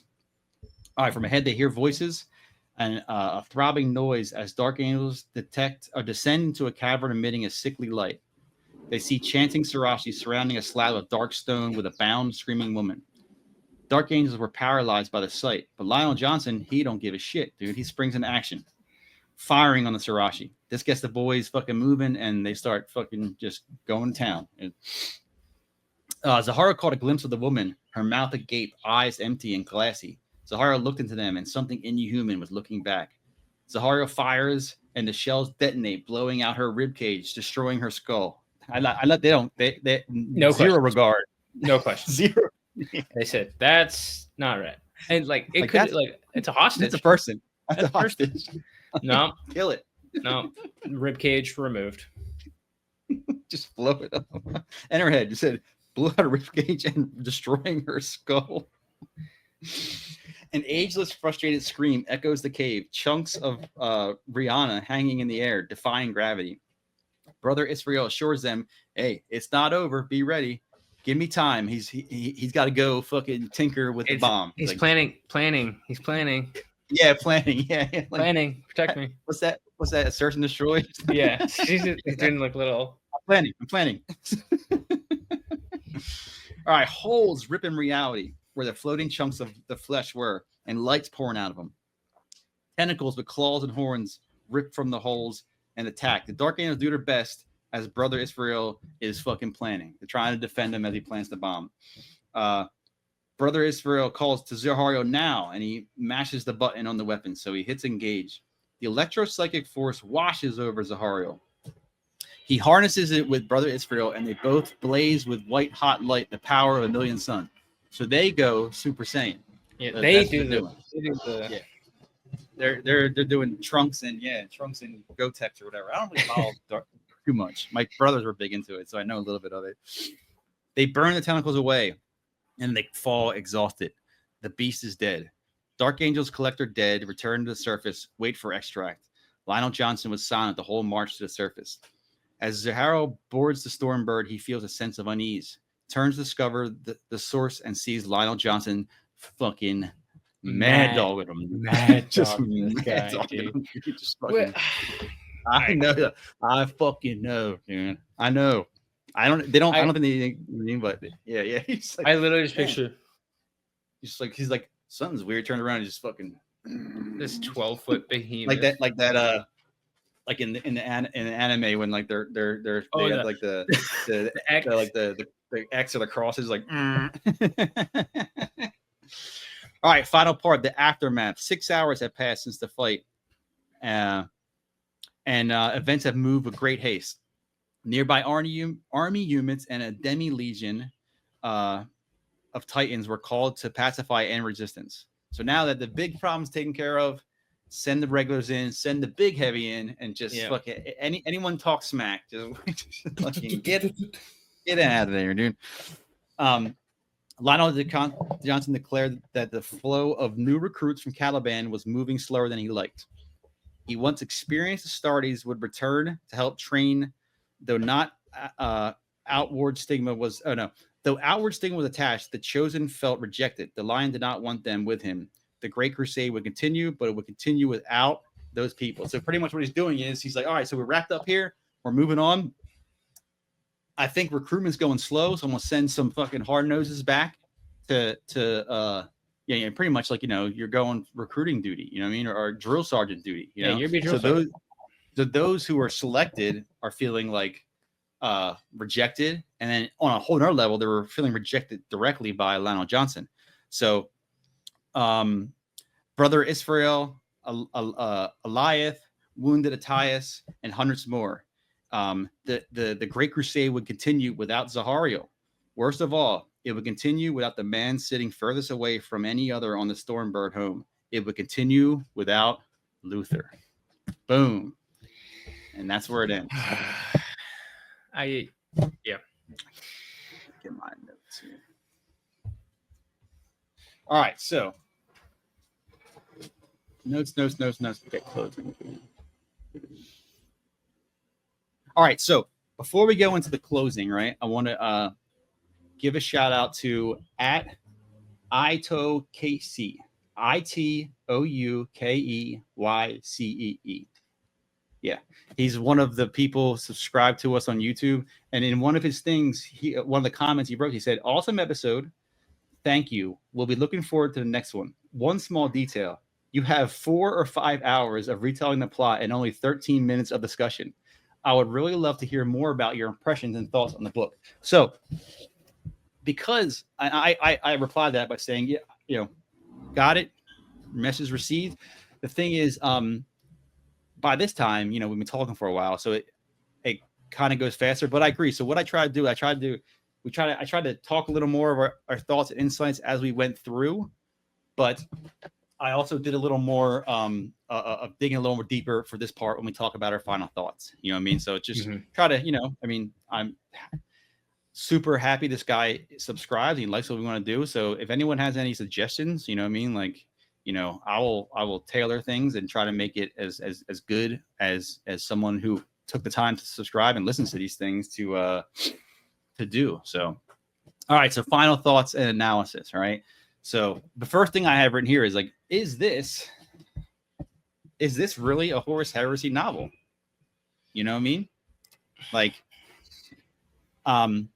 so when I look for these, when I do my scores and all, I do a lot of looking on Reddit and stuff of other people, what they said, right? And this book is a lot of hate. People say it's the worst book. Another one coming up, they'll say it's another one. But anyway, in my opinion, I think a lot of that hate comes from the fact of how the book is written. Like, imagine if you are reading these books, you're reading 1, 2, 3, 4, 5, right? And then you hear the new one's coming out. If you were reading this at the time of publication, and then you read it and you're like, oh, like this has nothing to do with it. It doesn't connect in any way. You know what I'm saying? Like, zero at all. You know what I mean? So I feel like that, and I'll explain that more as we get to our score and all, you know what I'm saying? But like, I feel that has a lot to do with people not liking the book because it's such a change of direction from the other book. And then now we know there's 60 some books, and a lot of these books do offshoots, and I haven't read them all, but the ones I've read that are offshoots, they all still do. Like, you'll see, we'll get to a series where there's a whole nother war going on between the Word Bearers and the Ultramarines, but it's at least in the same time period, and it's tied in because it's a scheme that they're using to divert the Ultramarines. You know what I mean? And it's just a whole nother side story. But at the very least, it's still like in the time frame. Like, this is like it's a millennium. I think it's almost a millennium. You know what I mean? Yeah. So some people say it was like a cash grab. You know what I mean? Like, just write this book. You know what I mean? Like, but why is it a Horus Heresy book? It has nothing to do with the Horus Heresy. I don't know. What do you think? I am very much on the side, and I don't say this a lot, I'm very much on the side of the Redditors on this one, dude. Like, the context of this story is very difficult to grasp with where we are in the previous novels. We are like, if you look up and this isn't just like what some guys like us put on the internet of like the recommended book order, the actual order of books to read, like online, you will see listed. This is like the next one in the series. Yeah, It published wise, yeah. and it don't make any sense. You're just like, this doesn't make any, like, I remember I was like an hour or two into reading it, and I'm like, what's happening? Like, why am I following this? This is like this is my third or fourth time probably reading it, and like my first time though, I was like waiting. I'm like, when is it going to get to linking in? And I had a hope when the Emperor came and they become Dark Angels, like, oh, it's going to jump forward and we're going to see how this, because like I already hear it. Some of his strengths are the fact that the Caliban story, like, it was awesome, man. That's cool. Like yeah, knights absolutely. fighting monsters, and then having that little like twinge of little spots of 40K, because like so sweet. They talk about Earth and you hear the power armor and all, but I felt like it should have been like somehow looped in even a little bit for the whole story. So you know what I mean? Like, my overall opinion on the story and my overall opinion on this novel is only negative because of it's pitched and sold and listed as a Horus Heresy novel, like early on in this series. And I'm like, if I'm reading this book 20, like, because like you get like spinoffs on like assassins that like you talk about Horus like one time, or like you don't even know about like the like heresy. They're just like, you're dealing with warp stuff. Like, that's cool. But like we've already established this Horus Heresy timeline and storytelling, and it's like, I guess at some point you had to do a shoot off, but like it's so dramatic and sudden and irredeemably separate. It like the way it's written, it's so separate from the heresying, so separate from 40K, which what kind of pissed me off was they put it at the end. Like, don't do it at all. At this point, just like when you say like, oh, the angels came down, end it, bro. End it right there. Yeah. That would have been sick, because you're like, oh, I get it now. This is just like a coming of age and an establishing of these two characters into the heresy. But like, because they and then later on there's one called I think it's called Fallen Angels, which will continue this story. Yep. But I wrote here, I was like, I thought the Caliban part was an awesome story. It could have been like book 1 of the Dark Angels trilogy or something. You know what I mean? Absolutely, like, should have been something like that. And maybe instead of having the Imperium part, go deeper into like the backstory of the line, rather than like, hey, Tarzan boy found in the woods, and now he's the baddest dude on earth. By the way, he's your boss. Moving on. Yeah, they could have went, because any fan of these series love hearing about the origin stories of all these, Primarchs. You know what I mean? Like, it's super cool and it's awesome. They could have spent more time with that, I think, and made this book just a side shoot, not Horus Heresy, just a 40K book or a 30K book, whatever. You know what I mean? But like, it was weird. I took a quote from Reddit. This is funny. It says, "Do you like 8-year-old boys who talk like 50-year-old men?" Yes, that is such a. That was so funny, because you kind of forget about it, but like when you think about it, it's like the writing is so off.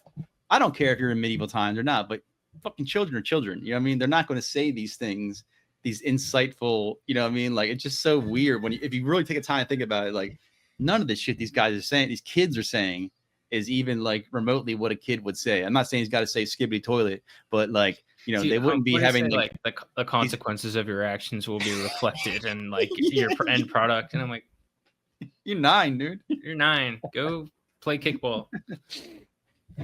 So I thought, I also thought like that, like if this was an offshoot, the author did a really good job of peppering in things about the Imperium and stuff. So, because like I feel like if this was not a Horus Heresy book, you could read this and just get a cool story. You know what I mean? Like, it would just be cool, and you wouldn't even have to know much about like 40K in general, because they give you just enough so you're like, I can follow what's going on. I don't need to know the biggest backstory. It helps, but you don't need to know. It's not like leaving holes where you're like, man, what the fuck does that even mean? You kind of, he uses it as like a filter to make it a little 40K, but you don't need to know the history. Like when he said Old Knight, you're like, you don't need to know Old Knight. You don't understand the words Old Knight means something bad happened. Okay, Old Knight, got it. You know what I mean? It was bad. It was old, a long time ago. You know, that was good. But, and really, I thought like, the second, whatever, the end, I really felt the Imperium thing was like kind of phoned in, man. It was like very cookie cutter. It was very rushed. You know what I mean? Like, all right, so human-like people, they're kind of weird. Oh, guess what? They're fucking evil. Okay, you know, no problem. Yep. They're here to kill the bad guys. You know what I mean? Like they could have fleshed that out more. And you know they're going to be bad in some level, but it was such a small portion of the book, they had to rush it real quick. Within like a couple pages, as soon as you meet fucking the Remembrancer, it's like, here's a Remembrancer. Next time you see her, she's being kidnapped. And right before that, some other guy's like, hey, don't trust them guys. They're fucking shady. It's like, okay, you kind of like, they were kind of wrapping it up, like the wrap up button. Wrap it up, B. Come on, we're getting the story over. You know what I mean?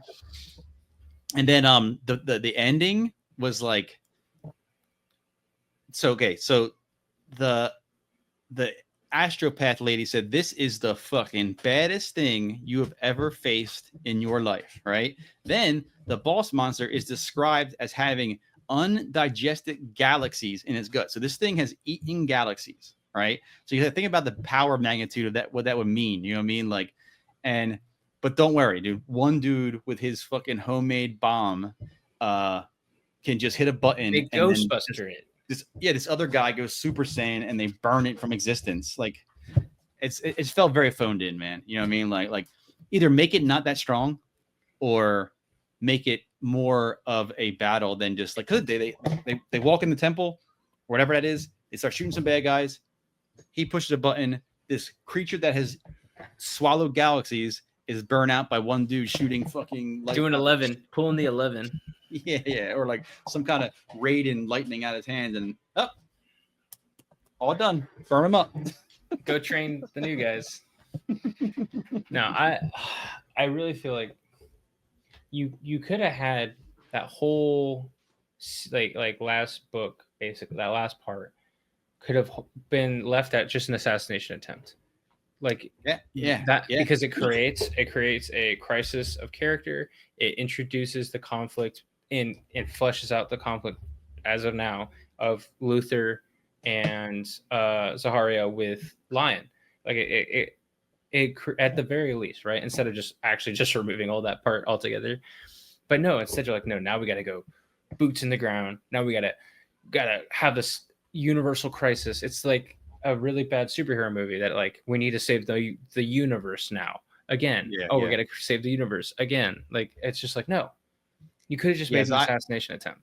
Yeah, and I wrote here, it's like it feels like two incomplete stories almost. Like I wanted to know more about Caliban. I wanted to know about the interactions of the knightly orders. Like I would like to know how the Lion like won the whole world over. Like that could have been all jam-packed in the one book. The Imperium coming was super cool, and like you said, like it could have ended with either a real cliffhanger, like you don't know how the assassination attempt goes, or would have failed assassination attempt, and then the next book can start with how they work on from there, instead of just being like, because I wrote here, it's like the whole plot, Assassinate Emperor came out of nowhere. Zaharia just shrugged it off. Like so your best friend invites you into a meeting and they're going to talk about assassinating this new godlike being, and then you thwart it, and then like no one ever talks about it ever again. It's not even mentioned. You know what I mean? I don't, and it really does like trip over itself. Like its successes, it just ignores and just kind of just throws it to the wind, and then tries to tell you something new. It's like you keep hitting home runs. Like you need to rely on hitting those home runs instead of trying to play a whole different game. You have created this really good. You didn't really create the universe, obviously, because you're writing off of 40K, but you've created to the readers everything that we know about the origin of these green knights, like these green spaces. Yeah. Like it's never been fleshed out to this level. But and even that, so like I had a conspiracy theory because you notice that this guy he only wrote one book, right? Mitchell Scanlon only wrote one Horus Heresy book, and I kind of feel that because it's not his IP, you're using an IP. I'm sure all this shit has to get approved by someone. Like, and I feel like the big dogs who write, like Dan Abnett and Graham McNeil, maybe like they were like more like, hey, you're not one of the, you're not one of the head writers here. Maybe we're going to give you a book to write, but you can't do a whole lot to forward story. And also, we don't want you writing too much about the past of the Legion. So we're going to let you write a book so far back that it's not really like significant. Anything you write will have no lasting effect. Well, yeah, well, because like a fan of Dark Angels would probably love this book, but they would probably want to see more about the lore of the actual Legion, not just like the Knight stuff's cool, and then tell me more about how the Legion started, how they interact, things like that. My conspiracy theory is like maybe they didn't want this guy to do that because he's not like been tested. He doesn't write a lot of books for 40K, so maybe they were like, I don't know, because like what I'm good. No, you go ahead. Finish because I have one final thing, and then you finish. I was like, no, there's layers to this writing, publishing, editing. Like, I don't see how you let, like, as a writer in your first draft, your storyboard and timeline in your brain and what you wrote down going into this novel. I don't know how you get from 6-year-old boy learning how to like not be afraid of the forest to I'm now being betrayed by the ultra Jesus space marines and also ending a universal like crisis. And also like, there's only so much like arc, right? There's only so much from point A to point B can happen. And you like anyone that read the book is like, what? We are like that last quarter of that book. We are everywhere. Absolutely everywhere. And I'm like, and as like a writer, how do you look at that and go, that's it. That's what I want. I don't know. Yeah, There's definitely there's some layers to that. But I say one amazing thing that happened in the book was there was no Erebus. Yes. Finally. But we did get a remembrancer. Yeah, no, you couldn't get away with no remembrancers, but no Erebus. Like, I mean, obviously it would have been just hilarious if somehow like if they crowbarred him in somewhere, like somehow. Like, we have this guy hitchhiking with. Yeah, like when you go to the temple with the goo and all, it's like he's there just like fucking doing his thing. Yeah, he's like, oh, I was studying the text. I'm gonna leave now. Yeah, there was no Erebus. All right. So who was your favorite character? Oh, Luther, 100%. Love Luther. Yeah. Do you know more about Luther? No, nothing. Like, have you ever? I know nothing. I don't know much either. I know like in the beginning of the book they said the Imperium calls him a traitor, blah blah. Because I don't follow that Legion too much, but like I think he's like the head of the bad guy Dark Angels kind of. I don't want to misquote. I'm not sure, but I think he's still around. So put it that way. And I think this is in terms of like how I'm grading this and reviewing this book, this is a beautiful example of why we do this podcast. I know nothing about this Legion. I know nothing about the characters. I only know the 40K universe kind of as a whole. So everything about these people, like Zahariel, Nemiel, Luther, even the Lion, I'm like, don't know pretty much anything. I've never even heard of Luther, and I didn't even know he was a recurring character. So to me, that's really fun because I'm reading this book and I'm like, oh, he might die. But yeah, no, I think I'm trying to say I don't follow Dark Angels too much. I'm pretty sure Luther's around. I think Zahariel is around still. And maybe Nemiel, I'm not sure. But obviously the lion just returned in the new lore. He's like back in 40K. Yeah, he's old, not old. He looks like they all joked when he came out. He looked like what's his name from Game of Thrones. I can't remember the guy who plays like the old evil guy. Lannister. Yeah. Tywin Lannister. Tywin. Yeah, so people were putting his head on the model because he looks, because in his story he's been sleeping or something, so he's aged. Pretty good. New matches, dude. Pretty good for 10,000 years. But I mean, my favorite was I liked Lord Sartana, man. That guy was fucking solid, man. I'm about to be the biggest dick and call out everything that's about to happen and then kill myself. Yeah, dude. I think like he knew like Horus, that we need, like we're going to be useless if we don't have something to do. He knew that was going to happen. He also wasn't scared of shit, man. He walked into that meeting and they were all trying to punk him, and he was like, "Okay, you want to punk me? We'll go to war. I don't give a shit." You know what I mean? That's yeah. Similar to the Lord Exalting guy, whatever. You know what I mean? I was like, "Damn, dude." Yeah, no, shout out Butterball, dude. Butterball, yeah, he was good. So, all right. So the score, I hate. I said a 4 out of 10, and I know it sounds bad, but I really did like a lot of it. But there are a lot of critiques, and I said, and I fall into that trope of like, a lot of it is because, man, like think I'm reading a Horus Heresy novel, and I'm not reading a Horus Heresy novel. And I said, shout out to the author. I think it was a good story. Most of it. I said, I think the end was phoned. I think the end was phoned in. I wasn't a fan of the end. I wish that was better, different. I don't know how. I'm not an author. I'm just here to critique real authors. I feel kind of weird even saying that.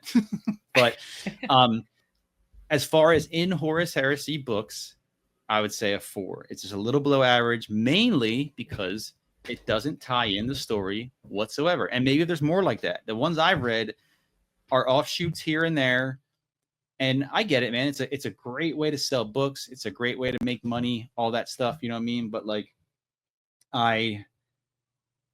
so short or so early in the thing, I would just like, I don't know. I just don't. It could be it could be like a whole separate series on its own, or they could have put more heresy-esque things in it, maybe to make it tie in. But I definitely fall into that category of that it's not a truly Horus Heresy book, in my honest opinion. So I do like it.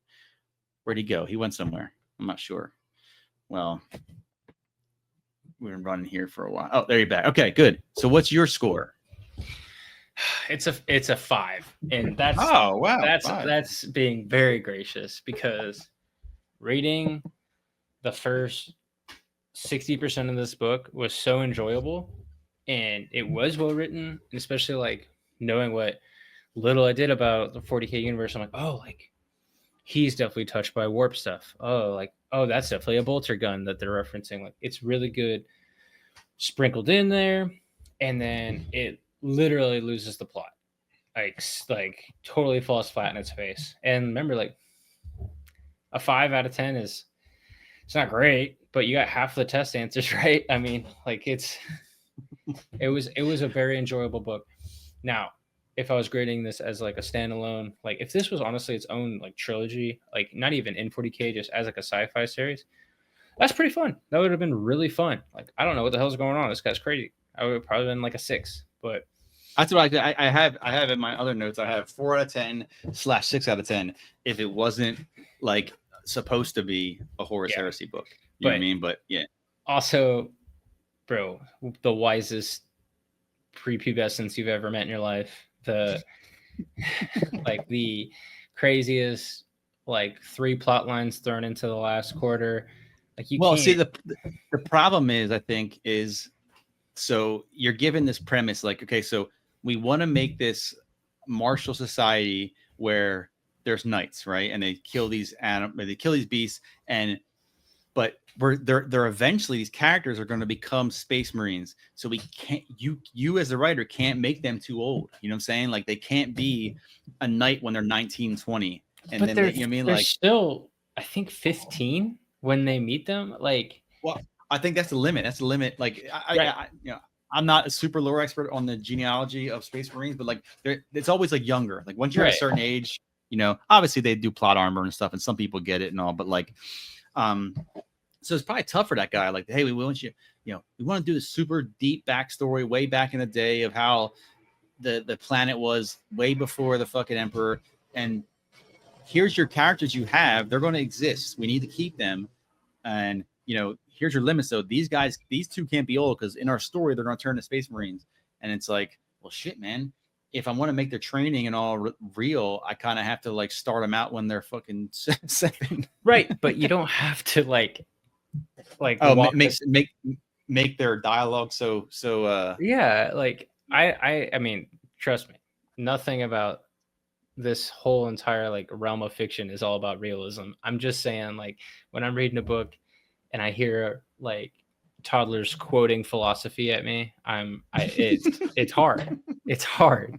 Like, given like there's a half human holding up my coffee table right now.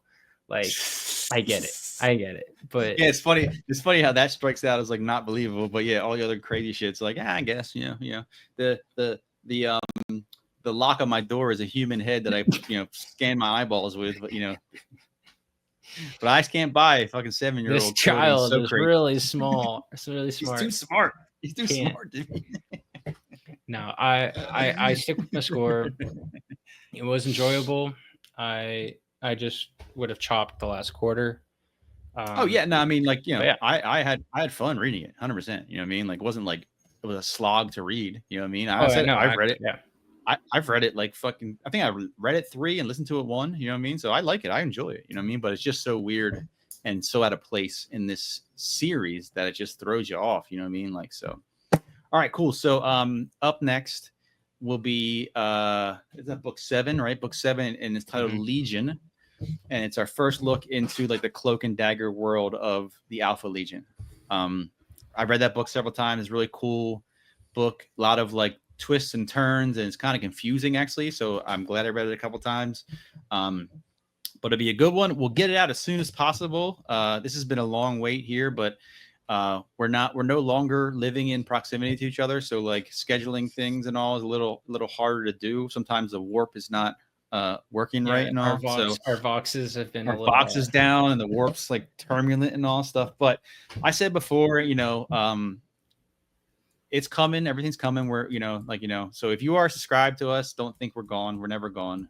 We do this for fun and we enjoy doing it. So we'll continue doing it, but it just may be longer than other places that you're used to getting like weeklies and all. We try to do monthly, but it's been a while. I moved and all and stuff. And then you moved across the, another state and all stuff like that. So, but it's coming. So don't worry. We're reading it and we're coming. We'll bring you more of this goofy ass shit. So thanks for tuning in. If you like it, what you hear, I hope that what's his name again? I had it up here. Casey. Ito Casey. I hope I'm saying it right. Yeah, I hope that helped out. It was a little longer, and you got more insight. Send it over on any of the different platforms. Give us a follow on the podcast app, your choice. YouTube is kind of like where it's not a lot. I think we have like 70 subscribers, but I'm happy with that. Woo! That's where I get the most. IG. So listen, if you like us on YouTube and you have an IG, hit us up on IG because I get nothing on IG. I make these little cool little clips just to keep us relevant, and I get a lot of like views on YouTube. I don't get nothing on IG. I don't know what I'm doing wrong, but not a big deal. Whatever. But everything's the Horus. The Heresy Hangout. That's everything. So any kind of social media where we're on, you can find us there. So thanks again, and see you next time. Thank you, guys.